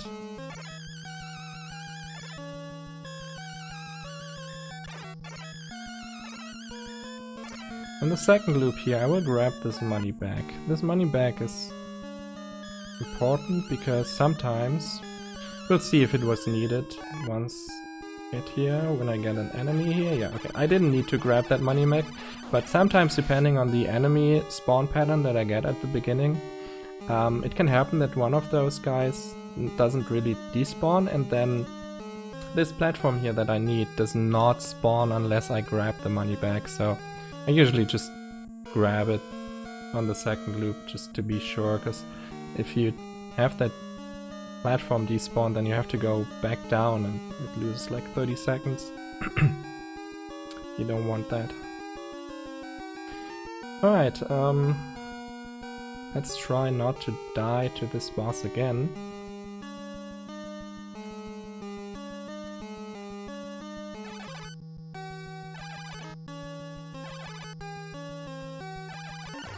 Okay. Gave me a relatively decent pattern. Fun fact, Satans are actually, even though they are the bosses, they are way easier than Arimas because you can always just duck under the swoop of the Satans. Arimas can get you wherever you are. Okay, same strat again for this stage, but where's the deboost again? The problem is, on the second loop, this is very, very random. The Arimas here can... They can just kill me. So I have to pray for good RNG here. That's good. Second one can still kill me. Okay, he didn't.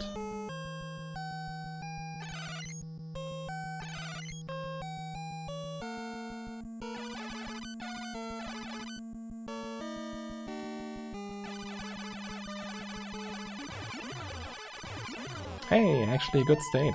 Let's go. We stay underestimate. The shield was a cross in the Japanese version, yes. It was just changed to the shield in the Western release, because, you know, crosses are evil or something for video games. Time is coming up, and time. Congratulations, this story is happy end. Thank you. Being the wise and courageous knight that you are, you feel strong dwelling in your body. Return to starting point, challenge again.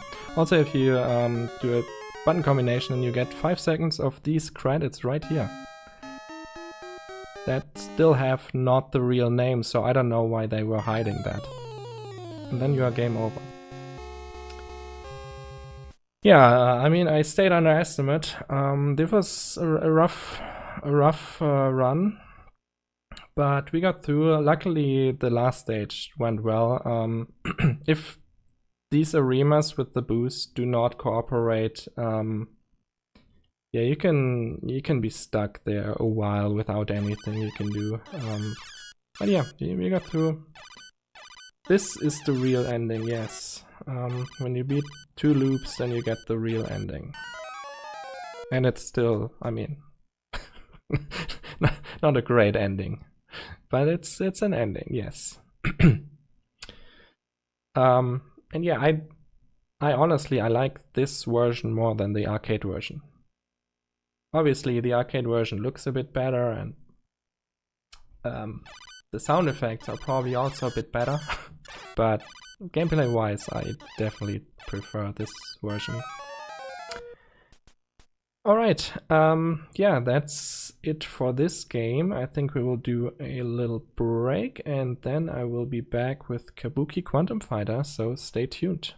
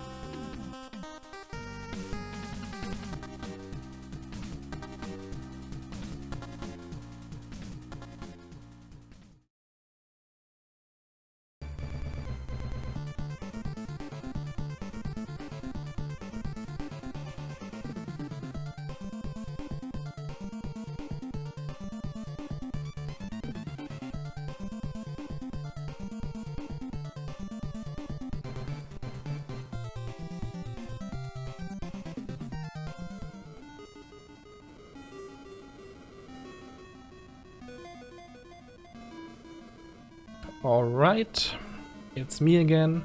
What a surprise. With Kabuki Quantum Fighter. This is probably a lesser known game for the NES, but it's such a good game. Like, it's a really good game. Should all play this game. Not now, but after the marathon is over. I know, JKL, it's really surprising that I'm back here and not someone else. Shoutouts to Mythical9. I think your GDQ run from like 2017 or 2016, whatever it was probably the first time I saw this game, and it was a great run. So yeah, this game has a very interesting story. Let me quickly read a little bit of the plot from the Wikipedia page. In the year 2056, a virus has appeared in the main defense computer of the planet Earth. The origin and nature are unknown. Spoiler, it's aliens, obviously.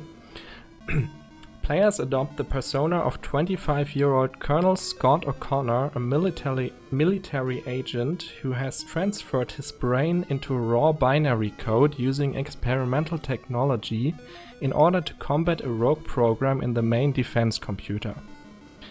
When O'Connor enters the system, his body forms the self-image of his great-great-grandfather, who was a kabuki actor.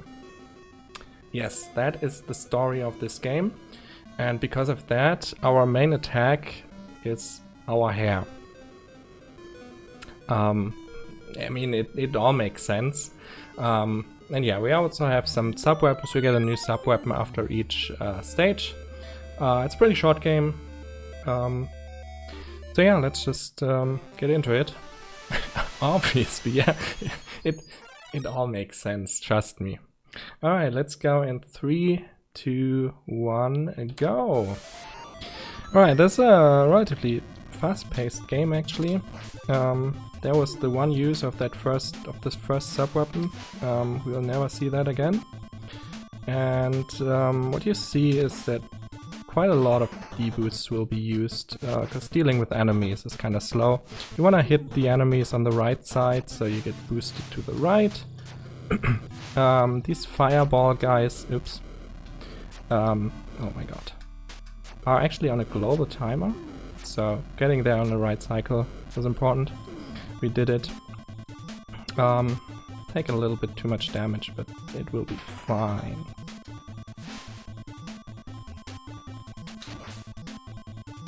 I don't know why I waited there, that made no sense. Okay, first stage done. Every stage only has one screen. And now we already get to the first boss. We get a little health and chip refill. And I messed up the kill. Nice.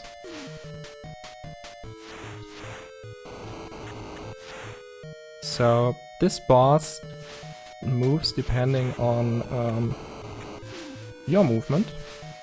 And since I messed up the beginning somehow, I did not know what he was doing. It's okay. Yeah, you can press down to fall quicker, which is actually important in some spots to optimize. Optimizing this game is actually really hard. For example, like you have these things you can swing on. There are... Why did I not make that jump? Okay, fine. There are 4 different swing heights you can have depending on how long you press jump before you release it.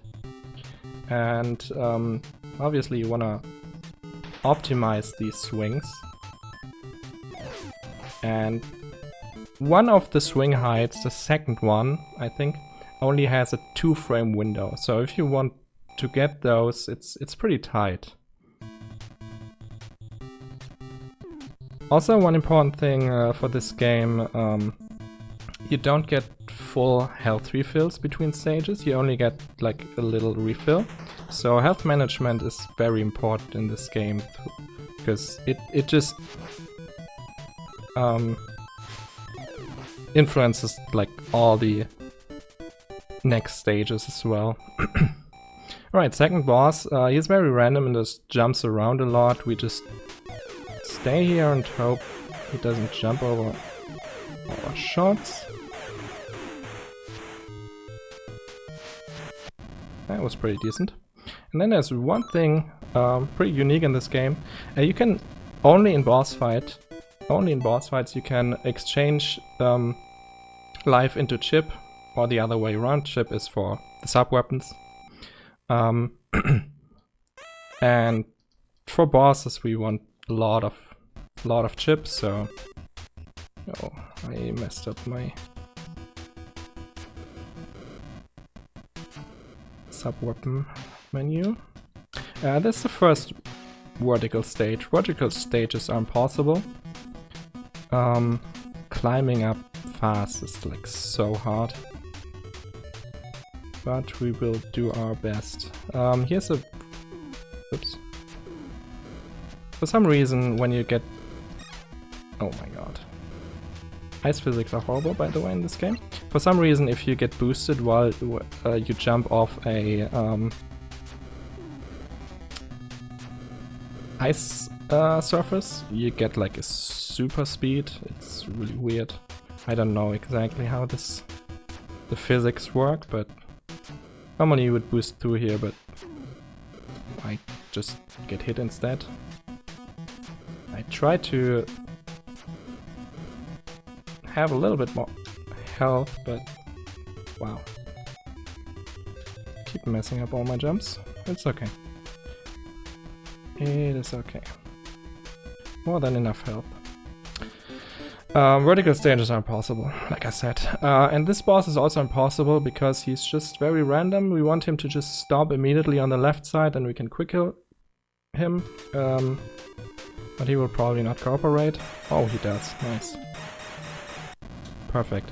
So he can just move from left to right like 4 times if he wants to. Up to 4 times, and you don't want him to stop on the right side because then you just can't do anything.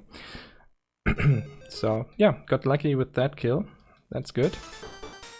Stage 4. More deboosting, because fighting enemies is too slow. Oh, we can kill some of them, I guess. And this is like one of these spots, like when you wanna go fast, you really want to optimize your swings and stuff like that. It's really tricky. There are so many little time saves everywhere. It's tough, but it's a really fun speedrun. Take this bullet so we can boost through this guy, but I missed my jump. That's fine. Platforms are horrible.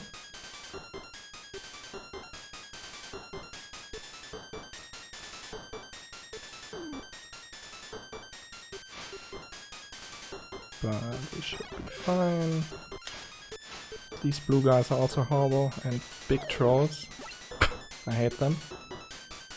Alright, now we have the dynamite special power, which is really strong. So first half we will just use our hair for this boss, and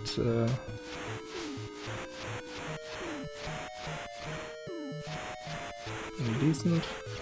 And then he goes up. Switch to the dynamite.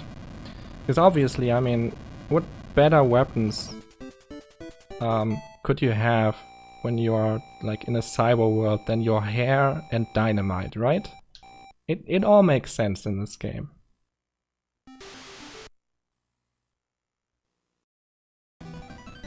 Alright, final stage. This stage also has 2 parts. And it's by far the hardest stage.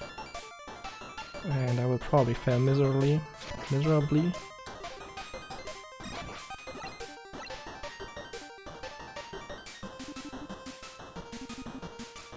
This game loves conveyors and doing tight jumps off conveyors. It's kinda mean sometimes.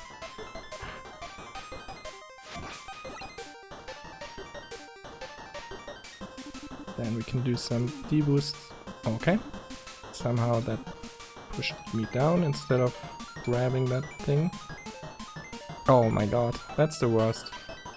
See, that's what I mean. I just did a slightly too short swing and lost like 10 seconds. Alright, that's fine.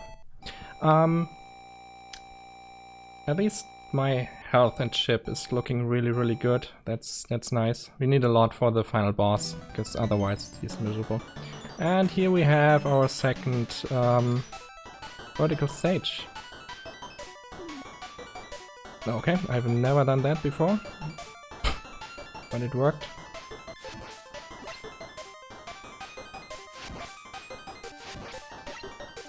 Like I said, vertical stages are impossible. Also, these enemies, these blue guys just look so weird. Okay, I'm just gonna kill him. Because I killed him, there will be another guy up here, which is fine.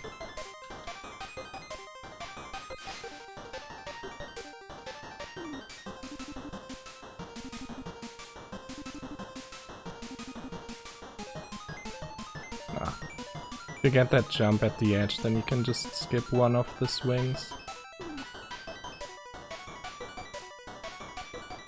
Little D-boost to skip the bottom path there, and now for my least favorite part. God, I hate these guys. And hesitating does not make it better. So I don't know why I did that.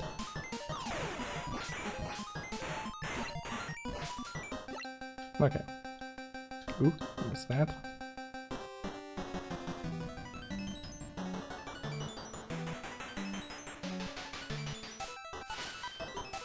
Well, I had enough health. You know, better safe than sorry. Alright, we have a boss here that I hopefully get a quick kill on. I'll try to go for it. Has a very tight timing, we use dynamite for him. Let's see if I can get it before he closes his eyes again. Nope, I just missed. Okay, let's just take it safe. I could use more dynamite, which would be faster, but there's a final boss, and I definitely want to have more than enough chip for him. Alright, all that is left is the final boss. The final boss has 2 phases. We'll just throw dynamite at him in both phases. That's why I need a lot of resources. And hopefully I will not miss too many. Slow my menu again. First phase is super simple. And then we get more. Oh my god, I have I have so much health that is very unusual. Second phase, you have to wait until it opens its eyes. Then I will deboost so I can actually make sure I can get my throws in. Does it open? Okay. And then it should be 2 cycle. Missed the deboost. Okay, and time is coming up. And time.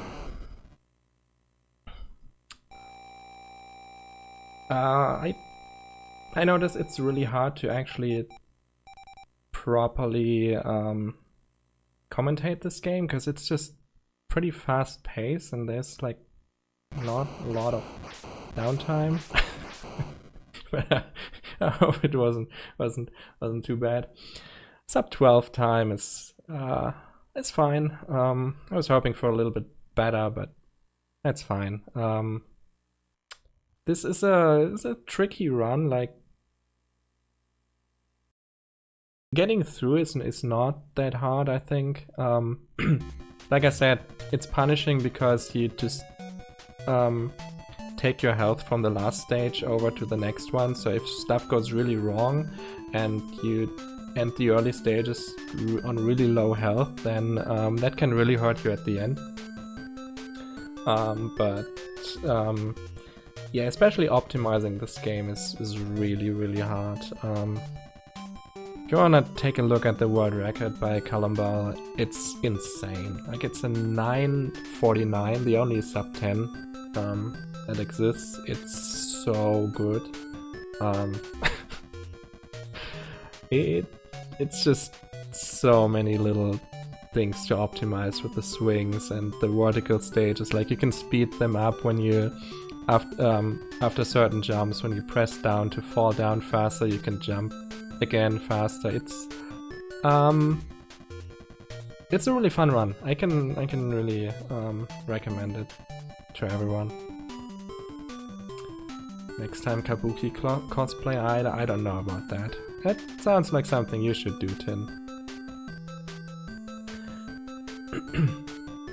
Yeah, Scott O'Connor saved us. Alright, I have one more run to go, and it will be Power Blade. So stay tuned.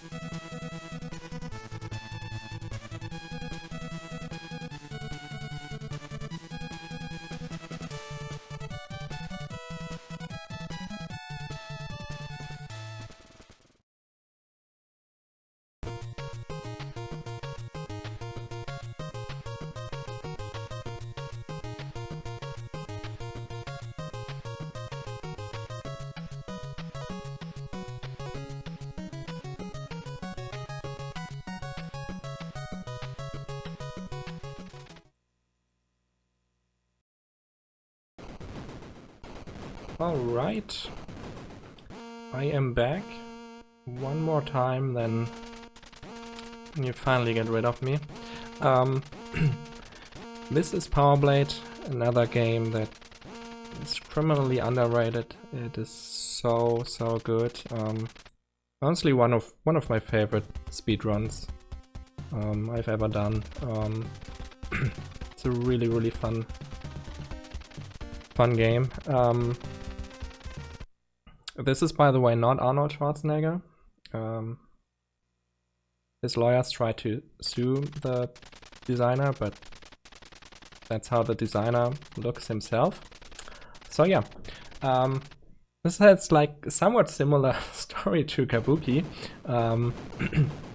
where like aliens took over the main defense computer or something. So you just try to save the world, and for some reason in the year 2190 the best weapon is a boomerang, so we are throwing a boomerang.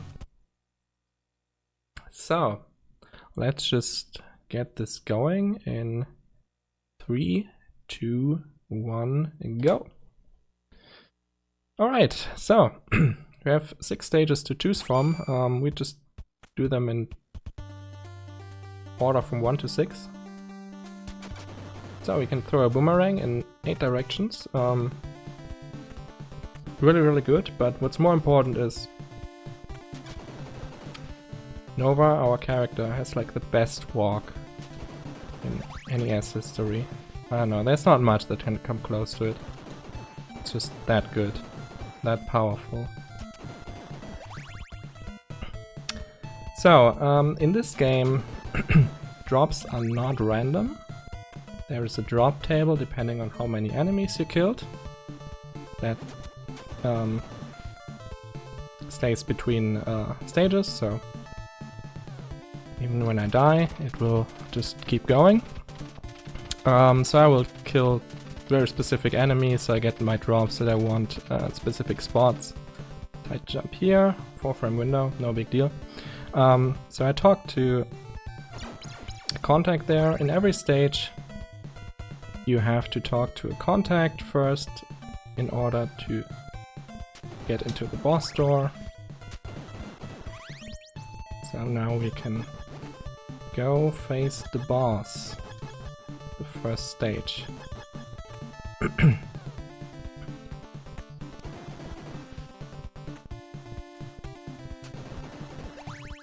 at first we will get some upgrades for a boomerang, that we can throw multiple boomerangs and the boomerang gets a bit stronger, and then apart from that, the important drops that we hopefully get are grenades. Grenades are very important, they are basically a screen clear. I used one earlier in the stage. And we will use one here on this very hard boss. And that was the boss. So there's a glitch in this game that you can use a grenade when you enter a boss room. And that instantly kills the boss. It works on 4 out of total 7 bosses in this game. So we won't see many bosses, but bosses are kinda underwhelming in this game anyway. And sadly the worst boss we still have to fight in stage 3, but we'll get there. First stage 2 is I mean, this stage there's not a lot going on. The swag boomerang here, nice to hit that bubble. Damage really doesn't matter much currently, like we have more than enough health. So we will tank through some stuff. This is normal mode, so we don't have knockback. On hard mode you actually have knockback, but it really doesn't change the run too much. It just makes some stuff slower and more boring, so... This screen is actually really hard. Hitting all these enemies is not easy. I'm glad we did it. Like I said, I want to kill a certain amount of enemies and certain enemies, so I stay on my drop count basically, because optimally the very last enemy before the boss here in this stage will drop me a grenade that I will use on the boss. So falling behind on the drop counter would kind of suck. There are always some backup things that you can hit to fix it, but... So yeah, for example, this section in hard mode would just be super slow because you would have to wait for those, and it's very, very boring.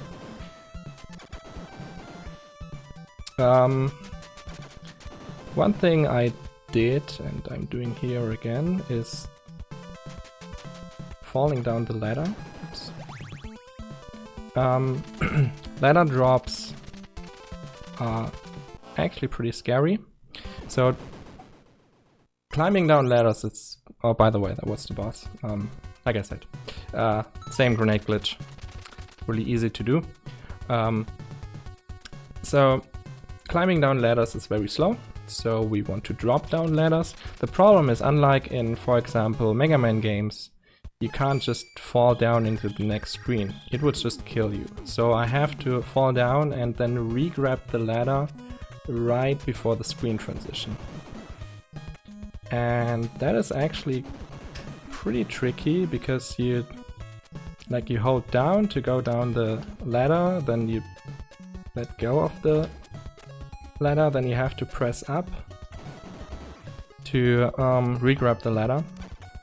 And especially on these small drops where the ladder is not very big, it's scary. It's scary sometimes. Best music in the game? I disagree, but for me stage 6 and 7 are the best, but overall this whole soundtrack is so good. Just like the Kabuki soundtrack. Kabuki also had a great soundtrack, I didn't really talk about that. The game is just too fast. But yeah, both games are just an amazing soundtrack. Another thing that I'm doing, you see me throwing boomerangs when I drop down. That is because you may have seen it there. When you drop from too high, then you have this little kneeling animation for a bit, and you get stopped for a moment. You can cancel that by a boomerang throw. Similar in Castlevania, for example, where you can do that with the whip cancel. So I try to do that wherever I can. Alright, worst boss coming up. Very random boss, the bees. The beehive, it really sucks. So they just randomly open and close. So you just hope to get lucky, I guess.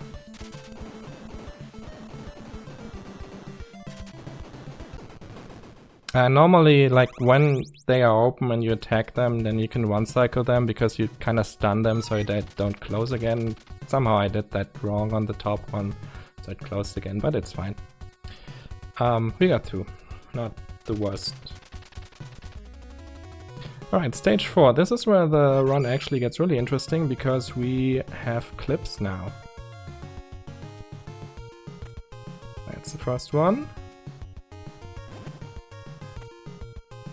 Come on. Oh my god.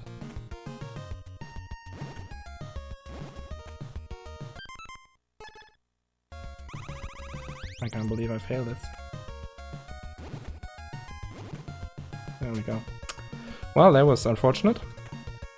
So you're not supposed to make these jumps, but you can kind of clip a little bit in there so you can actually get up there.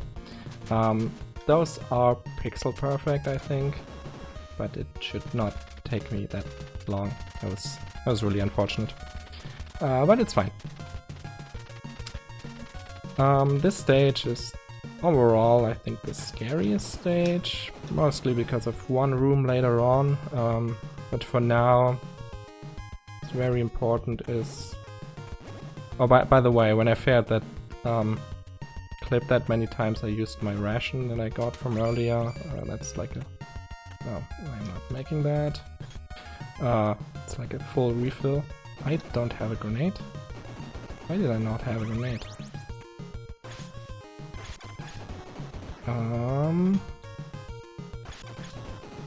Okay. Anyway.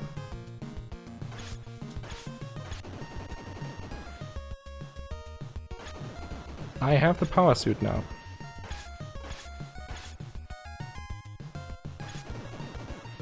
The power suit is very strong. It gives me a better attack. With a way stronger, way bigger hitbox. I'm gonna kill these.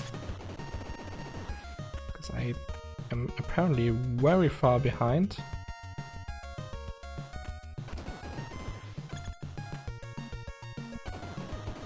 But the problem with the power suit is it only, after 3 hits, you lose it again.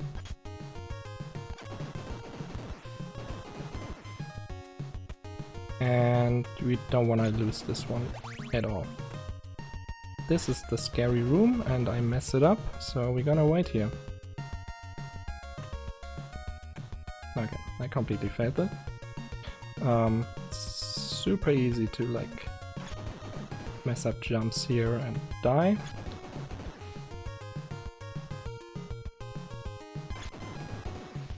Which I didn't, but I got hit and... Oh. It is better than dying, because dying there is really bad. If you die, you get set back either to the... Oh. I know why I couldn't use a grenade. I was still on my ration. I'm not used to ever using it, and I never switched back. Okay, but I fixed everything, it's fine. The only problem is that I only have 1 hit left on my suit. That was like super close to not getting the boss glitch kill. There's a backup suit in stage 6 that we will get, so it's all good.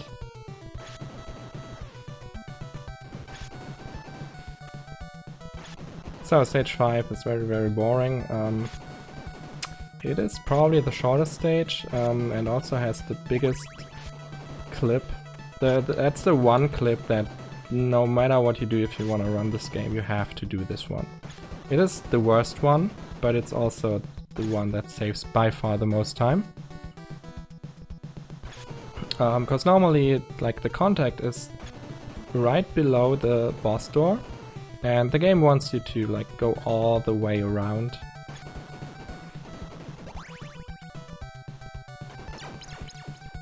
Little clip here.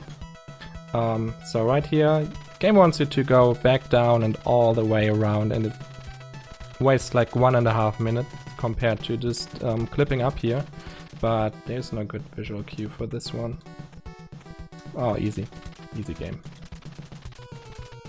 Yeah, it's something like 1.5 minutes. I don't know how much exactly it saves, but yeah. That clip is very finicky. It's probably not more precise than the other ones, but it's just harder because there's no good visual cue. But yeah, apparently that one is the easiest one today.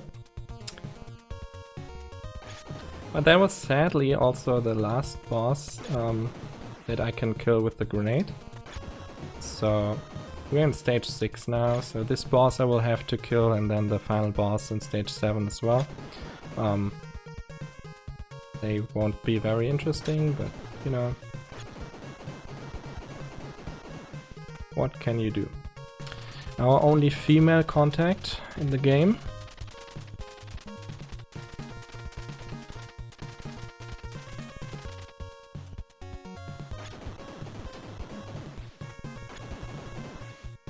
I don't have a grenade for this? Huh. Kinda sucks.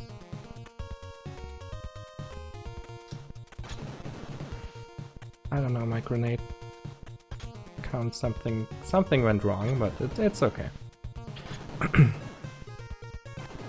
Only you would use a grenade there, so you don't have to wait there. But here's the backup suit. That I technically wouldn't need, but it's way safer. Here is another clip that everyone hates. I like it, but apparently not today. There we go. A green block clip saves you going around to the right.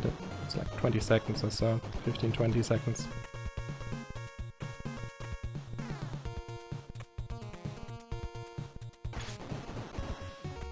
Okay, there's the grenade that I would have liked.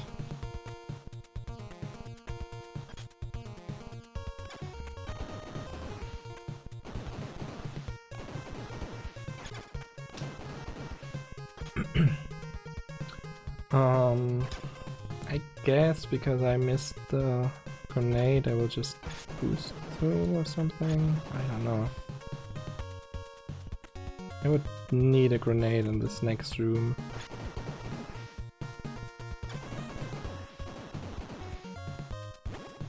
Well, let's just do that. Another little clip there.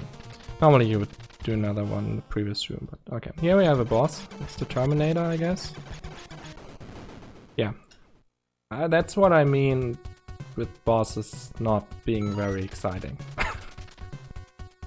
That boss does actually nothing except for jumping from the right to the left, then slowly walking back right, and then jumping again. Like, that's literally all he does.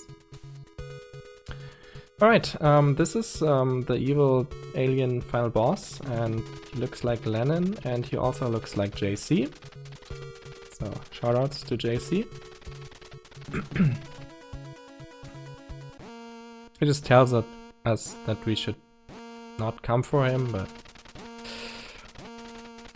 we do it anyway. And then we have the final stage. The final stage has no clips. And it's actually one of the easiest stages. In this stage you don't have to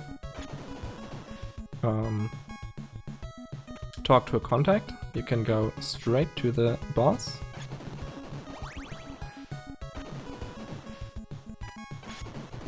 Which also means, because the contacts always act as checkpoints, that this stage does not have a checkpoint. So if you die at any point, you go back to the beginning. And right at the end there's one scary jump. Oh, messed that up. One scary jump where you can actually die, and it is the worst, so I hope that doesn't happen.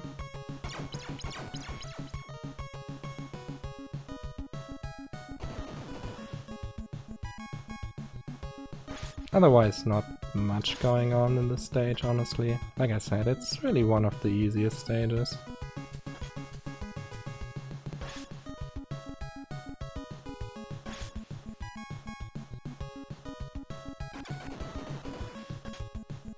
Alright, here we go. Yoku blocks, everyone loves them. Okay, we made it. Like, sometimes you just slip off that block and die, and it's really bad. Alright, we have the final boss. He has two phases. First phase, we just walk to the edge of him and shoot up, then he can't hit us. And also, like, it just looks so good. We can only deal like 3 damage every round, and if we didn't have the suit, we would only deal 2 damage, would be way slower. Then we have the second phase. It has RNG fireballs that don't matter because I still have 2 hits on my suit. We can have a good pattern anyway. And time is coming up, and time. Yeah, bosses are not the strong part of this game, that's for sure. Otherwise, this is a fantastic game, and in my opinion a really good speedrun. It controls really well, it has amazing music, has some cool tricks with the clips. They are a bit finicky, and I know some people really don't like them. I think they are fun, even though sometimes they just make you go crazy when you suddenly don't get one, like I did with the one at the beginning of stage 4. But yeah, great game, and thank you. Thank all of you for the GGs, and everyone participating and organizing this event anyway, because it's amazing. And thanks Pika for the raid. But yeah, those were my runs. I hope you enjoyed them. Next up we have SPD Wolf with Gimmick. Fun fact, at ESA I was running this game and Wolf was running Gimmick, and there he had his run right before I had my run. This time it's the other way around. But anyway, Gimmick is a great game and Wolf is amazing at it, so stay tuned for it and enjoy.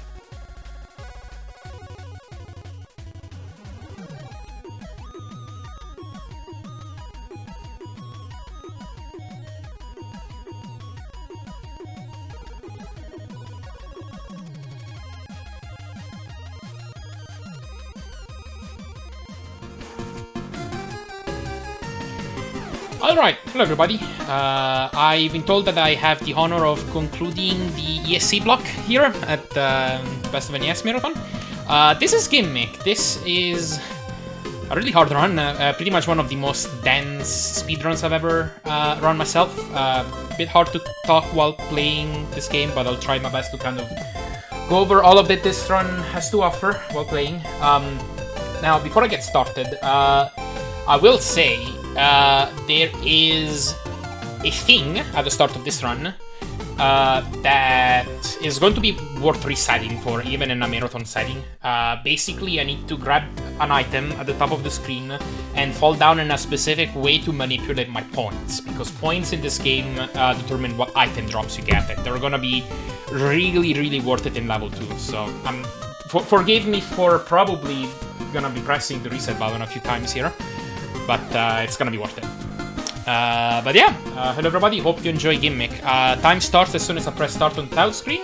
I will go in 3, 2, 1, go. I will also keep my own timer for convenience. There is a thing in stage 6 that I will want a segment timer for. Alright. Ah, almost! That was almost first try. Whoops.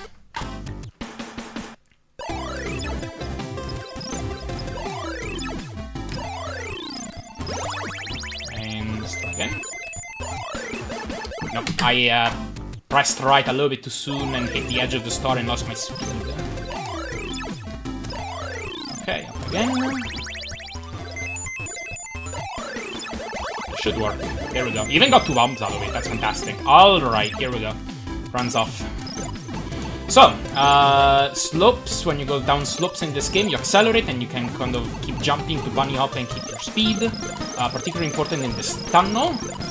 The earlier you jump, the more speed you save. Small shortcut to skip that.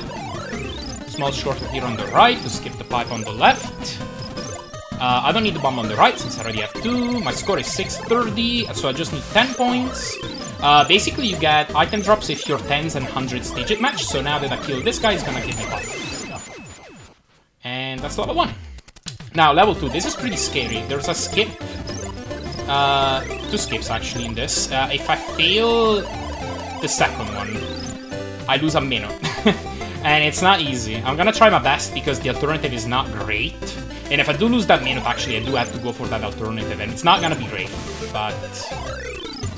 okay, basically there's a way to get up in the ship early here. This is the easier one, and then there's a way to grab the item faster. But I need an audio cue.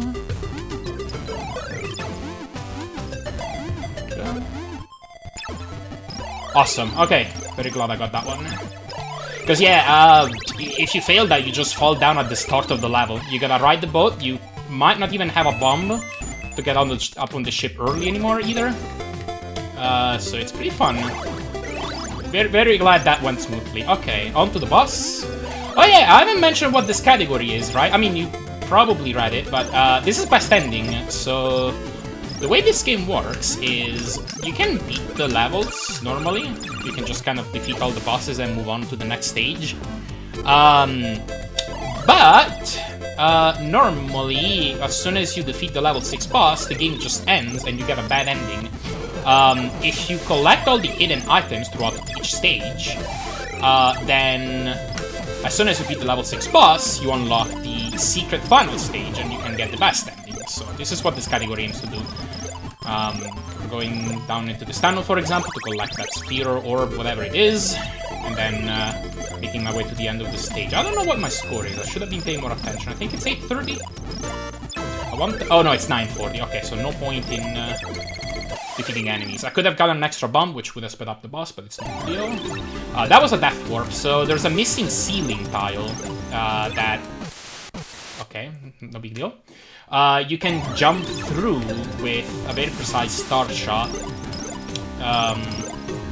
And you just end up here and you death warp and it saves something like 15 seconds. Okay. I need my score to say 080 at the end of this. We're gonna try to hit these bombs. There we go. I need to hit him 3 times. So first bomb, then the star, and one more bomb will do. Okay, good. I'm gonna try to get 20 more points by jumping on the star twice. And now here I should be able to get a fireball drop off of this first pterodactyl. There we go. And now get my score up to 110 again. So I should get more drops later. Okay, gonna get more speed off these sand dunes. Jump over that.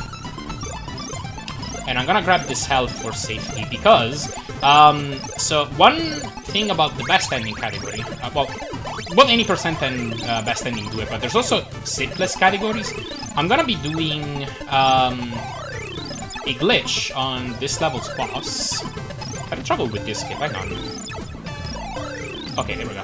I'm gonna be doing a glitch on this level's boss where basically you can throw an item while the boss's egg is hatching. And that basically confuses the game. It basically makes it try to spawn objects outside of the area of memory designated for objects. And it ends up corrupting Yumetaro's hitbox, which allows you to zip later. Trouble is, that same glitched hitbox can lead into soft blocks if you're not careful. One of the ways you can soft block is by dying at the boss. Because then you respawn at the checkpoint and you still had that glitched hitbox, and then you can't actually get back up because you have to pass some kind of like fill or thin pavement. It was almost a perfect room. So yeah, just taking a bit of safety. We're at full out here, we should be fine. Do the glitch with the fireball. No early hit, that's a 4-frame window if I'm not mistaken. Oh yeah, 3 hits. Hit twice. There we go. Alright, that's level 4. We didn't soft lock. Okay, so now we have this glitched hitbox, and I can just do this. This skips a big portion of the level. So we end up in the secret area right away. I'm gonna use the string to go back up. Springs don't work. There we go. And then I'm gonna make my way to the item. This. There we go. Glad I got that one. I have a tendency to fail that. Same star jump, and then I just take a death warp. That's why I hit that checkpoint. It's actually faster to do this than to go back unless you're a Tass and can do some ridiculous star shots. Now I'm gonna make my way over to the boss with 2 HP. A bit dangerous. Oh, okay, that makes it more dangerous. Alright, 5 hits here. Good. Okay, we got phase 2. I could die here.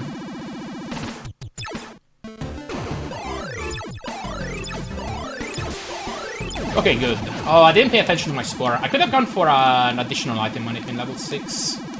I keep forgetting to pay attention to this. I'm just gonna go with 180 close. Okay, so this level, this is why I had my own instance of light split, because I want a segment timer. Skip there we go, got it. So the bosses in this stage are dependent on the level timer.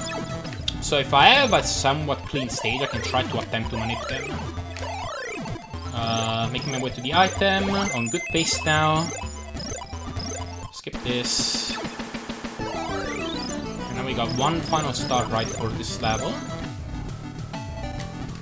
Oh, I missed it. It's actually not the final one, but this is pretty hard. Okay, cool. Not cool! Okay, I guess we're gonna retry the clip. Because you don't get any checkpoints throughout this level until the final... or until you start the bosses. Oh well, it's no big deal. You got plenty of life, plenty of time. Just barely missed that platform. I've done that exact same mistake a few times though. It's not anything new. Okay, I guess for extra safety I got 2 potions now. That'll make it easier. But now I won't be able to manipulate because level timer is like way too high and I haven't routed this far. Okay, one more hit. Didn't get hit by the bubble. There we go. Bubbles just invalidate you for a bit so you can't throw any items. Above. One more hit. We have a potion, so we're good. Okay, one more star right here just to make it to the boss slightly faster, and I'm just gonna go. Okay, seems... it was almost a good pattern. Going up though. It's gonna come down now. Bubble. guy needs 5 hits. He's gonna come down pretty soon.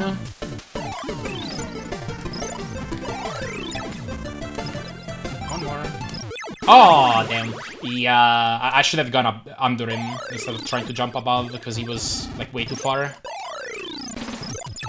Okay, we should charge Chibi soon. We should be able to get 2 hits here. And then a third. Not quite the fourth because I got by a bubble. Yeah, this is why this boss is not good to improv. Especially without any items. To make it a bit easier. One final hit.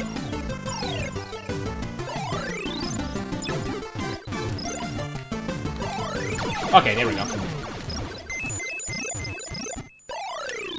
Definitely a very tricky fight. And since I got every item in every level, we get to play the final stage for the best ending. Pretty relaxed stage for the most part. There is one tough trick here, which I probably won't get. But I will try for it. If I shoot a star here... And I already failed it. Okay. So you can do a death warp that saves 2 seconds. Kind of get off that tooth to get, like... To get off the tooth in such a way that you get a bit more height, you can throw the star from a little bit higher, which allows you to reach another missing ceiling tile, which allows you to jump into the water here. It saves 2 seconds, not even that much. And it's like, I'm pretty sure it's the hardest trick that I've attempted in this game. Rarely ever got it in runs.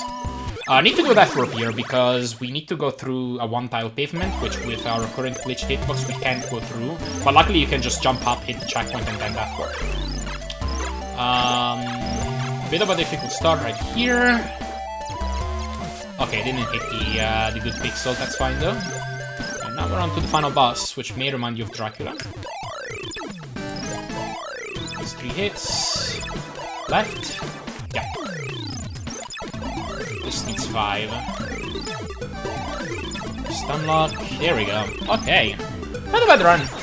Just an unfortunate death at in level 6, but other than that, I'm pretty happy with how this game went. This... Oh, time, by the way. I forgot that's where time ends. But yeah, this game can go south very easily. I'm very glad I just didn't botch level 2. Because that can lose a minute and just lead to sadness. I'm very glad I got to show off the skips and all. So yeah.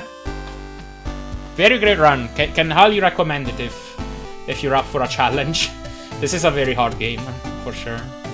But yeah, with that being said, I have another run just after this. So I guess we're gonna jump into a bit of setup and then I will run this game, Castlevania 1. Thank you all for the GGs. See you in a bit.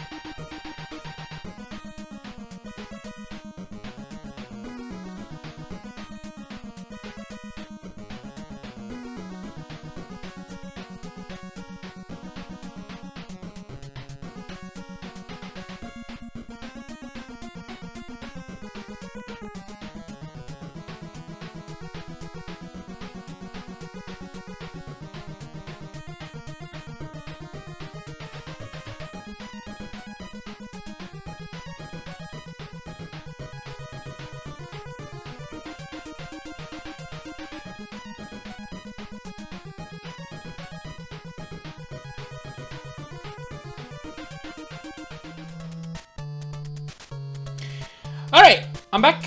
This is Castlevania. Bit of a polar opposite as a speedrun to Gimmick, which I ran just earlier. So this game, I mean, everyone watching probably knows the speedrun, let's be fair. But obviously much simpler mechanics, much slower paced. It's a lot more about tight, precise inputs. And just in 2021, we found a glitch that's called the scroll glitch, which I'll hopefully be showcasing a bit. But it's ridiculously difficult and tight, so I can't promise I'll get a single one. With that being said, I will start the run, and time will start as soon as I gain control of Simon, which is after this brief intro. It's gonna be in 3, 2, 1, go. There we go. I got a small walk up to the castle. And level 1 has 3 frame perfect tricks that I can attempt. I'll try to go for all 3 of them if I have the opportunity. First things first, get the wake upgrade. Try to whip the zombie on a specific frame, missed it, but I have more opportunities later. So enemy item drops in this game are dependent on the frame that you kill them relative to the start of the room. There is a frame counter. God, this game scrolls so slowly. Anyway, sorry. Yeah, there's a room timer, basically, that starts at the start of the room, and if you... Every 16 frames, there is a frame where you can get an item drop. I didn't get it, unfortunately. I would have gotten a stopwatch, but the backup I can do here is just stand on a precise pixel. Right there. That will kill the bat on a specific frame, and I can get the stopwatch. And then do the setup to boost over. Alright, final frame... the second frame perfect trick would have been to activate the stopwatch on the first stream I have of control, but I didn't get early stopwatch, so couldn't do it. Last one will be to hopefully kill the bat in one hit. We'll take a clunk to normalize his patterns. I make it so that he's always gonna swoop at the same time, and then I have 1 frame to crit him. Nope. Didn't get a single trick this time. That's fair enough.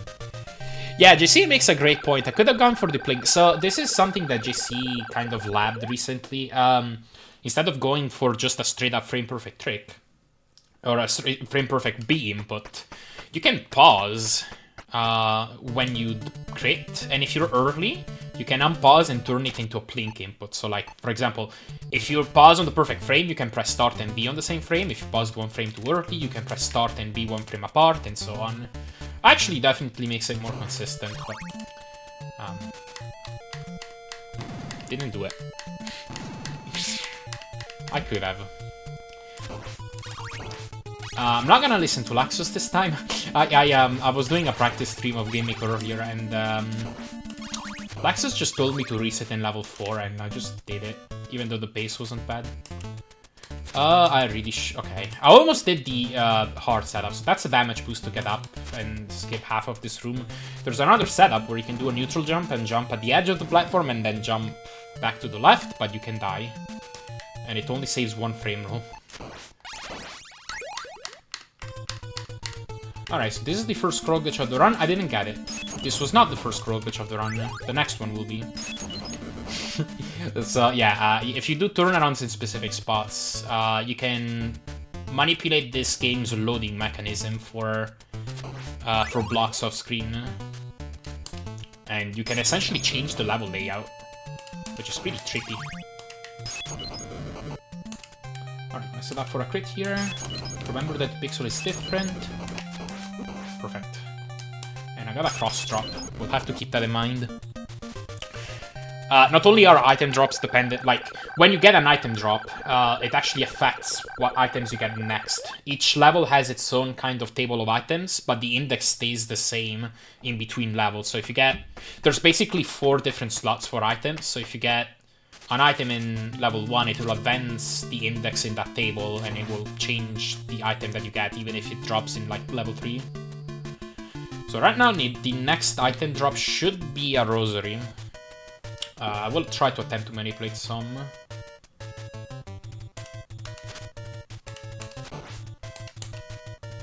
Okay, good. Throw it early so I don't get the item drop here. So, yeah, I said that item drops are frame perfect, but actually, in specific circumstances, if there's an enemy coming towards you, you can throw some weapon, such as the holy water, and it can actually make it a bigger frame window to get the item you want. So for example, throwing holy water towards a bird charging on you usually makes things a 5 frame window. Throwing across makes it a 3 frame window right here. Okay, good. And now I should have a potion loaded. Go under this bird. Kill that one. Whip that one, cross that one, because I want to build up a multiplier. Hopefully I can get a double shot before the mummies. And then I'm gonna go for more item manips on this screen. We got the potion. Gotta get the money bag here out so I can get a rosary now. Got it, okay. So we didn't lose a single frame from the start of the screen. So I'm gonna try to go for a tight cross throw. Okay, I got a heart drop, so that indicates to me that I'm gonna get the bad mummy pattern. So I'm just gonna stand here. Perfect. And then do this. Didn't end up needing the double shot. So that's half a second slower than what I could have gotten if I just threw the cross on the bone pillar 1 frame earlier. A lot of enemy patterns in this game are dependent on just straight up how many frames have elapsed since the start of the screen. But yeah, that was definitely a pretty good level 3. Alright. Level 4... It's funny to think about after having run this game for like so long, like before scroll glitches, but this is definitely the easiest level in the run now. We got a trick here, which is a 2 frame window, but you can save it if you're off. To freeze the bat there. And this is called cave skip. It basically saves a platform cycle. Don't fall off the platform, jump across, kill the bat, and now we're heading into Fleeman Alley.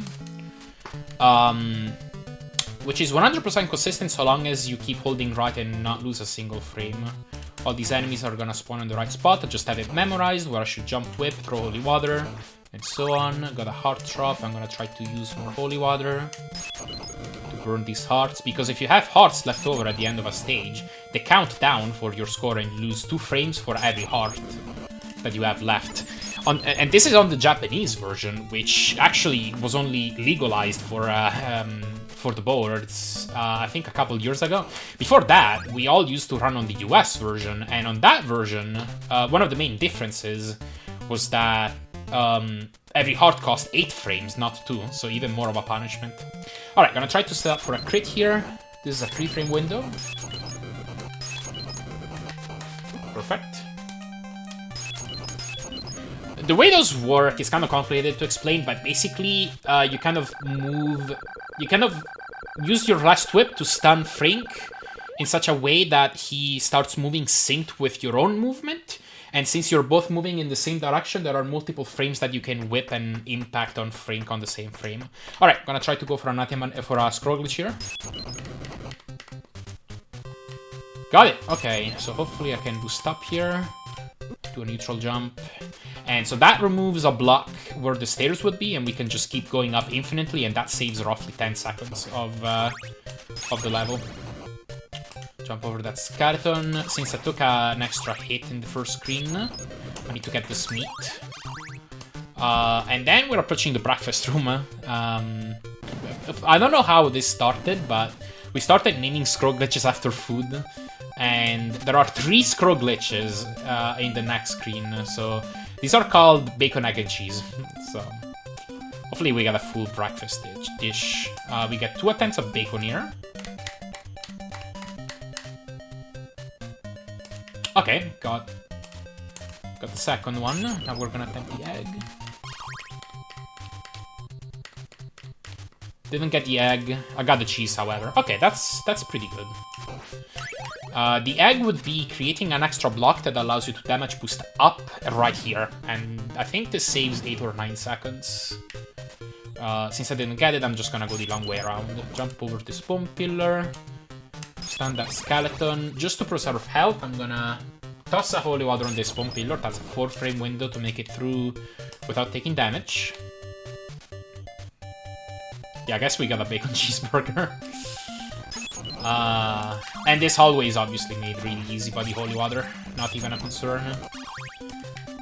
Okay, death can get out of control if I make a mistake, otherwise it's gonna look really easy.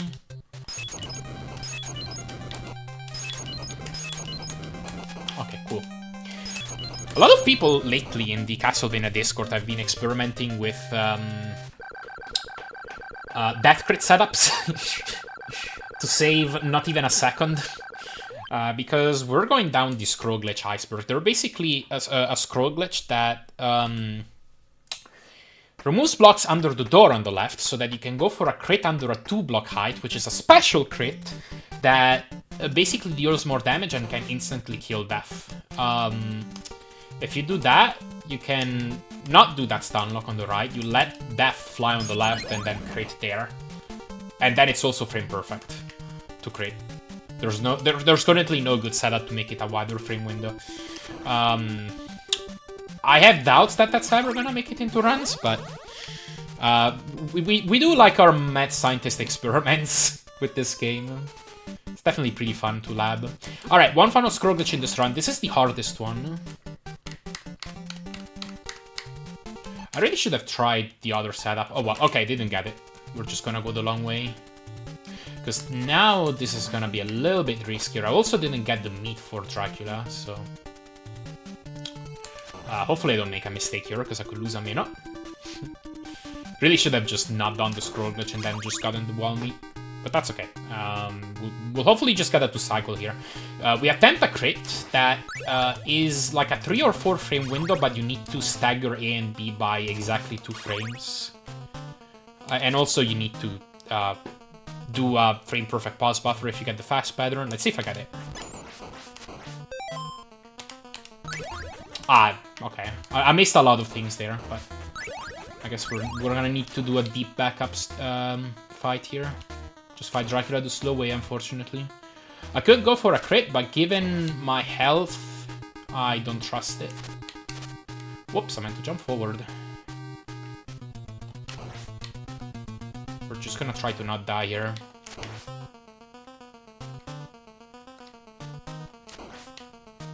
It is really tempting to go for a crit right now, but I don't wanna.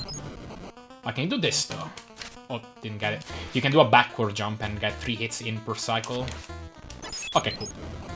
He's done, and then now to phase 2. We got a stun lock, and then I'm gonna try the Tyson cookie, which is where I try go for double frame perfect whips, which deal a little bit more damage than Holy Water. Not doing a great job at them. Whoops. Oh, it's almost done, and time is coming up as soon as I grab the orb. Right now. There we go. Okay. That's us at 12, I guess. Not too bad. Not at 12:17 either. The marathon 12, the mythical marathon run 12:17. Don't ask what this meme is about. But yeah, that's Castlevania. What did I get to showcase? I got stage 13 glitch, which we call firing up the griddle, and then I got the bacon the bacon cheeseburger. That's what it is. Okay. But yeah, that's Castlevania. Solid run. Thank you all for the GGs. I hope you all enjoyed the runs that I had to showcase, and I guess that's the end of the ESA block for the Best of NES Marathon. Plenty more runs that are gonna be really entertaining, and actually, this game started a mini Castlevania block. So next up is JC, that's going to be running Castlevania 2, and right after JC is gonna be, I believe, Level Engine. Let me make sure I'm getting this right. Schedule. Yes, that's Level Engine. Okay, running Castlevania 3 Alucard. So go check that out if you're interested, for sure. Castlevania speedruns are always great. But that's gonna be it for me. Again, hope you all liked the run, and I will sign off. Take care, everybody. Bye-bye.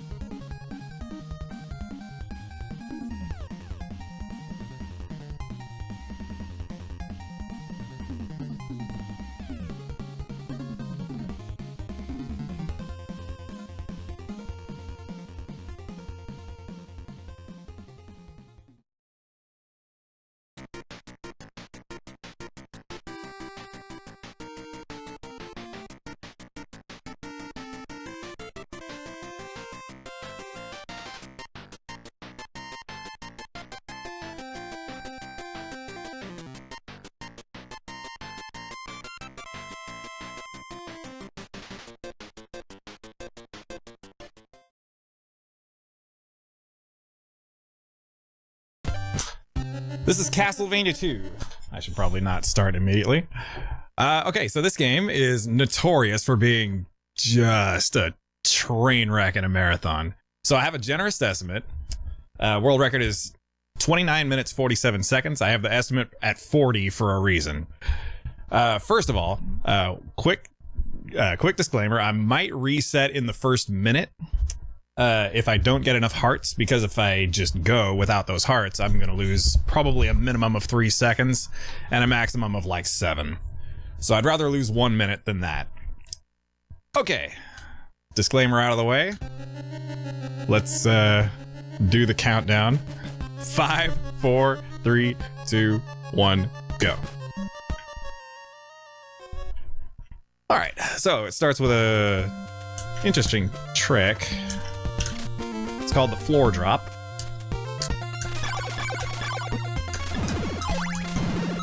And now I need 13 hearts. It's a 50-50 chance for each one. That's 3. That's 4. 5. 6. Come on, this is a marathon. Don't do this to me. 7. Why is this so good? It's setting me up for failure later. 8. 9. 10. 11. 12. One more. I'll go into the menu to be sure as well. Okay, 13. Well, this is surprising already. That's good even for world record attempts. So normally what I'd do there is I'd keep going. I'd keep on farming. Until basically it's on the cusp of being nighttime. Imagine dying on that jump. That jump is very chokeable. If I fall off of that ledge and don't make it, I actually fall in a pit below. Okay, so now I come by 2 things. Both of these are going to be very, very necessary for the speedrun. Here comes another floor drop, if I can not mess it up.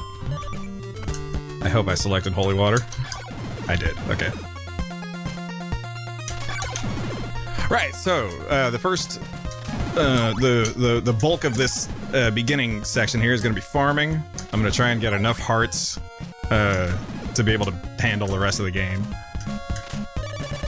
And perfect time for nighttime. Actually, these 2 enemies, they're going to have the HP of daytime, but they're going to have the hearts of nighttime. These guys normally drop small hearts, but I didn't get any hearts from them, so I didn't get any benefit. Okay, first part that I may die at. Pitfalls.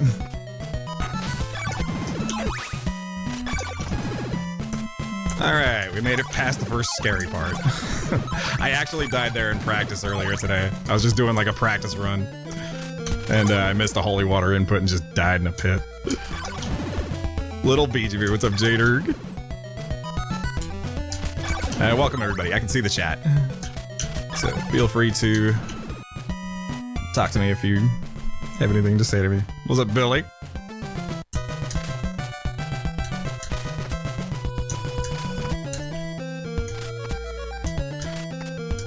So my GDQ run of this game was probably one of the worst speedruns that's ever been done, but it was a lot of fun.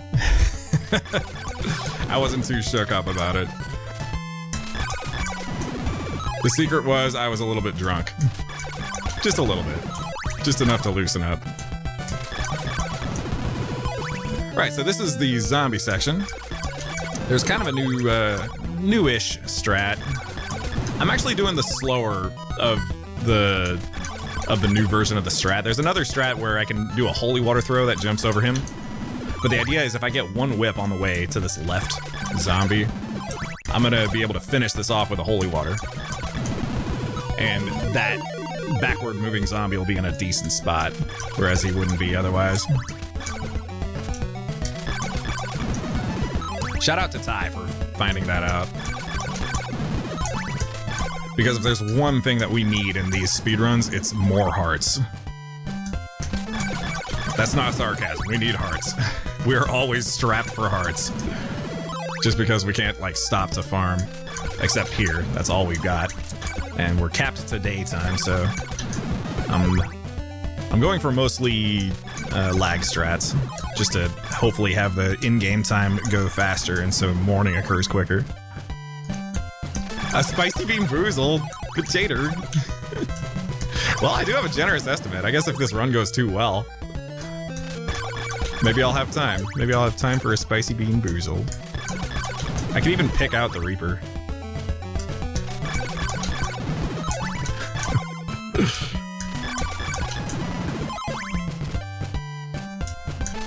This run does skip the tornado. Right, so, alright. Things to look forward to in this run. RNG, mostly. RNG from the enemy patterns that could cause me to die early on. And especially at around the 20-minute mark. I'll be going for a trick that is very volatile. It has the potential of saving 2 minutes overtaking the tornado, or losing 3 minutes over that. Up to 3 minutes, depending, because I'm gonna keep on trying to boost over a wall, and if I don't do it in time, I'm gonna game over, and then I'm gonna lose all my hearts, and I won't be able to buy an oak steak. Ah, tried to go for a double floor drop there. I only got one. Oh yeah, I'm rolling all of the dice. Don't you worry. I don't believe in YOLO strats. If it's humanly possible, we should go for it.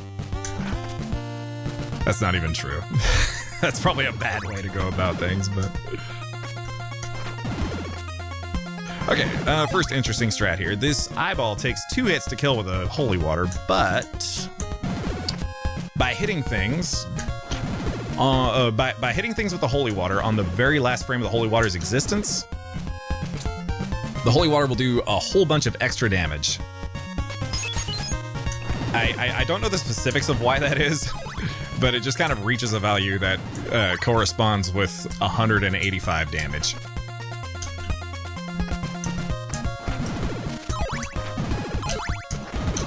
I'm gonna be trying to maximize my heart luck here. If I don't have a double oak steak, that's fine. Like, for example, I decided to stay at the zombies, whereas normally I'd try to be at the door for morning. But if I stay at the zombies, I have a better chance for good hearts here, which is more important for a marathon, in my opinion. And just like that, we're already in the next town, and this is the town of Algiba. Algiba has a blue crystal guy in it.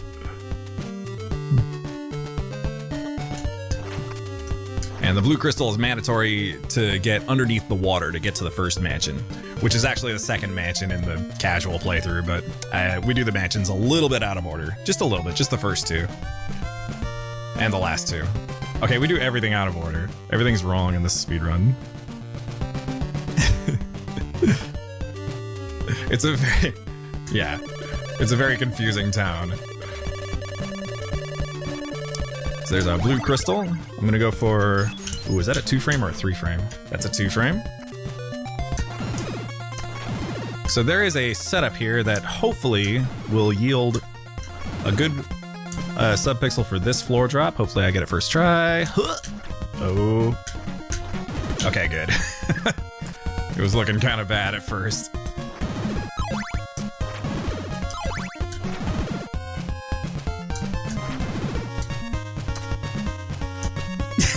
Yeah, Dandy Jr.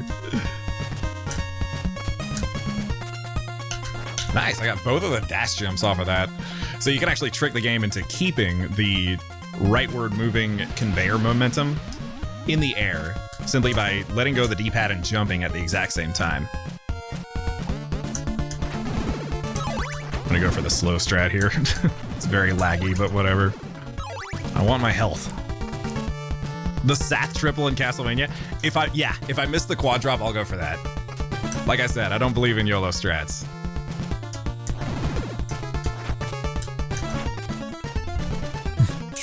Alright, so I could lose a minute here if I screw this up enough. So let's find out.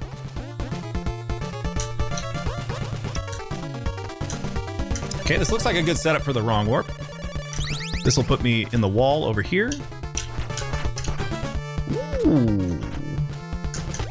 Go real slow here, make sure I don't soft lock. If I go up one step too high, I actually soft lock and I have to reset the game. That happened at a GDQ, believe it or not. Shout out to Jaguar King.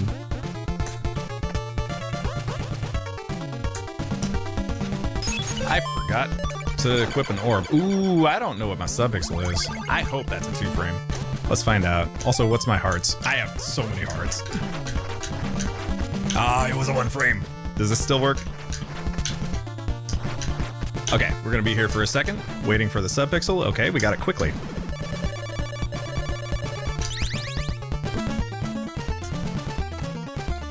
And we got a double oak steak, so we're in great shape here. I should get an early level up, and I should also be able to buy, or not have to buy in the next mansion, which saves 8 seconds. That basically gets back the 8 seconds that I spent extra at the zombies. So that's another reason why it's so worth it in marathons. Yo, looking for giants, thank you. I rigged it. I just farmed extra stuff, that's all. Missed both the dash jumps there.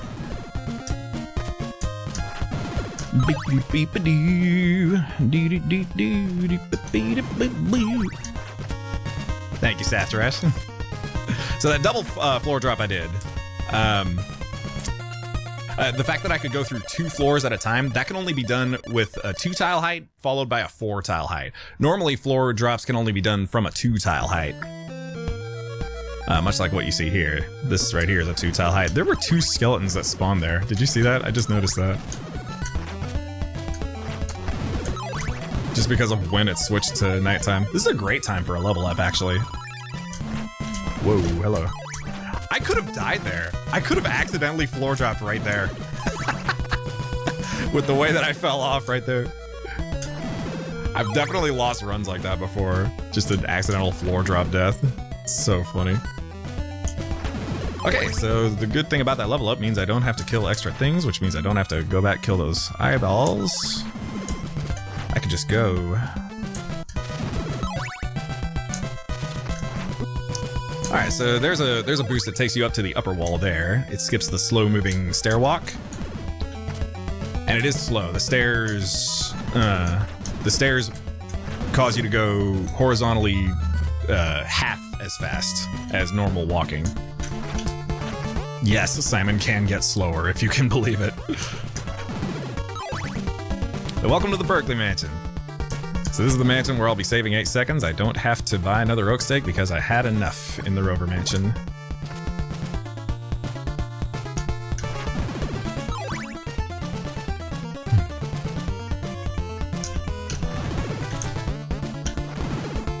I was saying something. What was I saying? Oh, yeah. Boosting up to the high block there requires a whip jump followed by a boost. Much reminiscent to the blob boost, but the nice thing about that one is it's easy because there's an enemy that you can just rely on to do the same thing every time. In the other spot, you can't, and that's why it is the boost of all boosts. It is the blob boost. Just watch Captain Ed, exactly.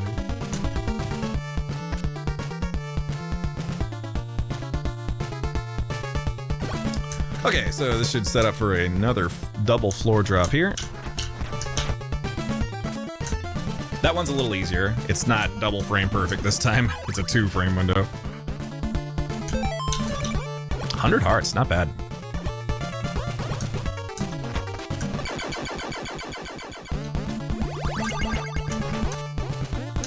Extra jump right there, that despawns an enemy up top. That was a recent find by Ty, who is live right now, by the way. After this run,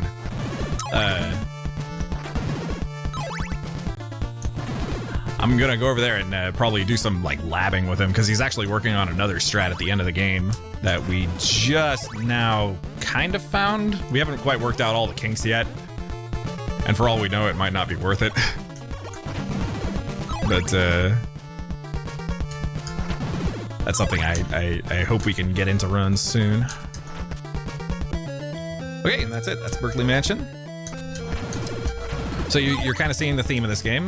You just have to You simply have to hit the orbs with an oak stake in every single mansion. Each oak stake costs 50 hearts, requiring a total of 250 since there's 5 mansions in the game.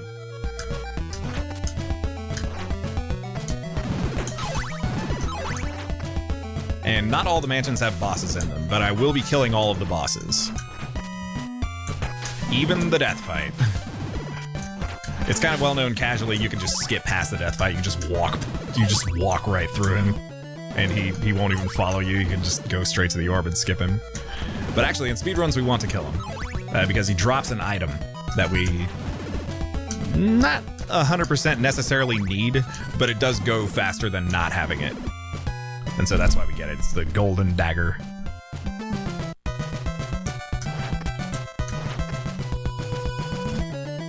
Different spots. I lost frames in the world record. Dude, it's all that was on the mind by that point. I was actually like, I don't know. I felt like that scholarly recluse. That's just like obsessed out over all the tiny things in the basement. What am I doing? That's right, this is the strat. So there's an example of another place I used a holy water crit. That guy would normally take 8 hits with the holy water, but because for whatever reason, getting inside of his hitbox and being on those swamp tiles at the same time sets up kind of an instant crit upon throwing. Just because the first thing the holy water touches, oopsie. The first thing the holy water touches, wow, 2 of them. Oh, that's a lot of damage. That might be bad. We'll see. I can at least take some Spear Knight hits, so this isn't too bad. Yep, looks like this guy's gonna be a jerk. I'm gonna wait for this guy and not take a boost. Please be nice. Go away. Okay. Oh, there's gonna be another one. Oh, he might be bad in a second. Oh, really? Okay. And now he's down there. He just teleports back after being up top. Alright. Yeah, this game does funky things sometimes. Especially those blobs. And I'm gonna have to rely on the RNG of one of these blobs. It's unfortunately the worst enemy for the job, but it's gonna be mandatory. Ooh, that's not a good setup. Okay. Alright, this should be a good sub-pixel. For that floor drop. Oh, this is good. Alright, so I'm actually set up for something else. I can just walk in like this, and I'll be ready for the floor drop here. Let's see if I can get the death jump. Really? I wasn't set up for that sub-pixel. I thought I was. That's okay. Down, up, up. Ah, I was late. Just a hair late on that one. So this is called the Walk of Shame. We missed the death jump. We gotta take these stairs. And in doing so, I've actually lost time over going the long way. I would otherwise be saving about 18 seconds, but instead I'm going to be losing that much. Nice one shot though, I'll take that. Heck yeah. Yo, Mr. PUBG, good to see you. 168, that's not bad. It's not the best, but it's not bad. Shame! Shame!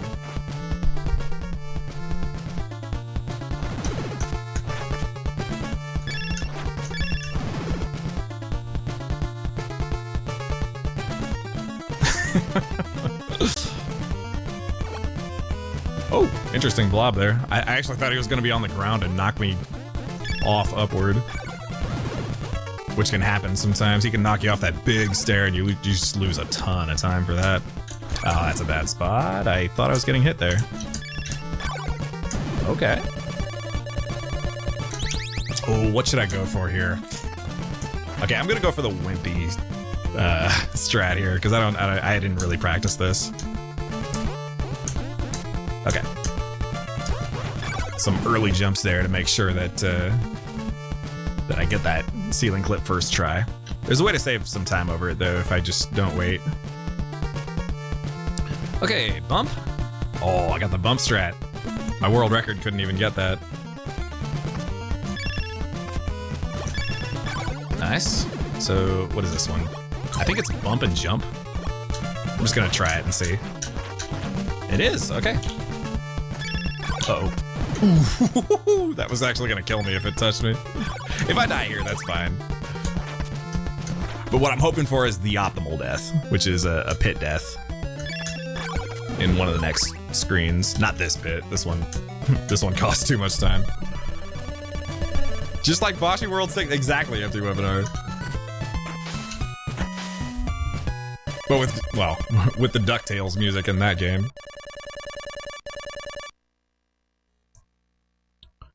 The Magic Pixel and Bodley. What's the Magic Pixel and Bodley? Really? That's fine, actually. I go back, I lose about 10 seconds, but whatever. I've never been killed. I even went to the front of the boat. Yeah, like if you stand there, they're not supposed to hit you there. So I'm not sure what happened there. Maybe I wasn't far enough up. Aw. Couldn't even get a dash jump to make up for it. Okay, so what that means is I can skip this pit death and everything is back to normal, just a few seconds slower. And now, here comes the part of the game that puts everybody off from any percent. So, like I said before, this has the potential of saving me 2 seconds, or sorry, saving me 2 minutes over the casual route with the tornado. Or costing me 3 minutes if I get really bad luck here. It's a giant gamble, but you just gotta. You gotta. So here we go. We're going down here. We're gonna try and boost over a wall using the worst enemy possible, but it's the only way.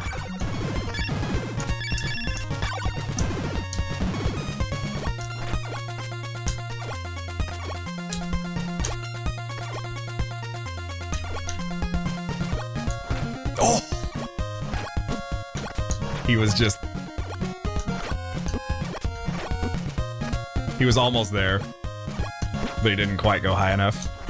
Come on. Ah, a little too fast. All right, so that's gonna force me to have to die since the next hit is death. I have one more health bar to work with. If I can get it here, I can save the time. If I don't, we are going to farm for a long time.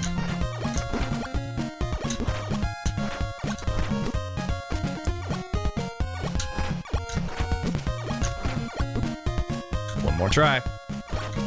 Nope. All right, we are going to lose 3 minutes, and that's why the estimate is 40 minutes. So here we go. Watch me get a first try here now that it's a game over. Almost.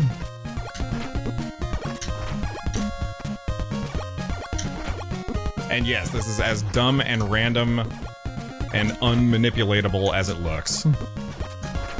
Oh, that was it, but I didn't have the health for it, because of course he waited until I didn't have the health for it.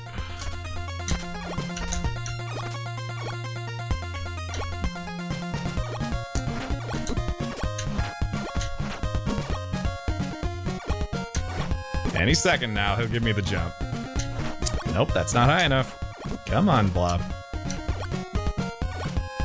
Come on, Blobby Hill. Those were both good jumps. I'm gonna blame myself for that one, because I had 2 chances there. He was a little up close, so it was hard to react, but if he gives me a good jump, I've gotta take responsibility. Still not close enough. There it is, finally. All right, so we got it. We got Blob Boost. It took a little while, but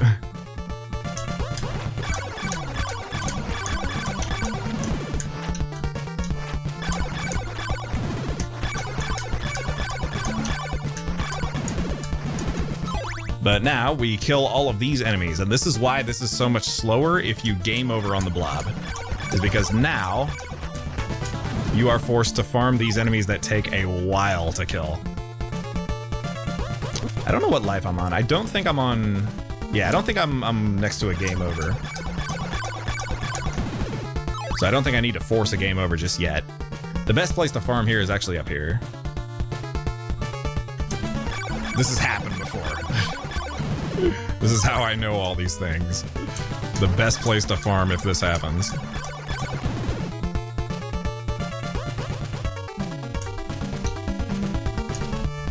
Okay. So I can group up enemies like this and kill 3 at a time.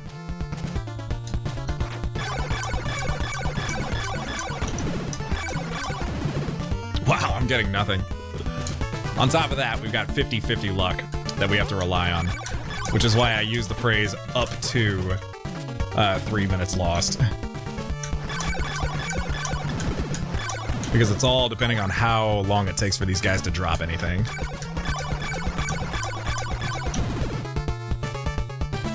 Wait, what have I done? I forgot to group. Let's try that again.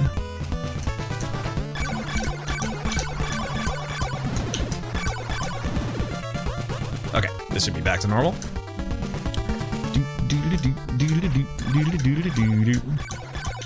Despawn the knights, go up to 2 steps, like 2 steps. I actually didn't know that was a thing, Seth. Thank you.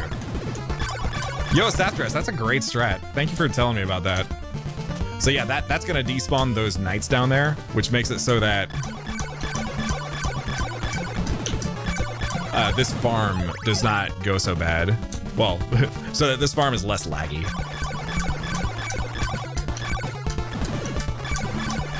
That guy's 1 hit away. I must kill him. Aw, man. I'm getting really bad luck on hearts. I have 30 hearts after all this time. With how long I've farmed these guys so far, I should be having like 100 hearts.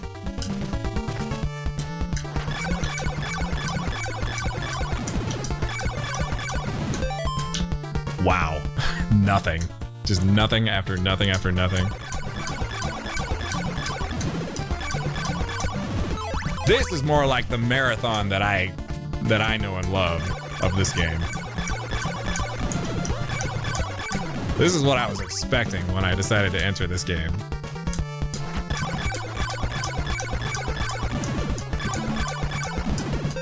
$46. Let's go. 54. I can conserve hearts. Normally it's a good idea to get a few more, but because it's been so long and it looks like my heart luck is awful,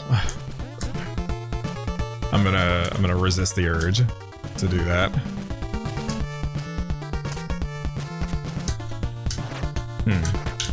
Okay.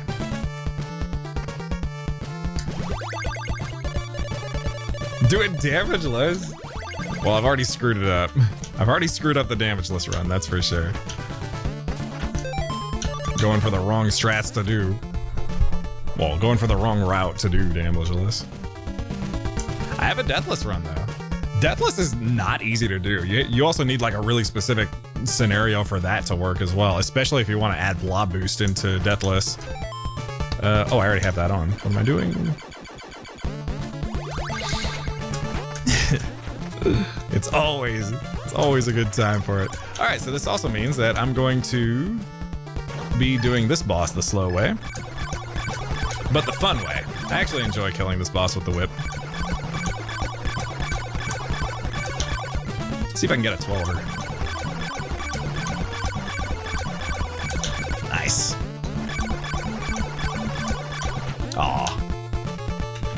So the one big problem with this boss is sometimes she stays up there and just cries out of reach. It's 50-50 whether she gives me the circle pattern where I can hit her or this where I can't.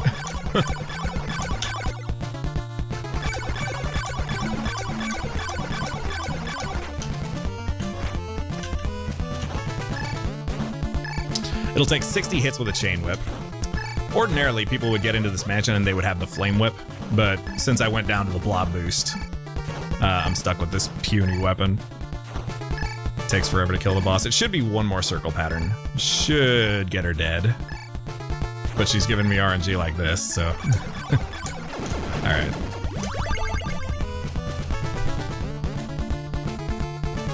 The fast way, you use daggers.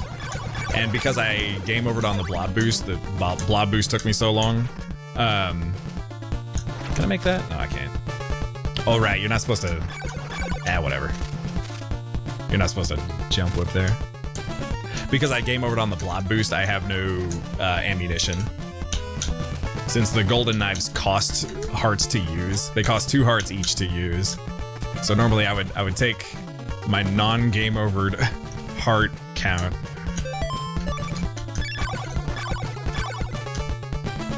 And I would use the rest of my hearts as ammunition here.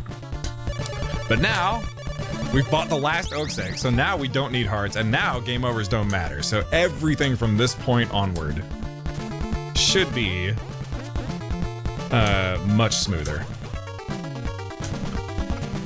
That's not good. Okay, it's a good thing I know the subpixel backup for that. Just do another neutral jump.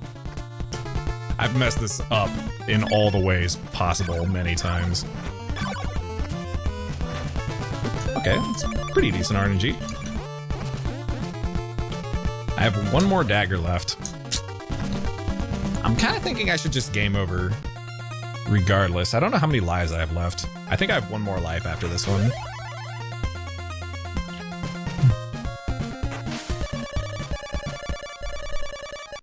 Yo, thank you, Seth Rush. Yeah, for missing blob boost, it's just, yeah. At the end of every like failed blob boost run, I always like to calculate what it would have been with blob boost. And so far, this would have been on pace to be, I think, I want to say it would have been a high 31. That's not right. Okay, this is actually okay. I can go for a quick death. Never mind. Oh, that was a quick death, because that fireball put me in the pit and gave me a fast death. It's good to die there because it saves a ton of lag and it gives you a quick death in the water pit.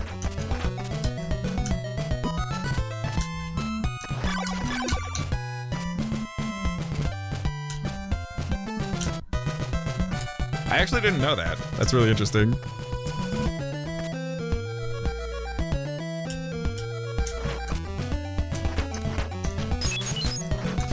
But actually, I'm not looking at the stream right now, so I don't know what my time is right now. I imagine now I'm on pace for like a 36, 35 or 36 maybe.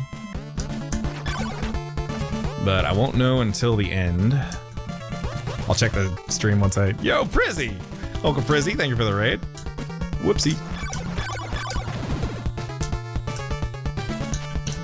And welcome, Prizzy's viewers. This is Castlevania 2. I'm not on the greatest run of my life, but from this point on, it should be it should be smooth. I hope. Unless this goes wrong. Nope, that was perfect. That was even better than the record, actually. How well that went. I should be killing things, actually, now that I think about it.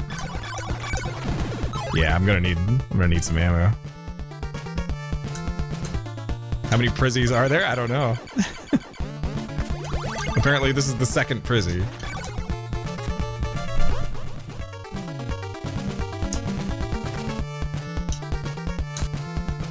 So execution-wise, this run is going well. I gotta claim credit where it's due. Everything I've done relatively correctly. It's just the blob's fault.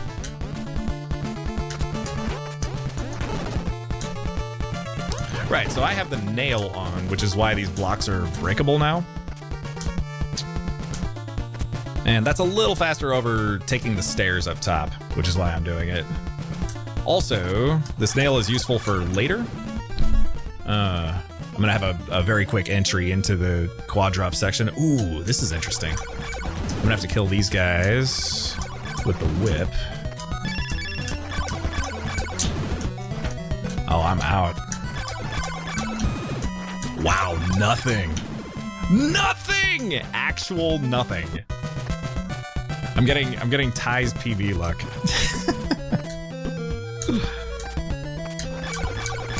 Come on, drop something. Drop something. Okay, I think that was 2 drops. I'm just gonna check to be sure. Yeah. Okay, so those 2 drops are actually godsends. Because now I can use 2 daggers in the next 2 screens.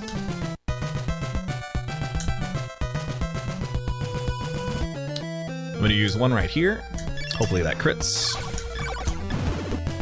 Well, I wasn't supposed to use that one. That's okay. That's the less important one, I think.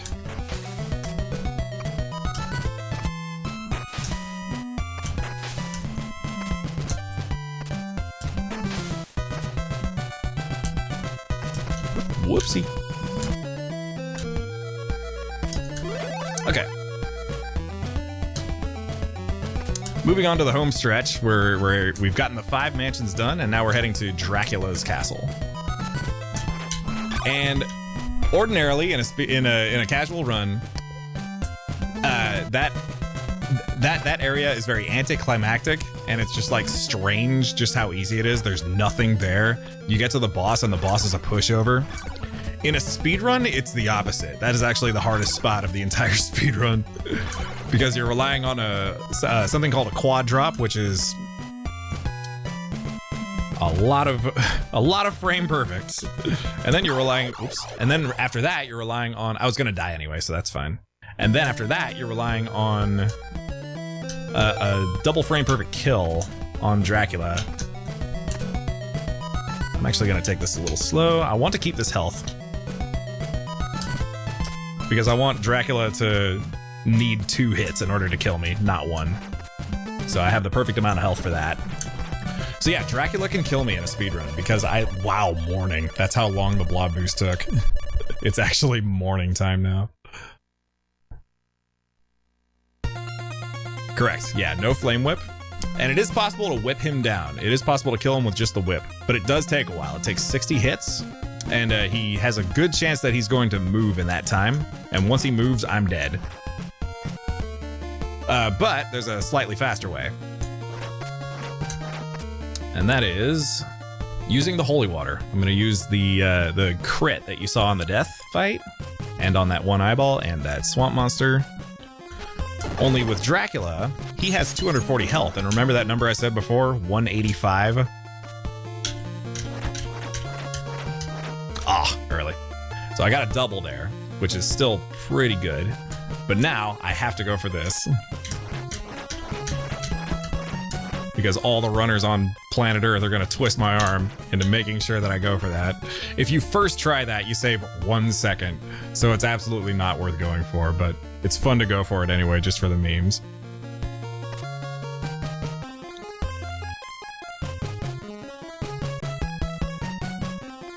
Yeah, thank you for everyone. Yeah, that bridge is scary.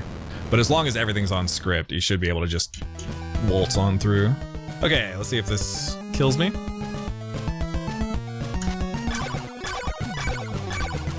Good. Time. Yeah, so that's the what I was trying to say before. He has 240 health. The crit holy water doesn't just one-shot things. It deals 185 exactly. So you need 2 crits on Dracula. It's a double frame perfect fight. Or else he flies in that circle and he just kills you. Oh, thank you for the GGs, everybody. And let's see. I wasn't watching my time, but let's see what my time was. It's loading. Oh no, ad. No, not an ad. 37, nice. Okay. I'm glad it's just a 37. I was able to keep the estimate. Anyways, yeah, that's why the estimate was 40. All of the worst things that could happen basically happened there.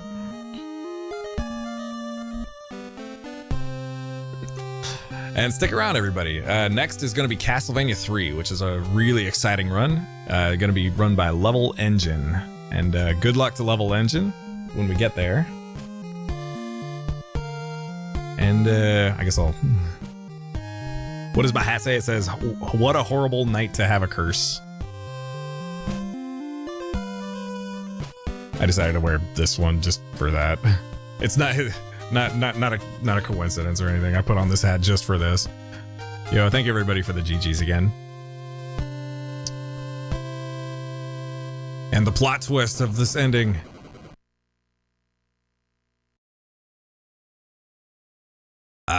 Dracula's back. And that's why we have sequels. Okay. That is it for me. I want to thank you all for watching and enjoy Level Engine.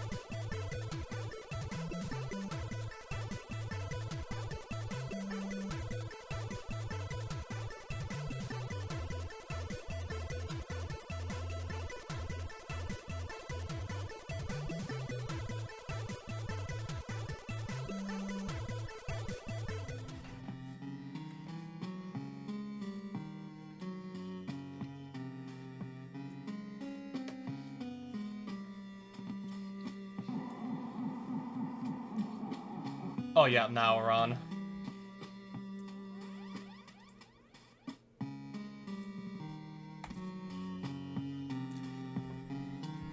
So I hope you enjoyed Castlevania 2 Simon's Quest. JC, I didn't really see like any of his run, quite frankly, because I was just busy with setup for Castlevania 3, but I'm pretty sure he did good. So yes, on to Castlevania 3 now, the sequel to Castlevania 2, and so yes, you guys all got to see like Castlevanias 1 and 2 if you were watching up to this point, and now I'm gonna be running Castlevania 3 Dracula's Curse. Of course, I'm familiar with like the entire like NES like trilogy for Castlevania. I've done runs of the first one. I've only played the second one casually, but by far I am the best at Castlevania 3. If we have to like just say like which of those 3 games I'm the best at, like 3 like by a long shot. So I also decided to like have a co-commentator, Freeland, if you mind like introducing yourself also. Hello everyone, I am Freeland from Castle Freeland. I'm here to help Level Engine co-commentate this run. I'm going to tell everyone which character route we're going to be doing for CV3. Alucard, this is the one I actually have some recent practice in. And given the estimate that I sent in when I made my submission, I figured, okay, if I'm gonna run Sypha with a 28-minute estimate, we're guaranteed to go over it. And I wasn't even practicing that, so I'm not gonna be running Sypha. I still don't know if I'll run it anytime soon, like, over on my own channel. But definitely now we're gonna be running Alucard.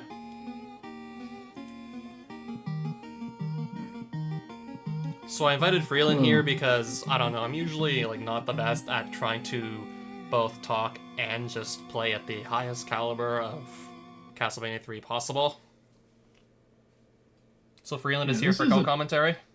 Yeah, this can be a pretty tough game. There are some parts of this game that the execution level is going to require the most focus for. Alright, so... I mean, there's still like a lot of stuff that's not too hard to do once you're just good enough at playing the game casually. But there are definitely a few bits here and there that I really want to be just playing at my absolute best to be able to hit them. There's some pretty tight timing with some of the tricks you want to go for in this.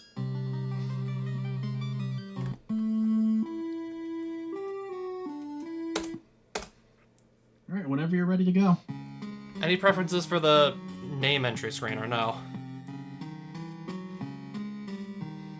I don't think you can fit Best of NES in the title. If that's what you're wondering. You can put like Besto NES. That's... Okay, we could actually fit like 8 letters.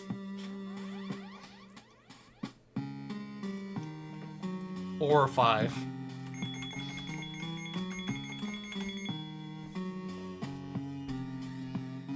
Okay, then again, if anything, I should probably just get the run started at this point and not just keep everybody waiting.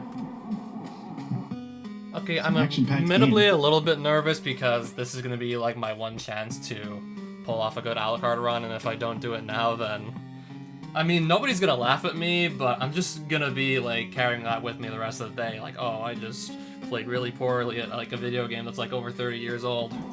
So without further ado, I might as well still wait just for the cutscene here to be done playing. So, 3, 2, 1, go. Alright, we're off and running. So Castlevania 3, if you've watched the last two Castlevanias, takes elements from both Castlevania 1 and Castlevania 2. But more It has so the from 2D but more so from Castlevania 1. I imagine CV3 is, from a gameplay standpoint, kind of like Castlevania 1 on a taffy stretcher. I mean, especially if you just opt to play like Trevor by himself. But when you start the game, you have to play Trevor, who plays pretty much like Simon Belmont did in Castlevania 1. Wait, really? Okay, I didn't lose any sub-weapons at least. I would like to start over, but this is a marathon. Basically, you're starting over. I would like to just reset the timer, but nah. Look at the bright side of the count. You'll have a faster countdown. What do you mean? You start with your timer starts at 400 instead of 500. But I still embarrassed myself in front of who knows how many hundreds of viewers. It's okay. As long as you have fun doing it, no one's gonna remember that. I think I'm gonna remember that. Okay, so what you do want to do typically, I mean, in Castlevania 1, I'm pretty sure, like, it was just a strategy to just pick up holy water and especially just build up a shot multiplier on it. Because of how easily you can just stun lock enemies with the holy water if they're, like, stuck on the ground or just a block that's close enough to them. So, of course, I picked up the first holy water this stage has available to us. Okay, I'm gonna grab that shot multiplier. Gonna hit candles and enemies with the holy water, 10 hits. Roughly 10 hits, give or take. A certain amount of damage. Will then make shot multipliers appear. So you saw that zombie drop, double shot multiplier. This game has a drop system where every 5th enemy drop yields a sub-weapon drop. And then there's that too. Not sure exactly when we figured out it was like every 5th small heart is gonna be a weapon drop and you typically... Okay, I know I'm gonna be falling behind. Alright, so we're coming up on the end of stage 1. I say this is like the boss of stage 1, but the real boss was that one jump and 1-2. Alright, everyone say hi to Richard and everyone say bye to Richard.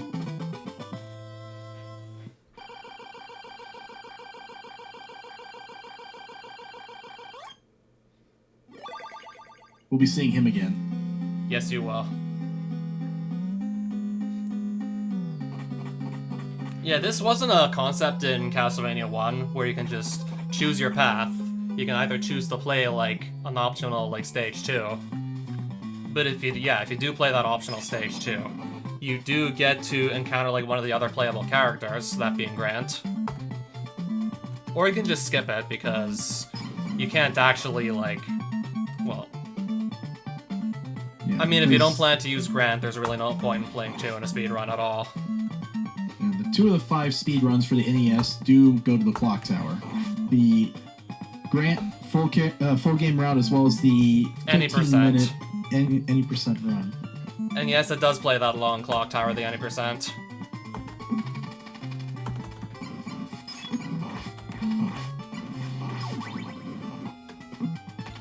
I just wanted to make sure I wasn't going to die to the owls again on like Best of NES. Yeah, when we had to run this for Big 20 number 17, yeah, the owls did actually get me. Happens to the best of us. Yeah, I've had a lot of runs die to those owls for one reason or another. Me too. Yeah.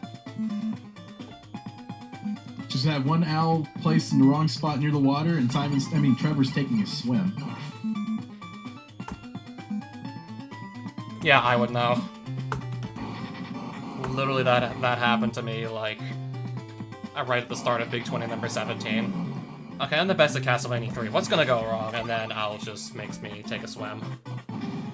Alright, so we're coming up on another branching pathway. And if you go on the lower path, that's where you encounter Alucard, and you have to go through a series of catacombs, and then scale up the side of a mountain to reach Dracula's castle. Which is what we'll be doing. We got our next big enemy problem. We got frogs. And they can be pretty nasty. Yeah, I agree. I would have probably done more explaining myself, like just how these frogs act, but I want to just clear out the frogs as best I could, and I did a pretty good job pretty good there. frog RNG. And just good, like, maneuvering through the whole screen, too.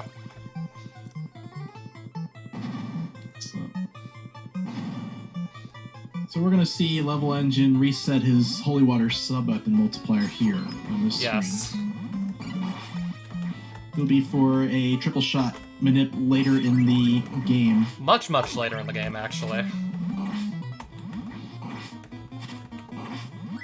One thing that wasn't mentioned earlier is when you overlay multiple Holy Waters on a hitbox, the damage does stack. And in the NES version of CV3, it basically vaporizes bosses within frames.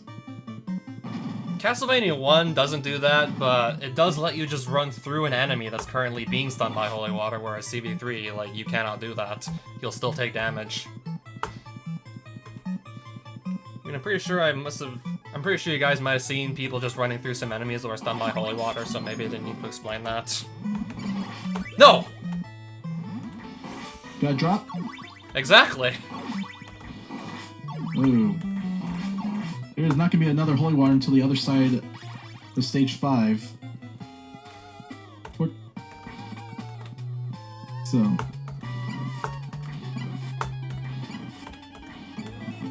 The boss there is not going to be a problem if I lose my Holy Water, but I'm going to be coming up to like another boss fight where it would be much more ideal to have the Holy Water to just go for a much faster, like, quick kill.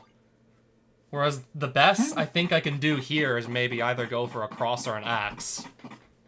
I don't remember where the cross is in this stage.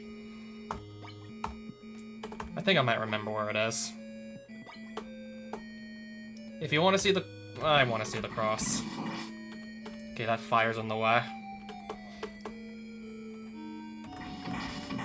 Yeah, I definitely thought those blocks were breakable.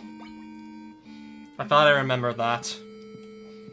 Because you can still get a 2-cycle with the cross, if you know what you're doing against Alucard, it's still doable. Yeah, Probably not going to get it though, triple shot on the because cross? usually I just have the Holy Water that I'm supposed to have, and usually not getting stuck with a weapon drop. Or if I am, I'm kind of just resetting the game outright at that point. That's how marathons go sometimes. The game just takes a left turn. I'm gonna just do my best here, I suppose.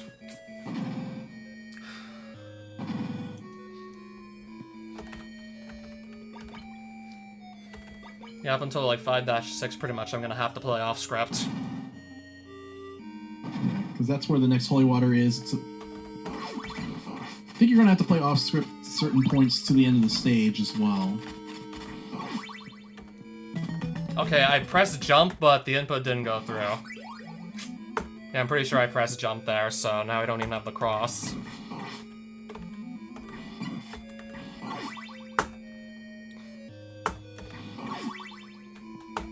Yeah, I'm pretty sure I did press jump there.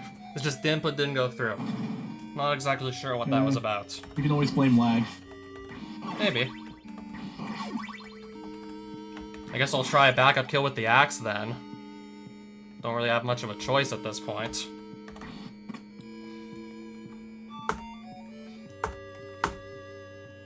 Oh yeah, the CV3 manual. I think it calls across the boomerang. Boomerang, yes.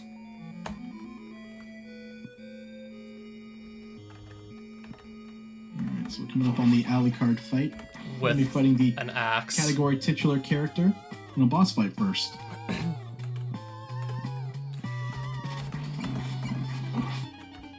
I'll have to just see what I can do with these axes then. Yeah, usually this is not how the fight goes by any means. I'm literally just having to improvise here. usually I'm when gonna try asked that to again, put where this I one, get like- 3 hits. I'm gonna try another, like, 3-hit cycle.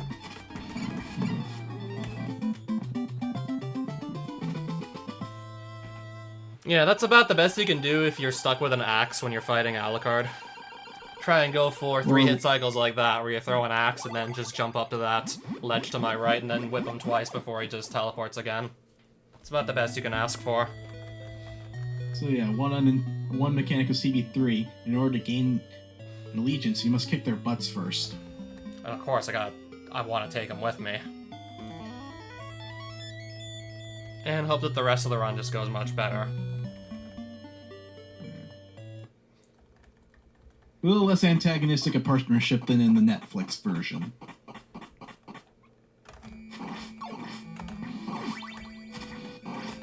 Okay, I do want to grab this first. First things first, grab the holy water back.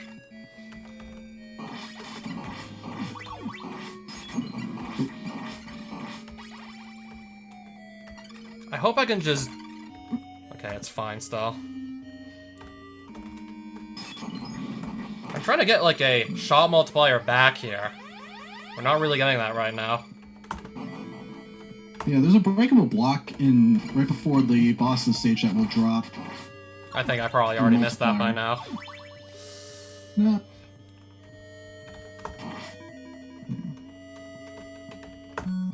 You're gonna have to play. Probably have to play. No one's gonna have to play 5-7 straight up with the lack of hearts here. And also try and pick up a shot multiplier before getting to the boss, just so I can cheese another boss fight with holy water. Yeah, I'll want to do that too, ideally. And have enough hearts to actually do the boss fight in the first place. Yeah, you got, for Sunken City, you gotta pay. You gotta put some financial incentive behind that.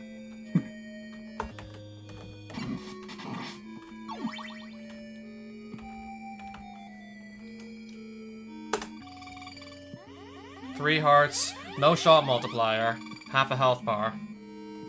Okay, now As long as even you less break the than block. that. This one? Okay, we're good now. Yeah. Okay, we're good now. Now we're all good. Yeah, usually I'm getting to that point with at least a double shot, so... Actually, no, not even. I'm breaking that block with Alucard, so I'm never gonna see a shot multiplier because Alucard doesn't have any sub-weapons that can use the shot multiplier. He literally only has the watches as, like, the one sub-weapon he can use, and that doesn't have multipliers attached to it, so... Yeah, Instead you see of the giving, like, stopwatch him up, any shot 5 multipliers, seconds into we'll just give him, like, 5 hearts. Actually, yeah. Okay, getting that second, like, weapon upgrade on Alucard much later than usual now.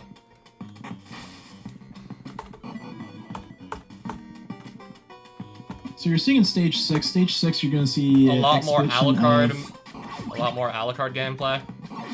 Yep. I really had to Also, forego heart and that health management is because key. I barely had any hearts to really take advantage of the fact that Alucard can just fly through, like, most levels. But you need to have enough hearts to do it, and while I was also trying to just get Trevor, like, his holy water back plus a shot multiplier for it, now it caused me to start running short on hearts. Plus, while I'm playing as Alucard, I'm also not playing as Trevor. Just also that way I won't be, like, able to get a double shot if I don't switch to Trevor. Alright, so we got some Alucard exclusive tech coming up here. We're gonna let Level Engine do these two, and then we'll kind of explain what's going on. I'm grabbing that, please. Okay, that one, that I'm at least proud of, that I hit that just now. Alright, so you want to explain to everyone what happened here? Well, Alucard can transform into a bat, and then obviously can transform back to human form. So you're flying up towards the ceiling as a bat, turning back to human form, ideally doing it in such a way that you're far up the screen as possible, taking damage again in human form so you can actually get knocked back, and since you're like hugging a ceiling, you'll go upwards, and then transform into like a bat again, and if you do it at the right height, you can actually just hold up and face through the ceiling. And how many of those skips are in the game. I could do 6 of them.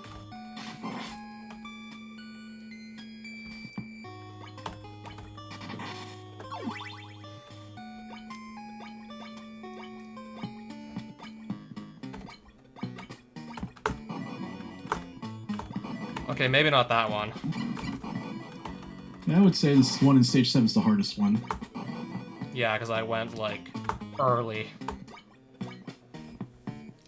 Yeah, I transformed back into human form too early, so I fell back down the screen before the flea man could actually touch me. Because I do need to take damage to actually get enough height to attempt to go through the ceiling. Yeah, I transformed back to human form a little bit too early. That's what it was.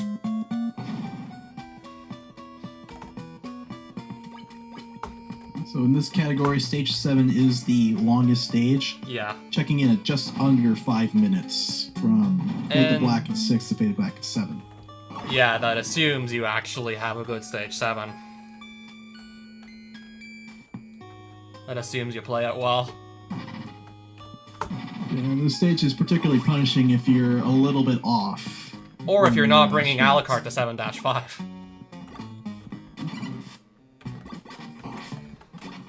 Yeah, wait until you see 7-5, the very first screen of it, if you're either not bringing Alucard or you don't have enough hearts to do, like, flying.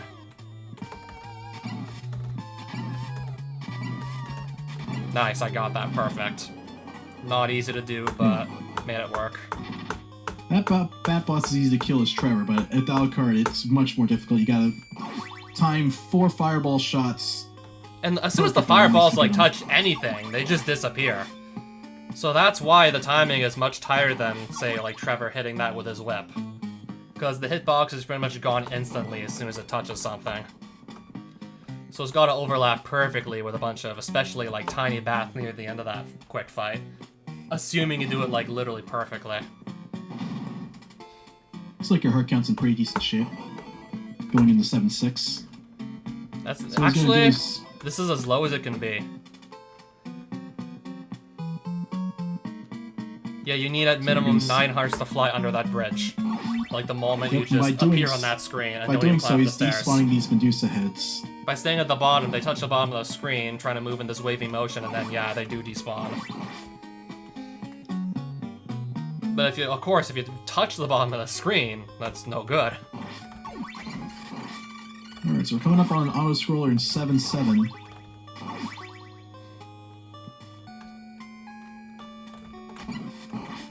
Don't mind me just trying to pick up also hearts here for the bosses I'm gonna have to fight at the end of 7.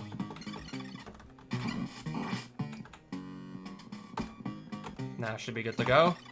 Yep.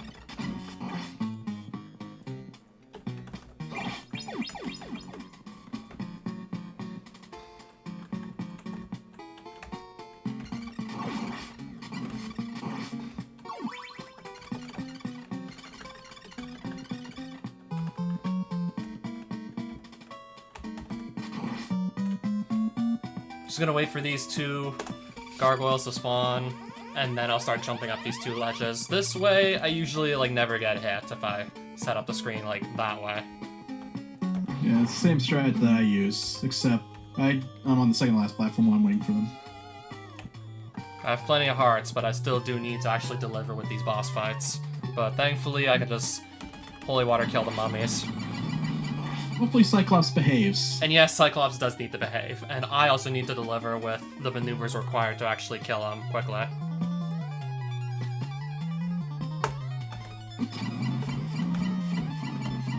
And I just delivered. Yeah, if he doesn't charge, it's much harder to actually get Cyclops into, like, one corner of the screen, where it's just easy to dump holy water on him for a nice quick kill. Yeah, for whatever reason, in the NES version, Cyclops ignores platforming and his collision detection. Oh, nice. That's the fastest possible Leviathan I can get as well. Well, it's less like he's ignoring the platforms. It's just, yeah, he is ignoring the platforms, but he can walk at the far left and far right ends of the screen because there are blocks there. In the Japanese version, there's simply, like, no blocks at, like, the extremities of this screen. And thus the Cyclops can't step there. Just making it easier to just kind of stand there and safe spot the boss. Alright, we're in stage 8. Back We're to gonna see a Alucard lot now of that I'm not really Alucard. having to fight any bosses at the moment. Picking up hearts along the way so I can just do as much flying as possible. Yep. Alucard's flight speed is about the same as Grant's walk speed. Yeah, I always felt like this flight speed was slightly faster than like normal walking speed. Just slightly faster, but you do have to briefly stop for a bit to actually just transform, and then also transform back. You're gonna see the example when you get to 8-3 in the Crumbling Bridge. Okay, so that right there is considered lucky. Because yes, to do that ceiling clip, if the axe is thrown high, it is actually thrown too high for Alucard to actually jump into. So you have to just hope that, especially if you want to do this as fast as humanly possible, you have to just hope the knight crouches and throws his axe low so Alucard's head can actually touch it.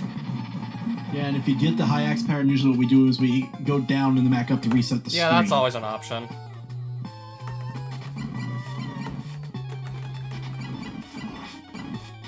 I would just rather not do that by accident, even if the axe is low. Ooh, we got a... Really good for Stop first right phase there. death there.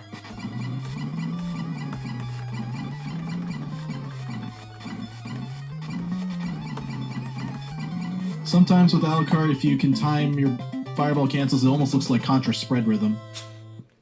Yeah, and if you can just also, like, time your fireballs just right, you can actually get double hits with them. That would probably be key to just speeding up the second phase of death, especially. I mean, I guess Yeah, that's we have still a an idea fast of- enough kill, but it can always be faster. It can always be just a little bit better. I'm gonna need to focus here. There's a really tricky jump shot involving 2 flea men I want to hit. And I didn't quite hit it. Oh, that's even worse. I'm not sure what to do here besides start panicking. Well, first thing is watch your 6. Okay. I'm gonna ideally have to not take any more damage. Yes, because if you're playing US version... Actually, no, like, level 8 was, like, the point where everything that hits you does 4 bars of damage. Level 8 was already that point. So, yeah. One more hit and I just simply die. There's no getting around it. And I only have 6 hearts, so... Do I even... I don't even know if I have enough Don't to think you really can just... actually clear this room with 6 hearts. I doubt it. If I have exactly 6, yeah, I don't even know what to do here. I'm usually not used to playing this, like, completely off script. I still might die because I expect this gargoyle to fly a little bit higher than my whip can reach. Yeah. And now I'm cornered between 2 sets of fireballs. Not 1, 2 sets.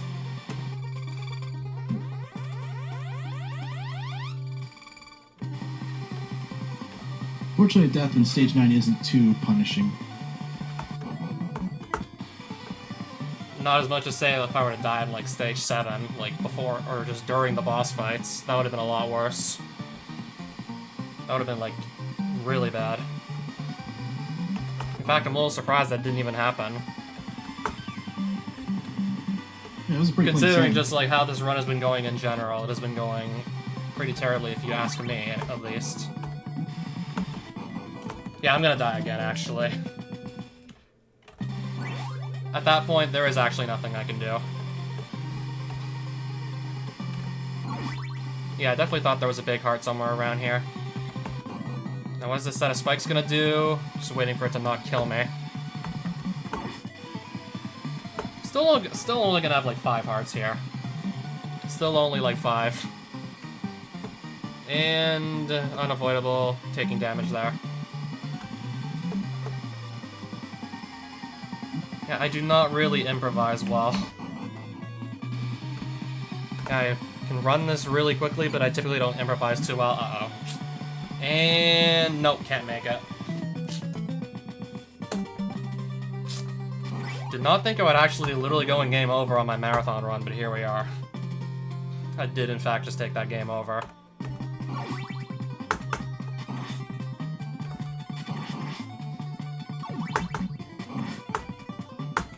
the most part. Oh, If you now have I the get free the now you now I can- get the jump shot that I was trying to get earlier. Okay, now I just landed it. Yeah, you just need the upwards fireball, I think, to land those attacks. You don't necessarily need the all three. Yeah, yeah. We just confirmed you don't need all three. Yeah, let's just say I really needed more hearts than what I had to just effectively clear out 9-2. I'm so used to just flying up that screen. I pretty much Well, the only one silver lining to exclusively that game fly up over that is screen. You'll be able to play this stage the way you intended to in the first place. Yeah, a lot closer to what I intended, in fact.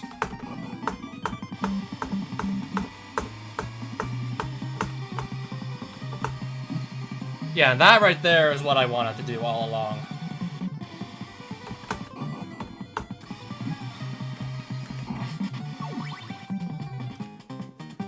I hate to say it, but we're probably gonna go overestimate.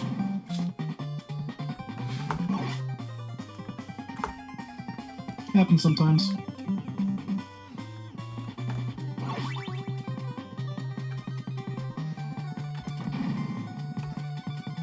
Fortunately, Lowen's gonna be able to pick up the holy water and get that double shot multiplier back pretty easily. Yeah, I better pick this up now before it's... Yeah, I better pick this up, like, right now.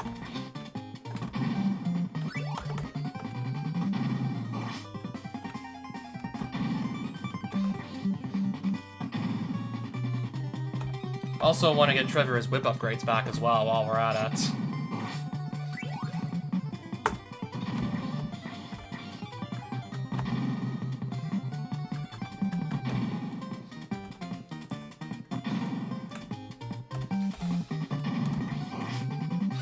And if possibly for extra lucky, you get 4. We're going to try and set up a possible drop stage A. I'm not expecting to get it at this rate. I'm not expecting to go for anything crazy like that at this point. I'd rather just try and, like, I don't know, still stay alive here. We're gonna be, like, almost over estimate, and there's still gonna be, like, one whole stage to go. Not what I was expecting to see out of this. Okay, we'll still lose some health anyways. Yeah, not what I was expecting to see out of our run here. By any means.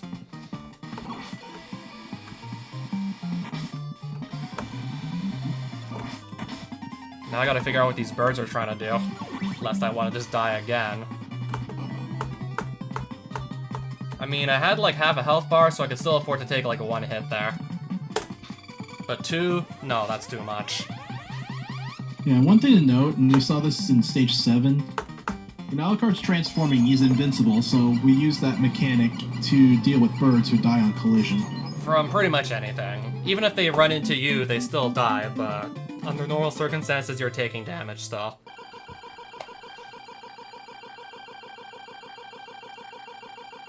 Yep, you can use Trevor in an Alucard run. Although I think the Famicom version uses more Alucard. I mean, just in general, like, on the later stages, you're taking less damage, because not everything's gonna do 4 bars of damage in the Famicom version, for one thing. Okay, so I still got to show that off, at least. I did get to show that off, thankfully. I mean, when you're gonna see the Dracula fight, like, when you're gonna see, like, all 3 phases of that fight, when you're gonna really see all that, it's gonna be apparent that the axe is just a much better choice of sub-weapon than the holy water. When you're gonna see exactly, like, where the target lies most of the time that I need to actually hit. Because I'll just tell you right now, it's, like, not on the ground. And on, like, the final phase of the Dracula fight, it's really far from the ground.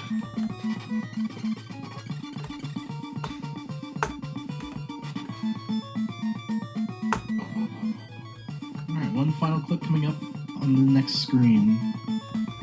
And to believe I thought this clip was gonna be TAS only at one point. It's barely gonna save time, it's pretty much almost impossible to hit. Just do it in a TAS, don't even bother with this real time.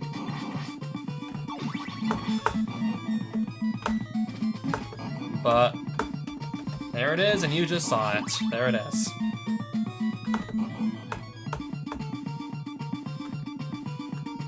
Same philosophy, just fly up towards the ceiling, get as much height as you can, take another damage boost while you're in your human form again, and then just, at the apex of that damage boost, turn back into a bat and just fly upwards.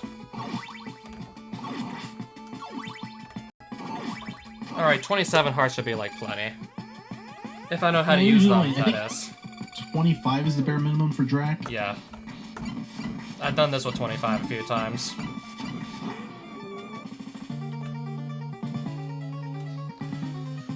Yeah, one cycle Drac 1.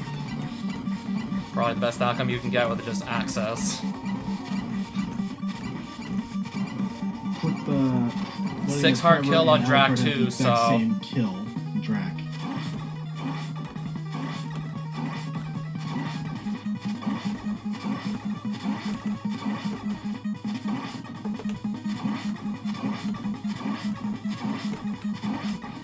Someone was counting how many hearts I used, right? Someone was counting? Yeah, I counted 25. You used... Yeah, it was 25. Yeah, that's the bare minimum, typically.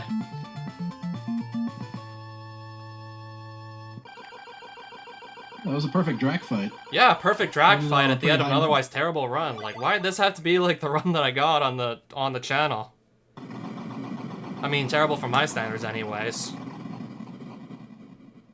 But yeah, I closed it out with a perfect Dracula fight, all 3 forms, just beautifully executed.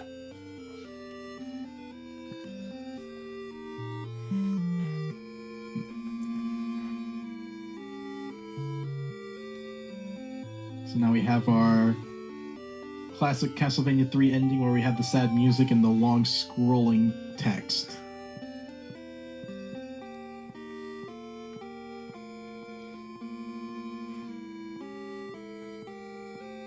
And Alucard crying if you ever saw like the Netflix adaptation after him like playing a part in killing his real father.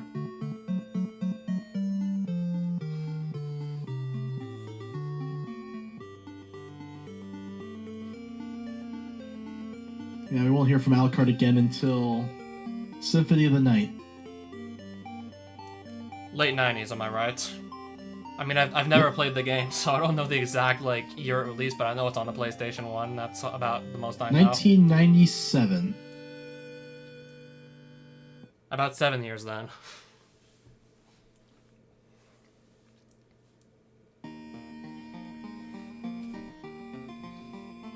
Yeah, I do wish that just, especially like stage 9 would have gone better. I did not practice for a low heart count on the waterfall screen in 9-2, and it showed. Yeah, stage 9 is one of those stages that's tough to do off script. I mean, it's just tough to do in general, typically.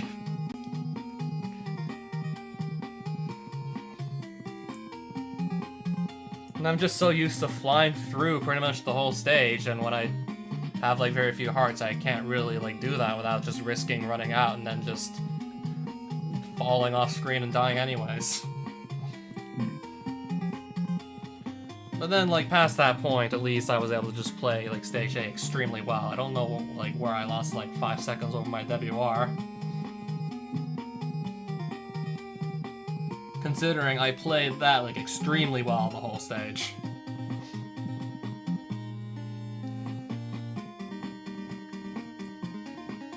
Alright, so we, Yeah, that coming is... up next, we got that is, like, the 100% speed run of Super Mario Bros.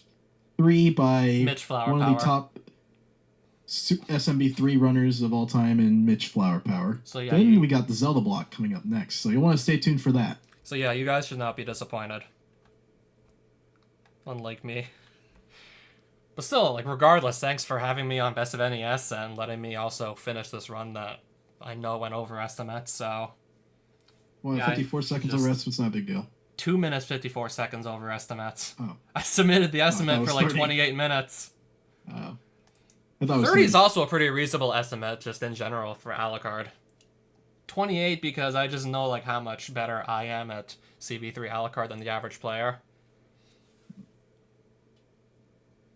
So in hindsight, this looks a lot worse because it was me that got this 30-54.